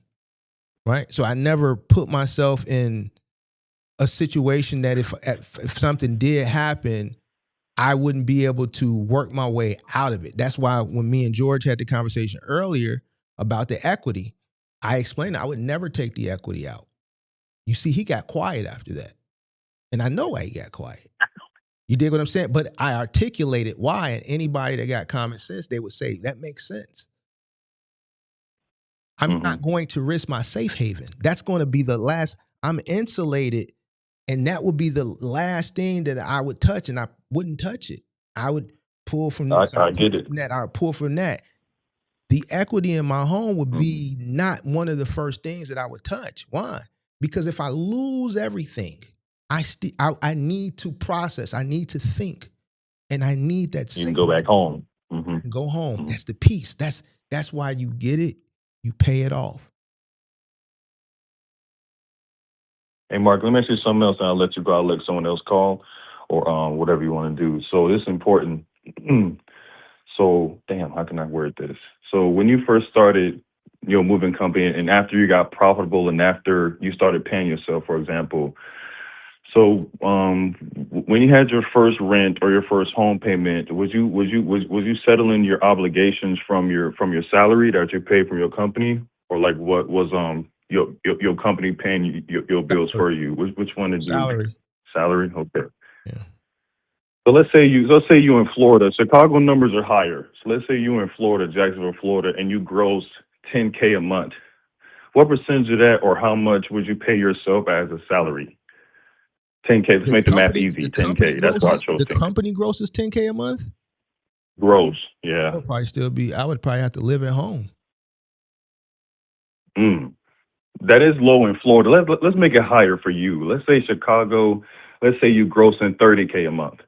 How much would you pay yourself every week or every 2 weeks? The company's grossing $30K. As the president of the company? It's hard to say because the company's grossing $30K. Prior to paying myself, how much money is the company spending to make that $30K? Right. The company has a lot of bills too. Right. Let's say after the company bills, we got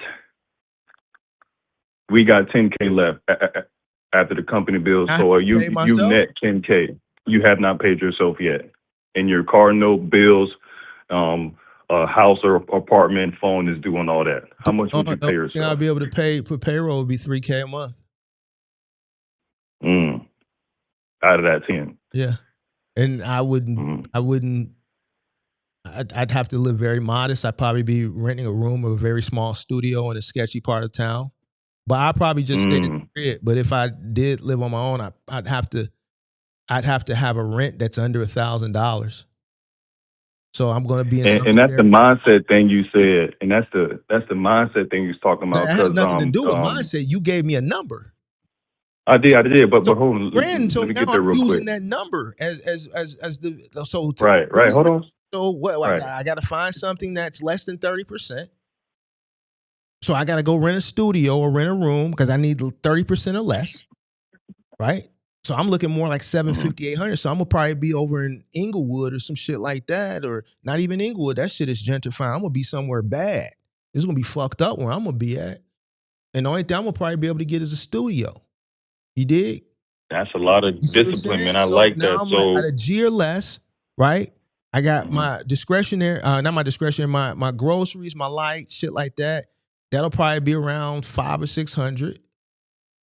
Maybe less because I'm studio, but groceries are kind of costly, right? Depending on if I got a car note or not, probably not, right? Insurance for my car that's probably paid for. Renter's insurance because I'm expecting to get a break in. So if I can do all that for about $750, now I can take $1,250 and stack it and invest it. Okay. All right. That answers my question, man. So we always pair ourselves. And I just go stay at the crib, bro. But yeah. I feel you. We always pair ourselves. I learned from you. We never robbed from the sustainability business to buy Valentine's Day gifts and the club and shit and shoes. And if you lose that and that goes belly up, when that storm hits that, then what you gonna do there?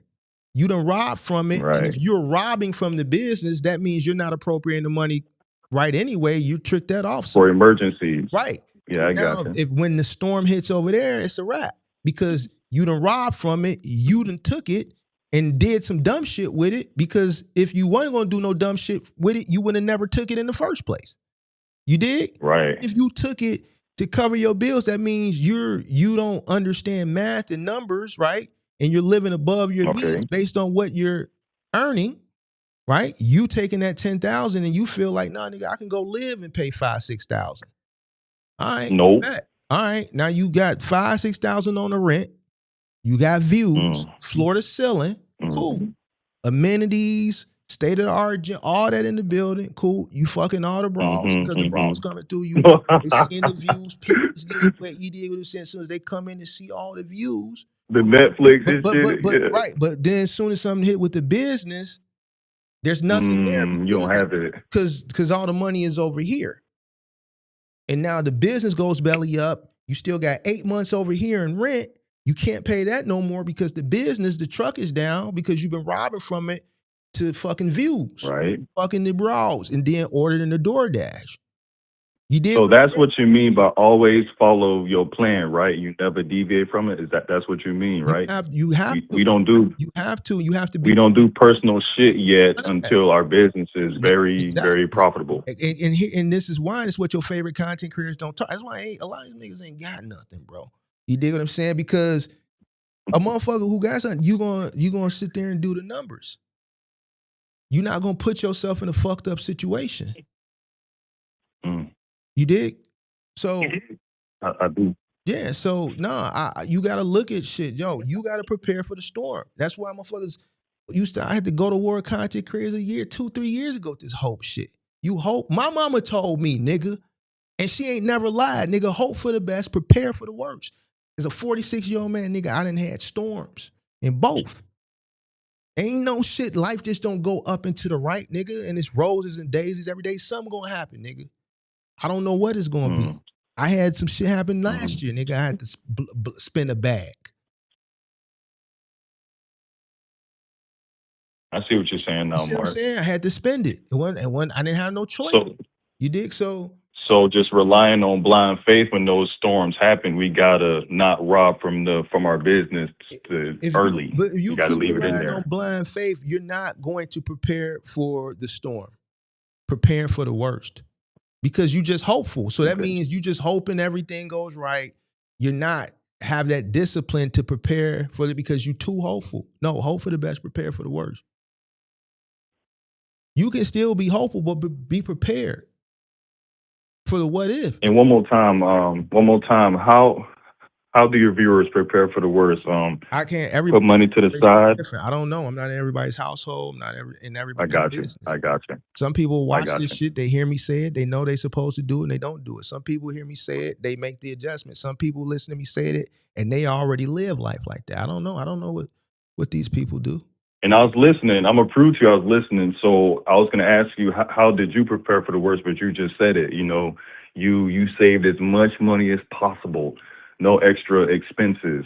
You know, you wasn't smashing all the broads early on. You wasn't No. rocking with the Netflix. That's not what I said. No, I didn't say.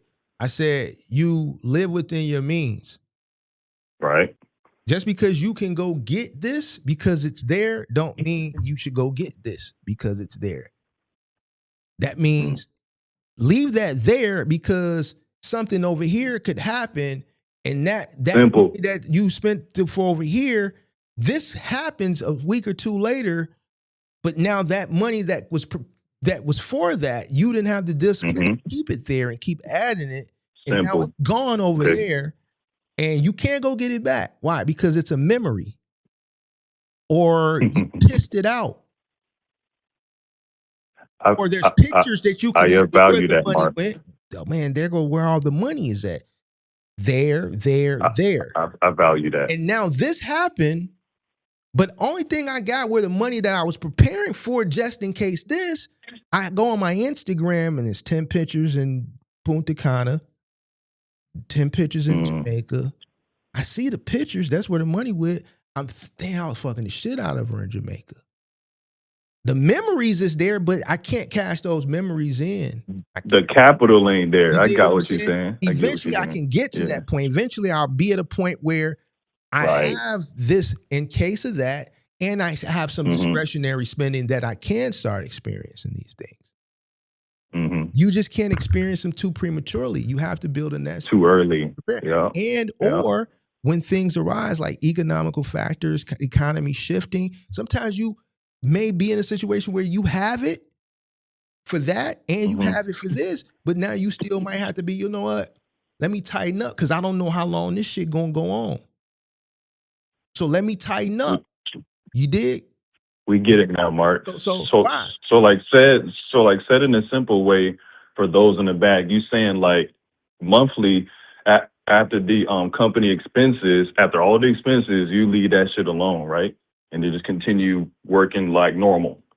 Is that what you're saying? You speak in general, bro. It all depends on where an individual is at personally, business wise, in their life financially. That is true, though. Yeah, that is true. You know, Especially at the I get it. beginning, That's true. there should be years of work and effort and sacrifice and discipline. It gets greater later. Like I'm gonna be honest with you, I didn't take my first trip. I took a trip in 2012. It was for a wedding for an employee, but from 2010, I didn't go on a trip until 2015. Damn, 5 years of just working before you enjoyed your And in 2015, when I started traveling, that's because my chick was forcing me to do it. But I had systems in place, office staff, shit like that. So even it was still a sacrifice, but there were systems in play that I could go away for 5 days here, 4 days there, a weekend in Vegas here.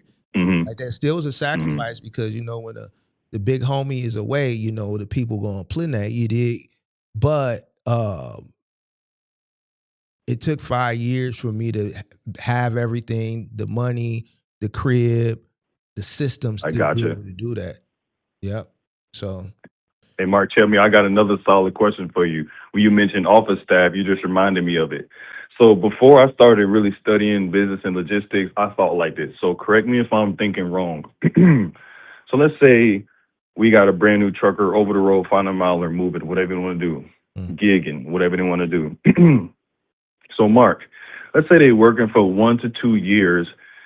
So people think they can hire a manager. Hold on. You keep saying that, and then because I got somebody I gotta really cook, bro. I'm getting there. I gotta cook some. So you keep, Right. I feel you. This is the last question. Wait on my word. This last question. So can somebody hire a manager for their trucking company and then they're making residual income for as long as that company lives?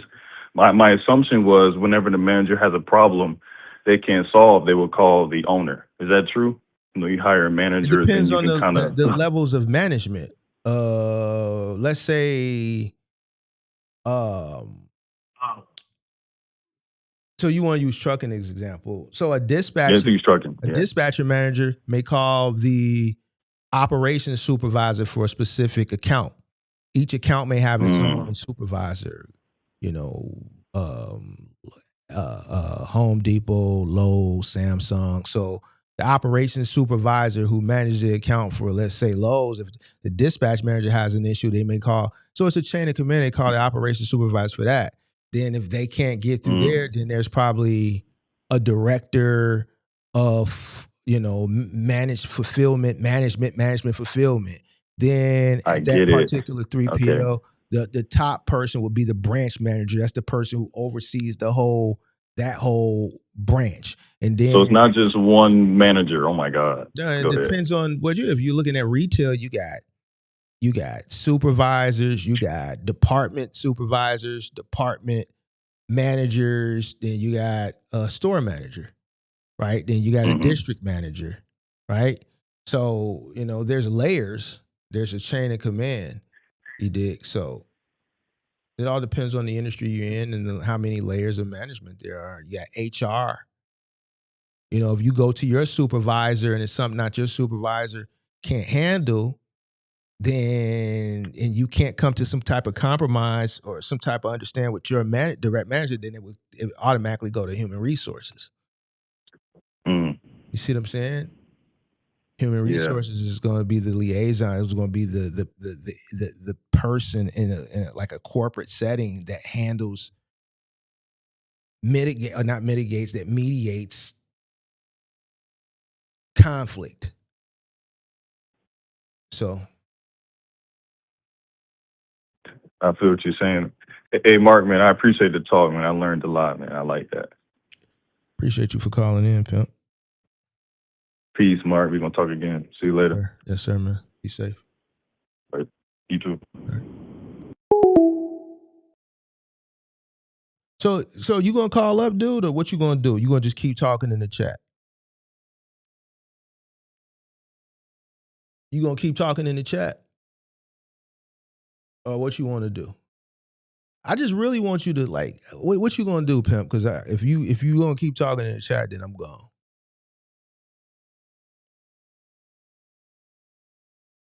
If you going to keep talking in the chat, then I'm gone. I got shit to do, pimp.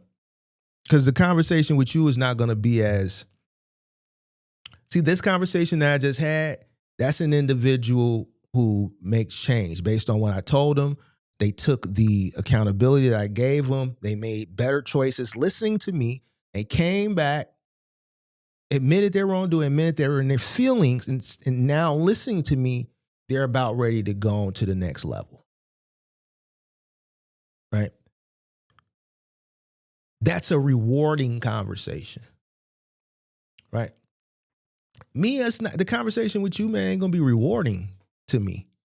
There's no value for a person whose mentality is that of your, such as yourself. There's no value that you're going to receive from me because your mentality is fucked up. Like I'm saying, you're going to the gym. Like, I'm going to the gym too. The difference from me going to the gym and you going to the gym is really you're not in a situation to go to the gym. Well, the gym should be like, I don't even know why you got a membership, nigga. This goes back to choices and decisions. A motherfucker who's homeless shouldn't have a gym membership. You should be doing push-ups. You should go to the park and use the monkey swings and pull up. You should be doing burpees. You should be, the money that you're spending at the gym, you should keep that because you're not in a situation to have a gym membership. So that means you have to do free workouts. Jog, nigga. See, this is what I'm saying. This is why you're in that situation. It's poor choices and decisions. You're homeless. And you're coming over here fucking with a nigga who's not homeless. You're worried about a nigga who's not homeless. Now, somebody's watching this, they just kicked in like, why is Mark demonize a person that's homeless? I'm not. This motherfucker, for 10 months or a year now, it keeps coming over here. His wife is already fucking with a nigga. We done proved that. He brought her back on, thinking she was going to like do something. Then she's winking and smiling at a nigga, and y'all seen she couldn't help it. Blushing and shit. You dig what I'm saying? And he just won't let this shit go. You dig? Like, you're worrying, like you, like if I was fucked up out here in these streets, and I'm going to go because he's not going to call in. If I was fucked up out here in these streets, homeless, like this nigga in the chat, this Mexican nigga in the chat, Venezuelan nigga, crazy. And I was homeless, which he's admitted, he's shown, and he Uber dashes with his family. And we've come to understand things because his wife has articulated those things to me. And then I put it out there to you guys. So you got a woman who, a wandering woman, right? Because of the situation he's in. I understand he refuses to do better. Continues to come and waste time with a motherfucker who is in a way better position than him. Way better. And this is why he's in the situation he's in.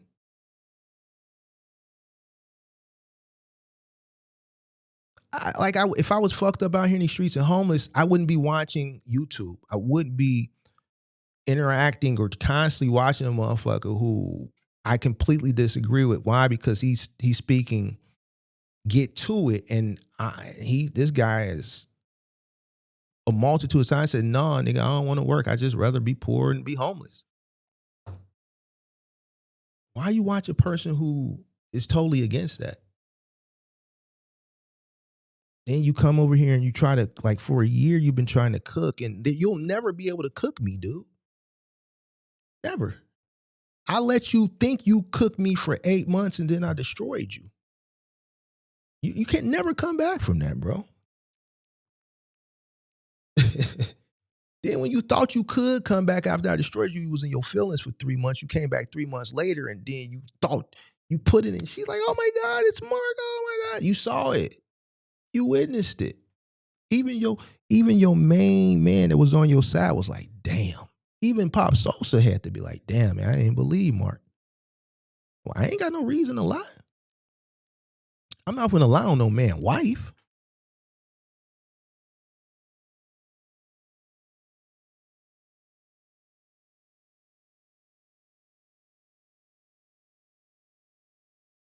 Yeah, it was Pop Sosa crazy. And then when you put her on the camera thinking, and she did all that blushing and smiling, and he was like, damn, man, that was Pop. And now he's still on your side. He just says, man, like ain't no coming back from that. The only come back from that is you gonna have to get me gone. You got to get me up out the way. That's the only way you gonna come back from that, bro. Like you're literally sitting in the car right now next to the woman who's fucking with. She's fucking DMing me, talking about you. This is your wife. So, and she ain't the only one. She ain't the only wife.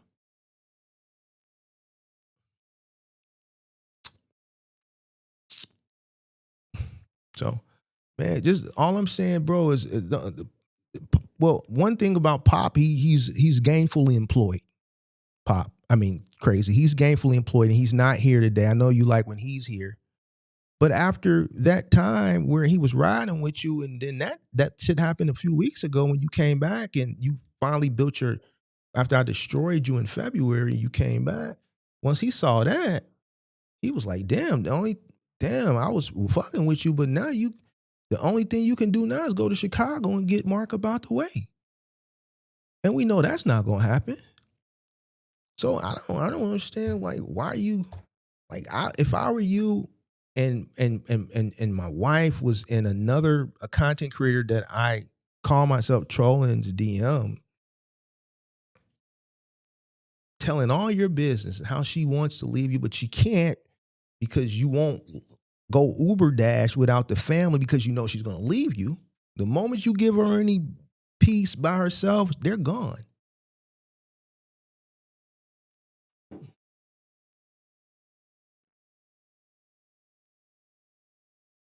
And you know, I'm going to tell you something. I'm going to give you a little, you know, I give y'all little tidbits. The only reason I don't never clip this crazy shit up, I swear for God, everything I love.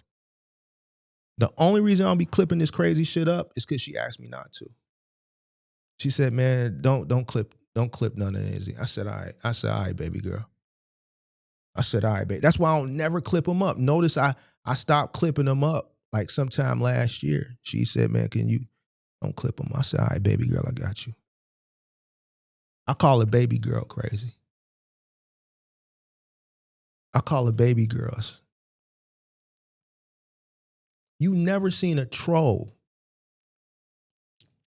The creator, like, dude, I'm a cold motherfucker, boy. I'm a cold motherfucker.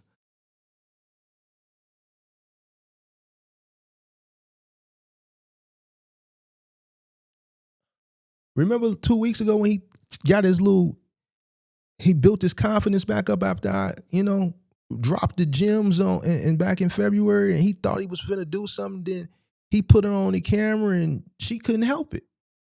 You embarrass yourself again. So it ain't like people see it. I would leave a nigga alone, bro. You're homeless. Your wife don't want you. You pretty much got her kidnapped. You're fucking with a nigga who has a home, who has motion. I would just go ahead, bro, and leave me alone. But if you want to keep making yourself look crazy, bro, I'm with it. I promise your wife that I wouldn't clip you up, bro. And I keep my word. I've been keeping my word. Tell baby girl I ain't, baby girl, I've been keeping my word, as you can see. But yeah. So, all right. I know your wife is a fan. We know. We saw it. We saw it live. Like, we know. Remember, she's disrespectful. No, she's not disrespectful. It's just that she's in a situation where she wants out. You won't let her out. You sit and are obsessed with content creators that are in a better position than you. So when you sit and you watch content creators that are in a better position than you with a woman who is pretty much oppressed, she's looking at this like, man, this, I never tried chocolate before. You ain't got no motion. She's still a woman. Then she like, man, this nigga talk to my husband crazy. I sure do. He come fucking with me. I told him to leave me alone. I said, I have resources. And now I've exemplified. I've shown that it doesn't matter where you are in this country. It's certain niggas you just leave alone.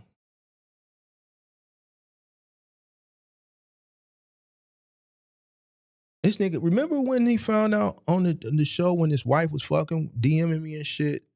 That motherfucker. Cause it happened in real time, bro. That shit crazy. I don't think I would ever came back over here. I would have never came back. I would have just went and found somebody else to troll. And then then you built your confidence back up and tried to come back and redeem yourself. And she got on the camera and she just, oh my God, Mark. Even the one motherfucker that you had on your side, my other troll nigga that be trolling, he even told you like, damn, bro, I can't help you no more. Like, she's on the camera.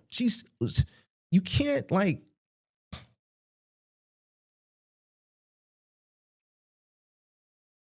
and she done crazy. I'm telling you, your wife ain't the only one. It's a few of y'all niggas that just be hating on the nigga and you ain't got nothing. And you hate on a nigga with your broad.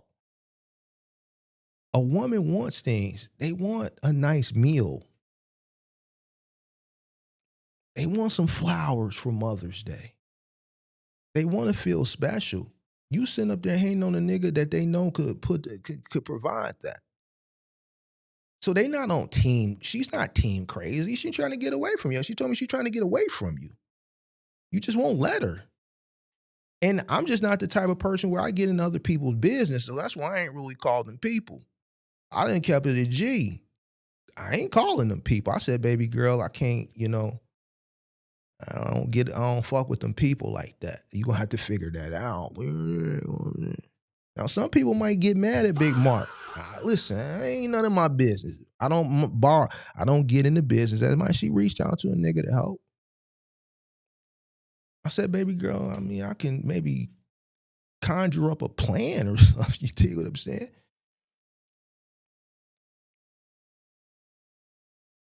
Yeah. So, yeah, crazy. I don't know, bro. If I was you, pimp, I'd know when to leave well enough alone, man. So,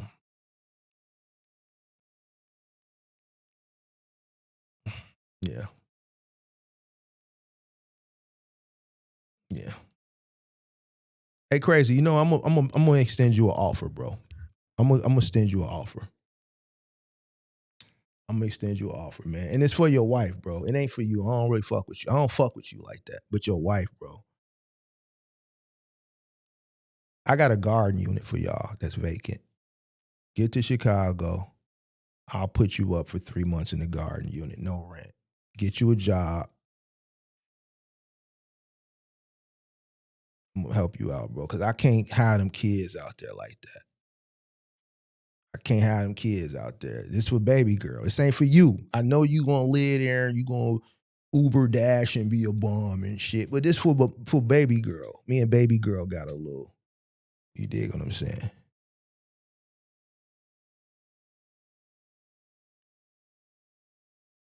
You said she said hi.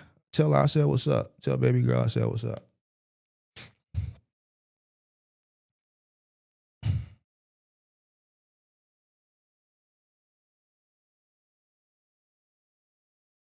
So let me know. It might not be vacant for long, but I'll do that for baby girl. Yeah.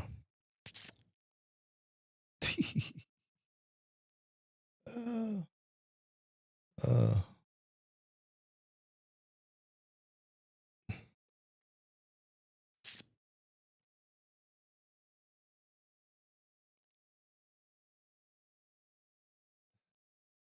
crazy. Why you crazy? I never sent your wife on a 3-month vacation. How can I do that when you won't let her out your sight? I'll give her 3 months room and board.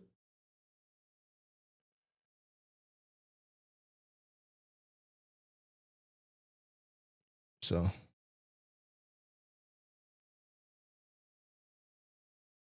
the 3-month vacation that was had was the 3 months where you were embarrassed when you found out that your wife was messaging me. You were embarrassed and you couldn't leave me alone, and I had to get you up off me. I had to show you something.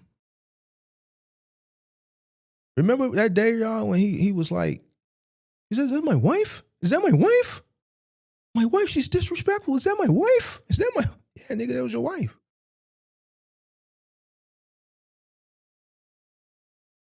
That motherfucker was trolling me every single day. And I sat on that shit for 8 months. Ever since that day, crazy, people be like, "Man, Mark, you diabolical. We know you're disciplined." Because there's no way I would have been able to just like, y'all, you let this nigga come over and fuck with you every single day. And you never said nothing. Mm-mm. Mm-mm. No.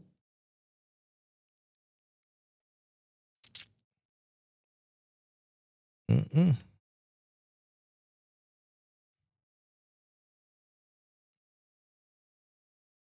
Nope. I waited to Valentine's Day to break it to you. I said, if he come over here trolling on Valentine's Day, well, not the actual day because I didn't stream that day, but the 13th, I said, I'll break it to him that day. That hurt that nigga feelings. Did y'all remember how he said that motherfucker, like he couldn't even get he said, is that my wife? Is that my wife? I'm like, hey, man, she's disrespectful. Hey, man, diabolical, bro. Diabolical. Told you to leave me alone. I told you to leave me. I asked you to leave me alone.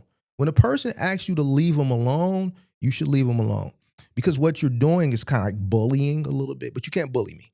Right? I let you think you were getting the best in me for a long time. Hurt your little heart. That hurt your little heart. Y'all worked it out. Here you come 3 months later. After 3 months, you finally tried to come redeem yourself. And I was hoping, I was praying that that was enough.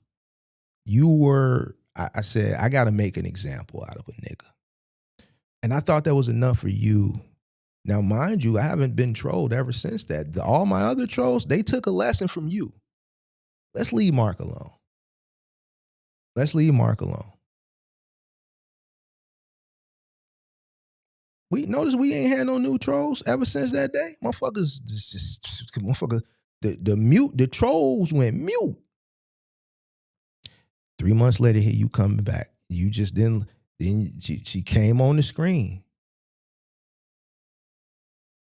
Ain't no man wife gonna ever come on the screen for another man, and then not only come on the screen, just blushing and smiling till she couldn't hide the smile. She had to cover up her face.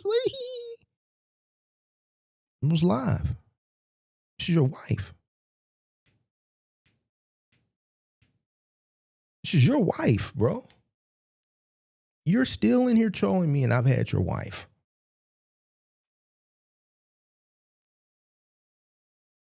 This shit is so unbelievable to the point where, remember, niggas didn't even believe it. That's why you leave niggas alone, bro. You leave niggas alone. Especially niggas from the crib, bro. I'm a Chicago nigga. Boy, like, I don't give a fuck, nigga. The Chicago nigga. I got resources. Go fuck with them white boys, bro. Go fuck with them nerdy white boys from middle America like you like to do. Go troll them. Them niggas gonna cry. They're gonna ban you. Me, I'm gonna hit you where it hurt, pal. I'm gonna get you where it hurt. I'm gonna get you where it hurt. So, yeah. All right. Dude, you got your wife. If I ever like, cause it ain't just in me, man. Like, if I ever become like a 911 caller, bro, I'm gonna have to call on you, bro. Cause what you doing over there with her, man, that shit is diabolical. She wanna get away, you won't let her, bro. You scared that the moment you go out and Uber Dash for 8 hours, you come back, that hotel room gonna be empty. Her and them kids gonna be gone. She told me. So every time you call up here to troll, you be in the car, the whole family in there. Don't take fucking the whole family to Uber Dash. You can go Uber Dash by yourself and leave them at the hotel. But I tell baby girl, man, I've been sticking to my promise, bro. I ain't clipped none of this shit up, bro. She told me, she asked me, she can't tell me a motherfucking thing. She asked me. And I said, all right. Swear to God. I swear to God.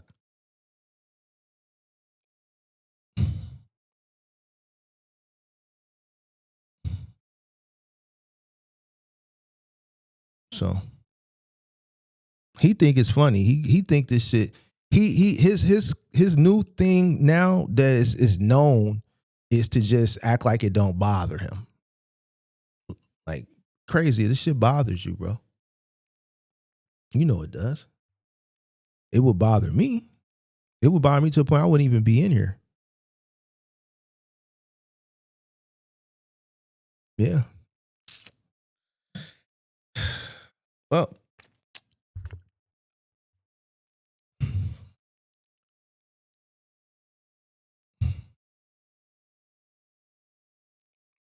hey, crazy. Like, be honest though.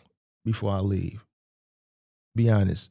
When you first found out, be honest. Did it hurt your heart for real? Just be honest though. Don't cap. Did it hurt your heart?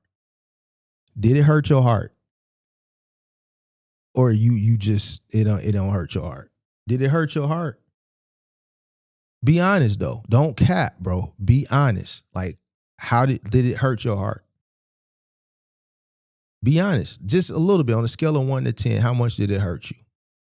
How much did it hurt your heart?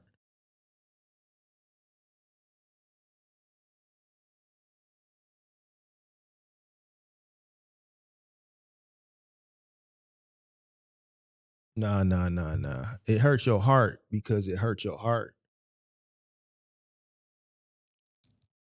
Right? Now, crazy. I've redacted a lot of information that I have. Right? We haven't discussed some things, right?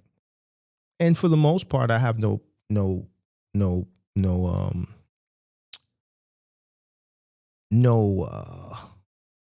motivation to.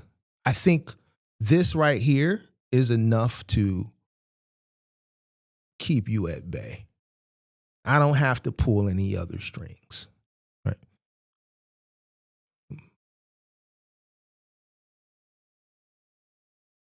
I know, crazy. It's never seen a nigga like me before. Like, man, because you've been trolling for a long time and you just been getting away with it. I ran into Tracy on another channel before. He just over there trolling. This is what he do, a professional poor troller, a homeless troller. And he ran into me. I don't know how. He found my channel when I was doing that, covering that Dante London shit. That's where I think he came from. And yeah, he's just been over here trolling ever since. But if it wasn't for him, I wouldn't have connected. I wouldn't have made that connection that I've made with baby girl. That connection that I made, me and baby girl. Real sweet spirit, real sweet, just a sweet soul. So I guess it's worth it because, you know, the connection that I had with baby girl, like, it wouldn't have never happened if you know, this nigga wouldn't. So I guess it's worth it. You know what I'm saying? She's such a sweet soul. I wish I could really do more to help her out. But it just ain't in me to call 911. You dig what I'm saying? I just can't do it, bro. Like, man, shit, I gotta keep it P. You dig what I'm saying? Like, nigga, just, man, go Uber Dash one day and just keep your fingers crossed, pimp. Go Uber Dash one day and keep your fingers crossed. She might be there when you get back. Don't go out like a sucker, man.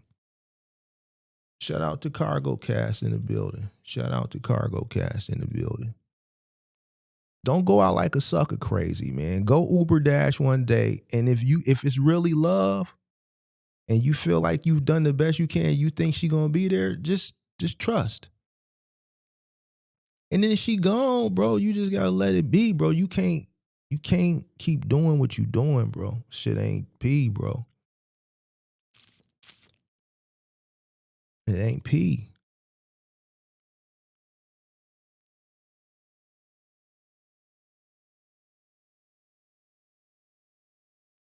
Now, do I have to pull the video up? Do I have to do that? You done fucked around with an old Windy City nigga, and it gets ugly. Like, is this shit is disrespectful, bro? And I had to use you as an example, bro. And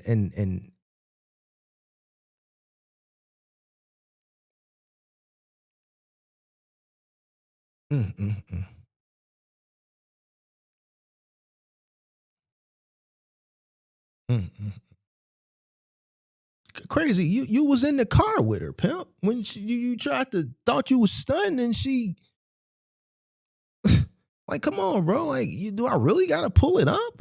You was there when she thought she was gonna, like, nah, nigga, she can't control them feelings that she got for the big homie. Even Pop Sosa was like, damn. She couldn't control it. She couldn't control it. That just lets you know them conversations, bro. Some conversations, boy. That's baby girl. And I kept it P with her. She said, Mark, don't do it as I don't, but please don't. He's put me through enough. I swear for God on everything I love. It's on everything. These were her words, man.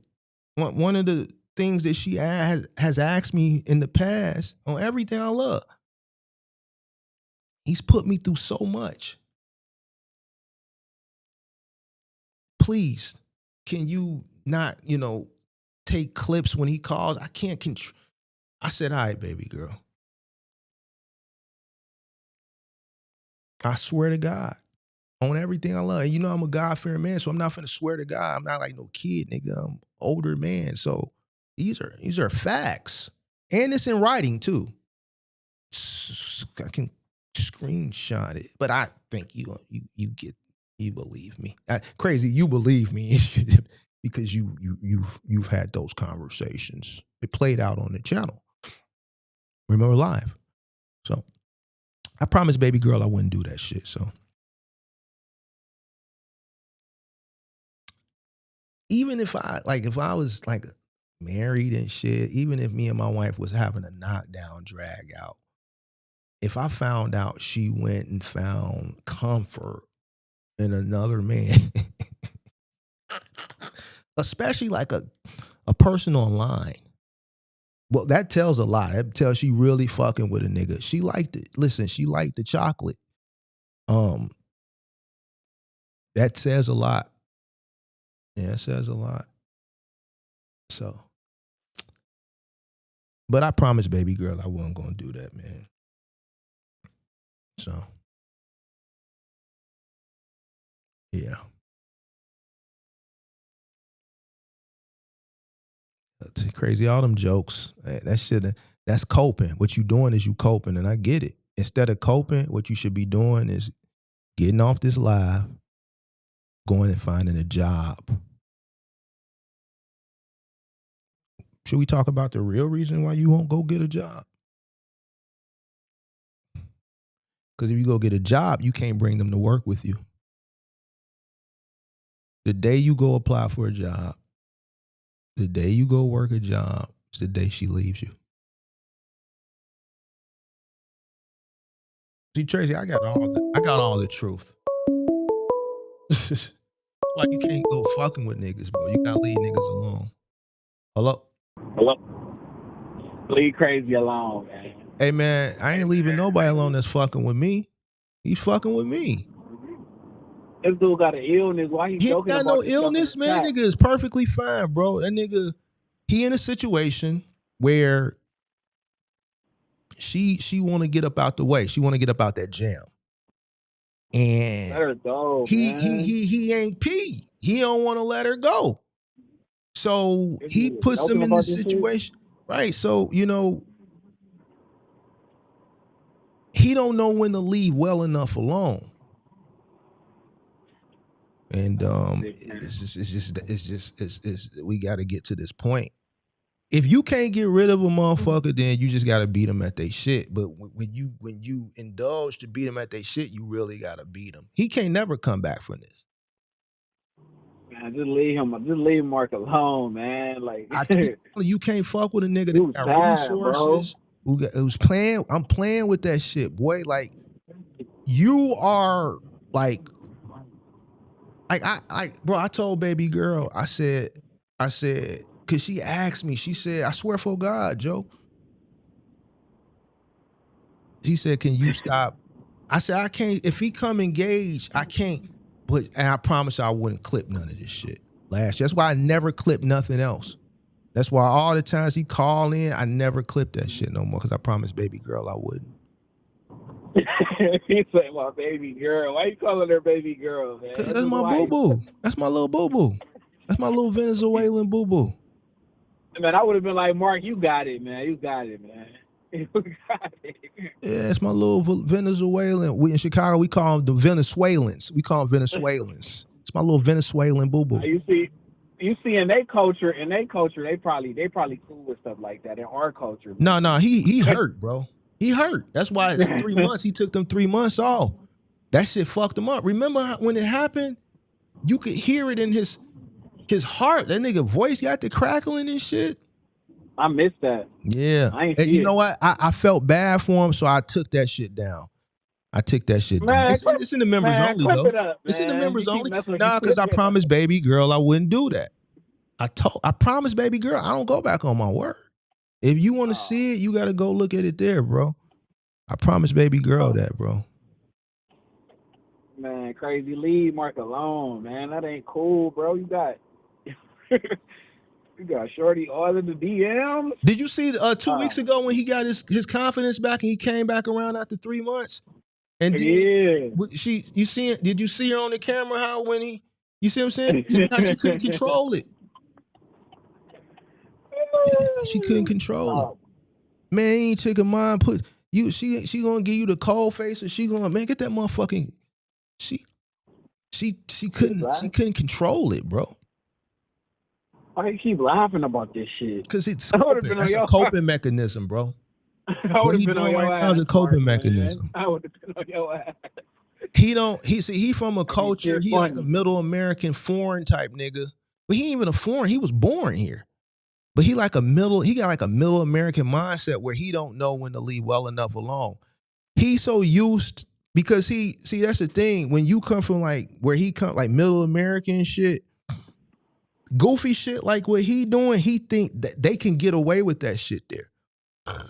You know, he the type of nigga who probably was like a bully or some shit, or got bullied and then came to the internet and, you know, got pleasure out of trying to do to others what happened to him type shit. But he don't know when he lost. He don't know when to leave well enough alone. He's a middle American type nigga. He ain't from where I'm from, right? So he's probably like an Adam 42 type nigga. Or yeah, like an Adam 22 type nigga. He ain't like he like an Adam, I'm like a Charleston. You dig what I'm saying? We come from different, like, where I come from, it's like a battle zone. The moment you enroll in school, all day, lunchroom, from kindergarten to fucking 12th grade, especially in the inner city, you go to public school, it's like a battle zone for roasting. Right. You dig what I'm saying? So that's why it's come second. That's why when it happens to me, it's be so natural to me. I could be off the cusp with it. But this ain't a roast. This is the truth. This is real life. But even with this, you can't like you gotta know when to just stop, bro, because You're not gonna win. You just gotta take your L. He's not used to taking an L because he hasn't had an opponent as skilled as me. You dig what I'm saying? And then it's things that are working in my favor, right? Like resources. He doesn't have these things because he's poor. He's homeless in a hotel. He Uber dashes. Not some of it is because he's lazy, he doesn't want to. But the other fact, I'm breaking news, ladies and gentlemen. If he goes and gets a real job, he can't take them to work with him. She's gone. He can force them into the car, like you've always said. Every time he calls up, the whole family is in the car Uber dashing. Why? Oh, that's their culture. That No. If he leaves her in the hotel, she's gone. Right, I'm saying though, like, why she can't just like she can get out of that if she want to, like she. I don't know. See, man. and then he tries to. First of all, you're over here. We're not. You have nothing for us to go over there and find you. You have nothing. So you're over here. Let me tell you something about the gym, crazy. I'm finna fuck you up again. The gym don't close until damn near midnight. And then I have a state-of-the-art gym in my building. So I can utilize my gym in my building. Or I can go to the gym, the LA Fitness. I have plenty of... He got a gym in his hotel. No, he's at the extended stay, bro. There's no gym in the extended stay. What are you talking about? Gotta be a gym at the extended stay. He's at the extended stay, bro. He's at the extended. Hold on a second. Let me flex a little bit. I want to flex on crazy a little bit. Give me a second. Hold on a second. I just want to flex. Play with some of my toys and shit. I got toys. I don't even be playing with my shit. Pause my toys and shit. Let's see what we want to do. Let's change the mood up around this motherfucker, man. Let's change the mood to red. Let's go red with it. Let's change the mood to red real quick.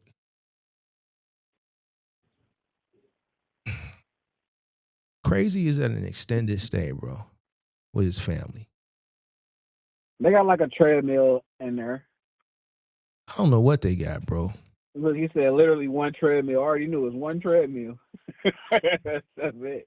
So, so he tried to come with a jokey joke there, and that shit didn't even hit. I got multiple. I can just literally get in the elevator and go upstairs to the gym. That's so crazy. I don't have to leave. There's amenities. I pay a lot in my association fees.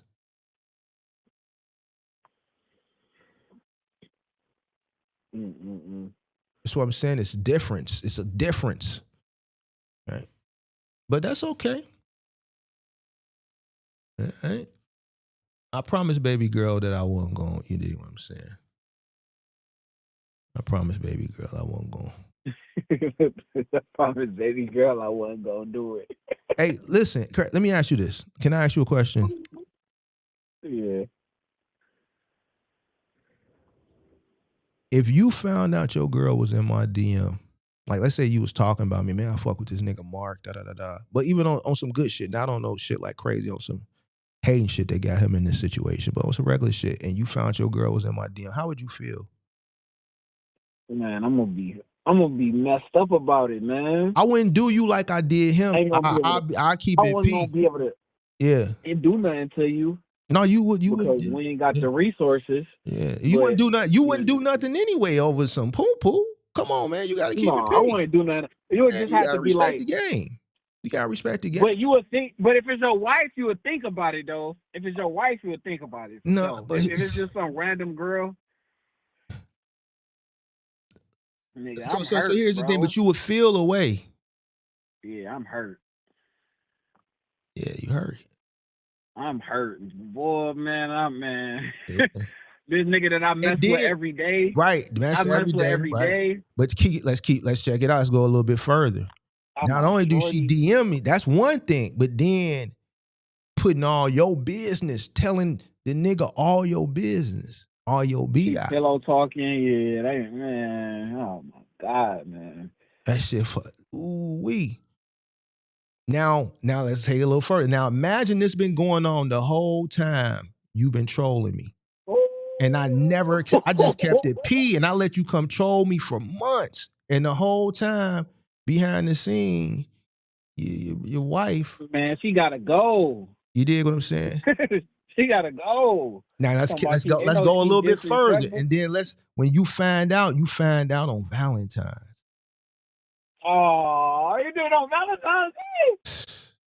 I missed that stream. Hey, nigga, I fucked that nigga's understanding up. Nigga, I put my foot so far on that nigga neck, nigga, and turned my motherfucking heel. That nigga was out that whole Valentine's Day. That's why he disappeared after that. That day when he found out, he stopped trolling up until recently.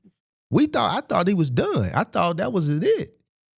We tested the waters to see if he was sneak watching and shit. Like I threw a few hints out, a few streams to see if he was like sneaky watching. He disappeared. He was in his feelings. Is this really his wife? I'm gonna tell you where he was really at though. But I ain't gonna tell you today. But hold on. But yeah, so he come back now recently. And then you know what happened the last time happened. She couldn't control her emotions. Yeah. Wait. Wait, they was on the link? They clicked the link? Well, the last time she was on camera, like 2 weeks ago. I thought you saw that when she was blushing and all. Oh, when he came smiling. No, I ain't see that. Yeah. I wasn't there. Yeah. Oh, you weren't there a few weeks ago. Yeah, it was like 2-3 Saturdays ago. Sure was.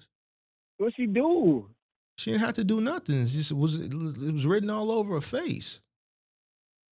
Damn. And she watching right now. Wait, if I walk in and your baby girl just start, just turning, just lighting up and smiling so hard to the You point put her on the camera? She had to do one of these and she was lit, bro. She got lit up and that nigga hurried up and turned it back around. And that's when Pop Sosa was like, damn, that's all I need to see. Because anybody's wife should never get that elated. Damn. But he admitted. He said she in love with a nigga, bro. She fuck with a nigga. I've been cool with that. Am I cool with it? No, I said he cool with that. He ain't got no choice.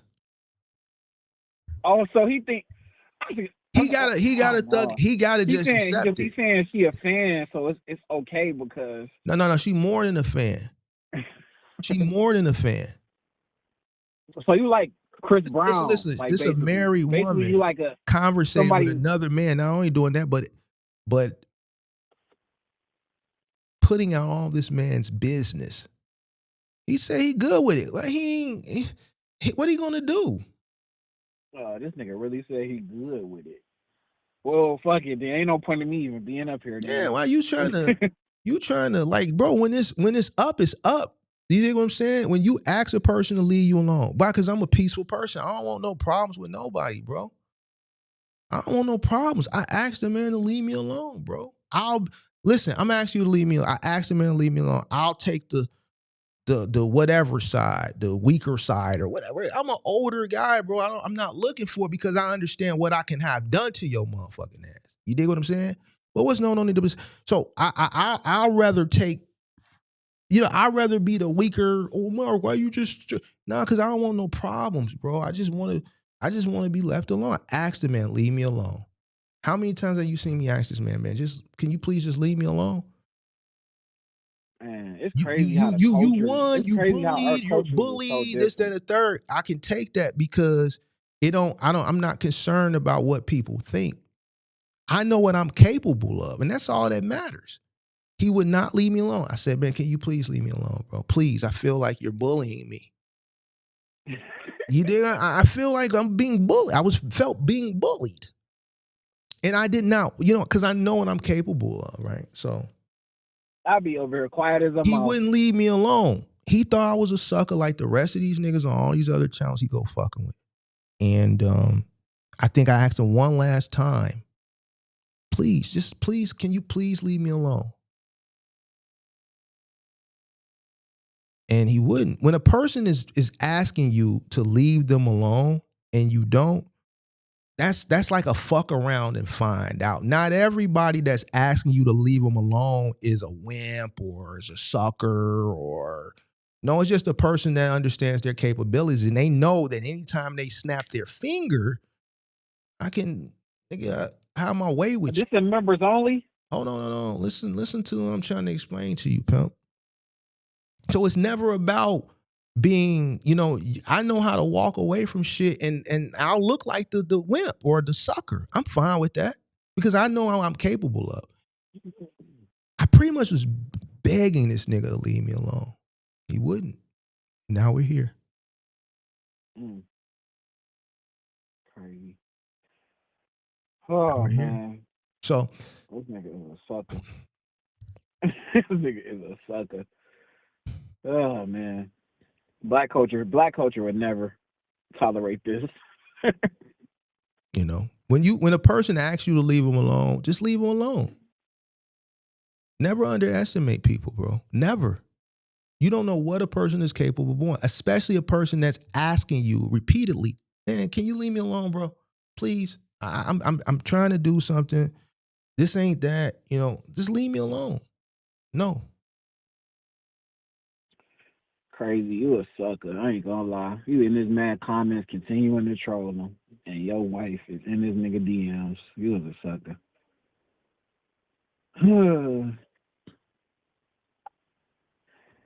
I would literally. And then now that he is known and it's out there, this is how he copes with it by acting like, man, I don't care about that. Yeah, you do. Yeah, you do. So I'll be getting my life together, man. This would be all I need to get my life together. We had some pretty good conversations, me and baby girl.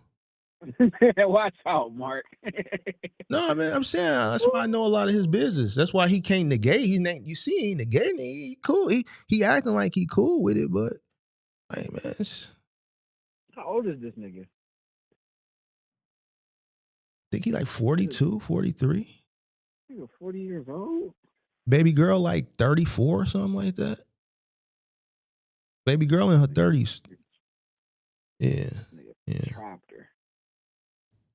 Yeah, I fuck with baby girl. It's my little boo-boo. My little boo-boo. Not a real person.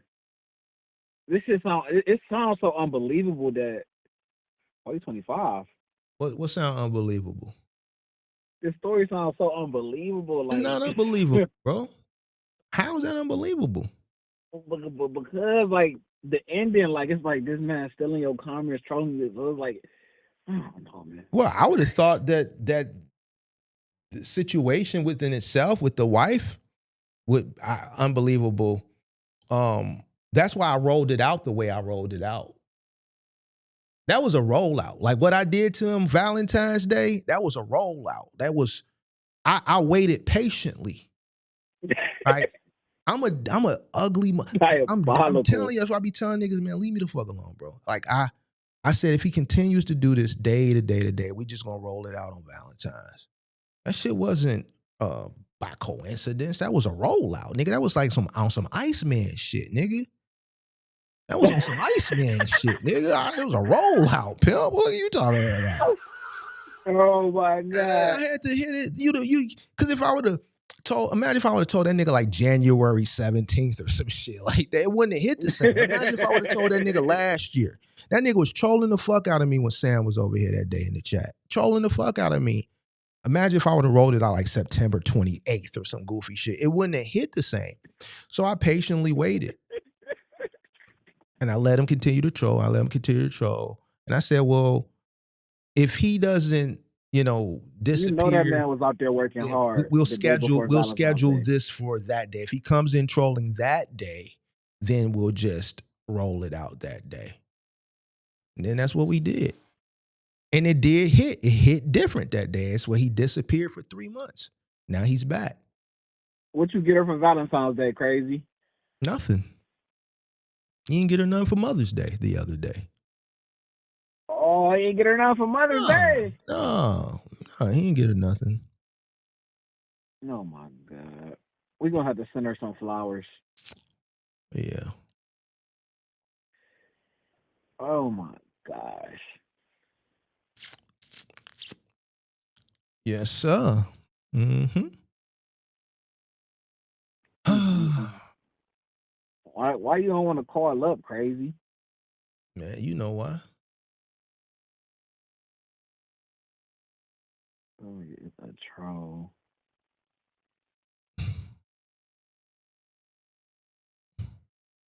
So it's what it is, big dog, you know.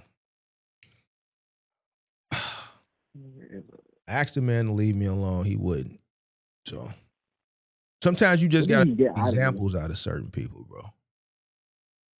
Do he really be door dashing and stuff? He DoorDashes with his whole family. He makes them all leave the hotel because if he leaves his wife, she's gonna leave him. This is diabolical. Yeah. He doesn't DoorDash. That's why every time he goes out and Uber dashes, he makes them all get in the car for hours and hours and hours. Your whole family in the car. The whole family, bro. Yeah. Yeah. That's diabolical. Yeah. Because he can't trust that if he leaves her while he goes out and Uber dashes, she's gonna be there when he gets back. What if somebody got to use the bathroom? They go to McDonald's or wherever the restaurant, they go in the bathroom together. She's not going to leave without the kids, and she's not going to leave without all the kids. So if he got one kid, then she's going to stay. Like, her escape is him going to Uber Dash one day, and when he goes and Uber dashes, she's going to gather the kids up, and that's going to be her escape. But he won't allow that. Is that hard to leave? I guess so. I think she's attempted it before. This nigga is a sucker. Yeah. So. Jeez Louise. Yep. This stuff is a real story. Yeah. So.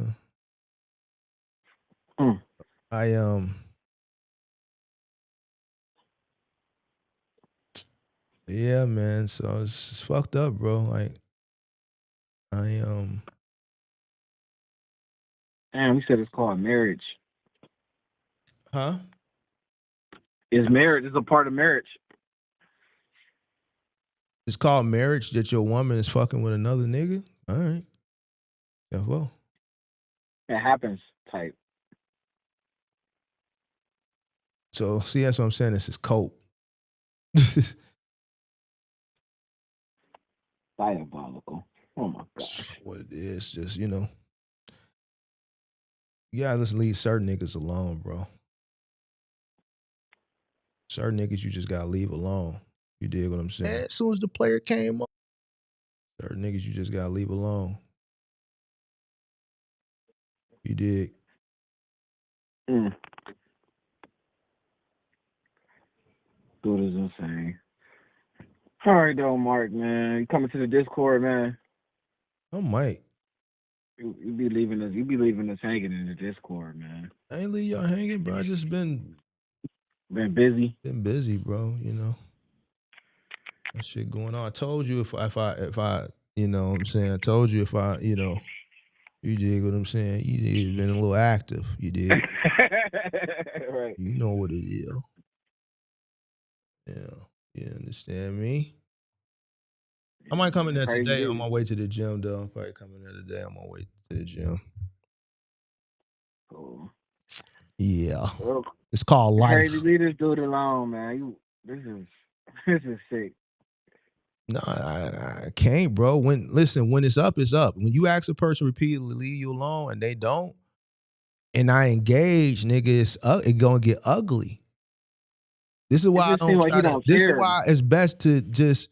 I try to like let him say, man, go on here, bro. Like, go on here, little homie. Like, leave a real nigga alone, bro. Boy, your feelings will get hurt around this motherfucker, boy.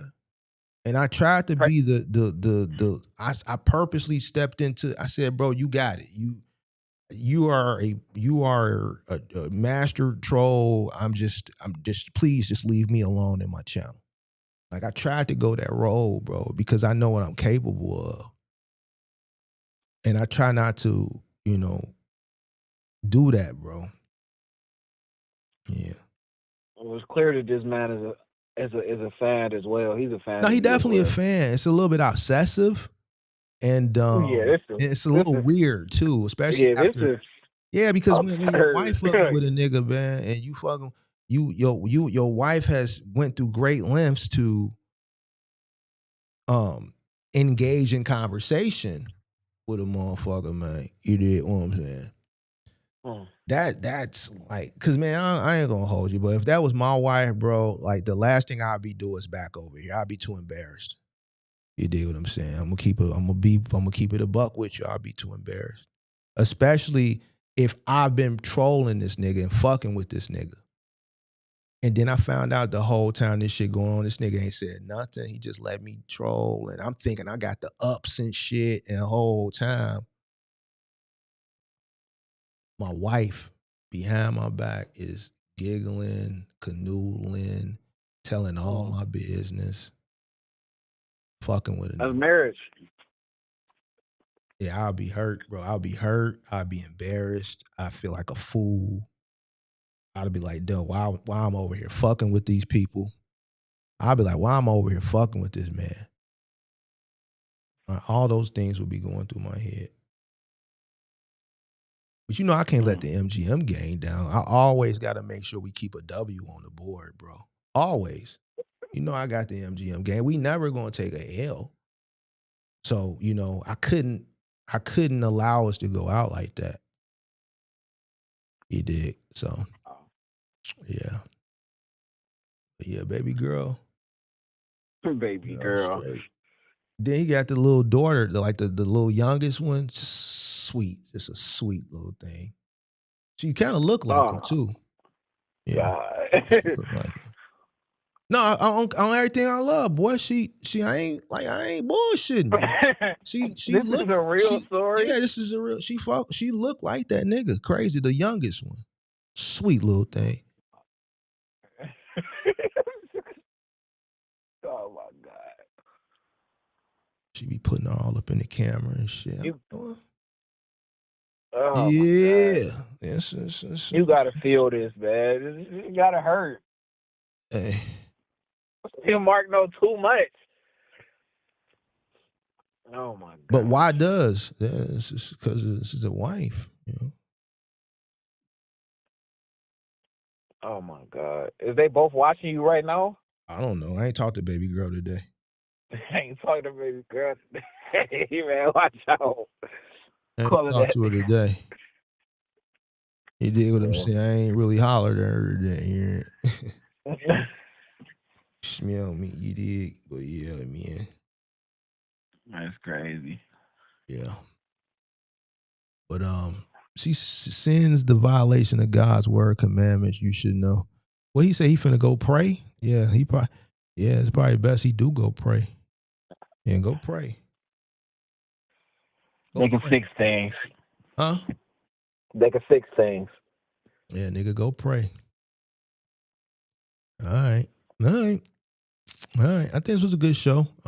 It ended kind of, but this is good amusement for my core subscribers. You dig what I'm saying? Like, I like to give y'all a little. Sometimes we gotta. Girl, yeah, bro.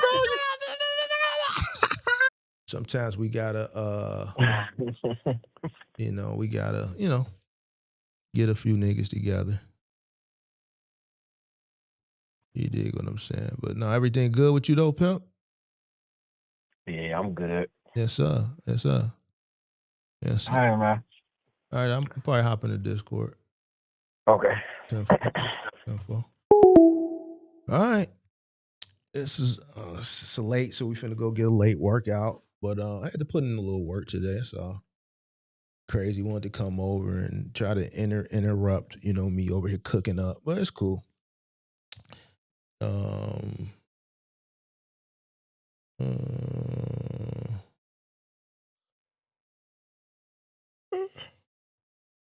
It's called marriage. It's called real life. Nah. Stop making excuses, nigga. It's called the P. It's called pushing P. That's what it's called, nigga. It's called P. We pushing it. We pushing it. It's called him. Nigga, you not him. I'm him. You dig? So, all right.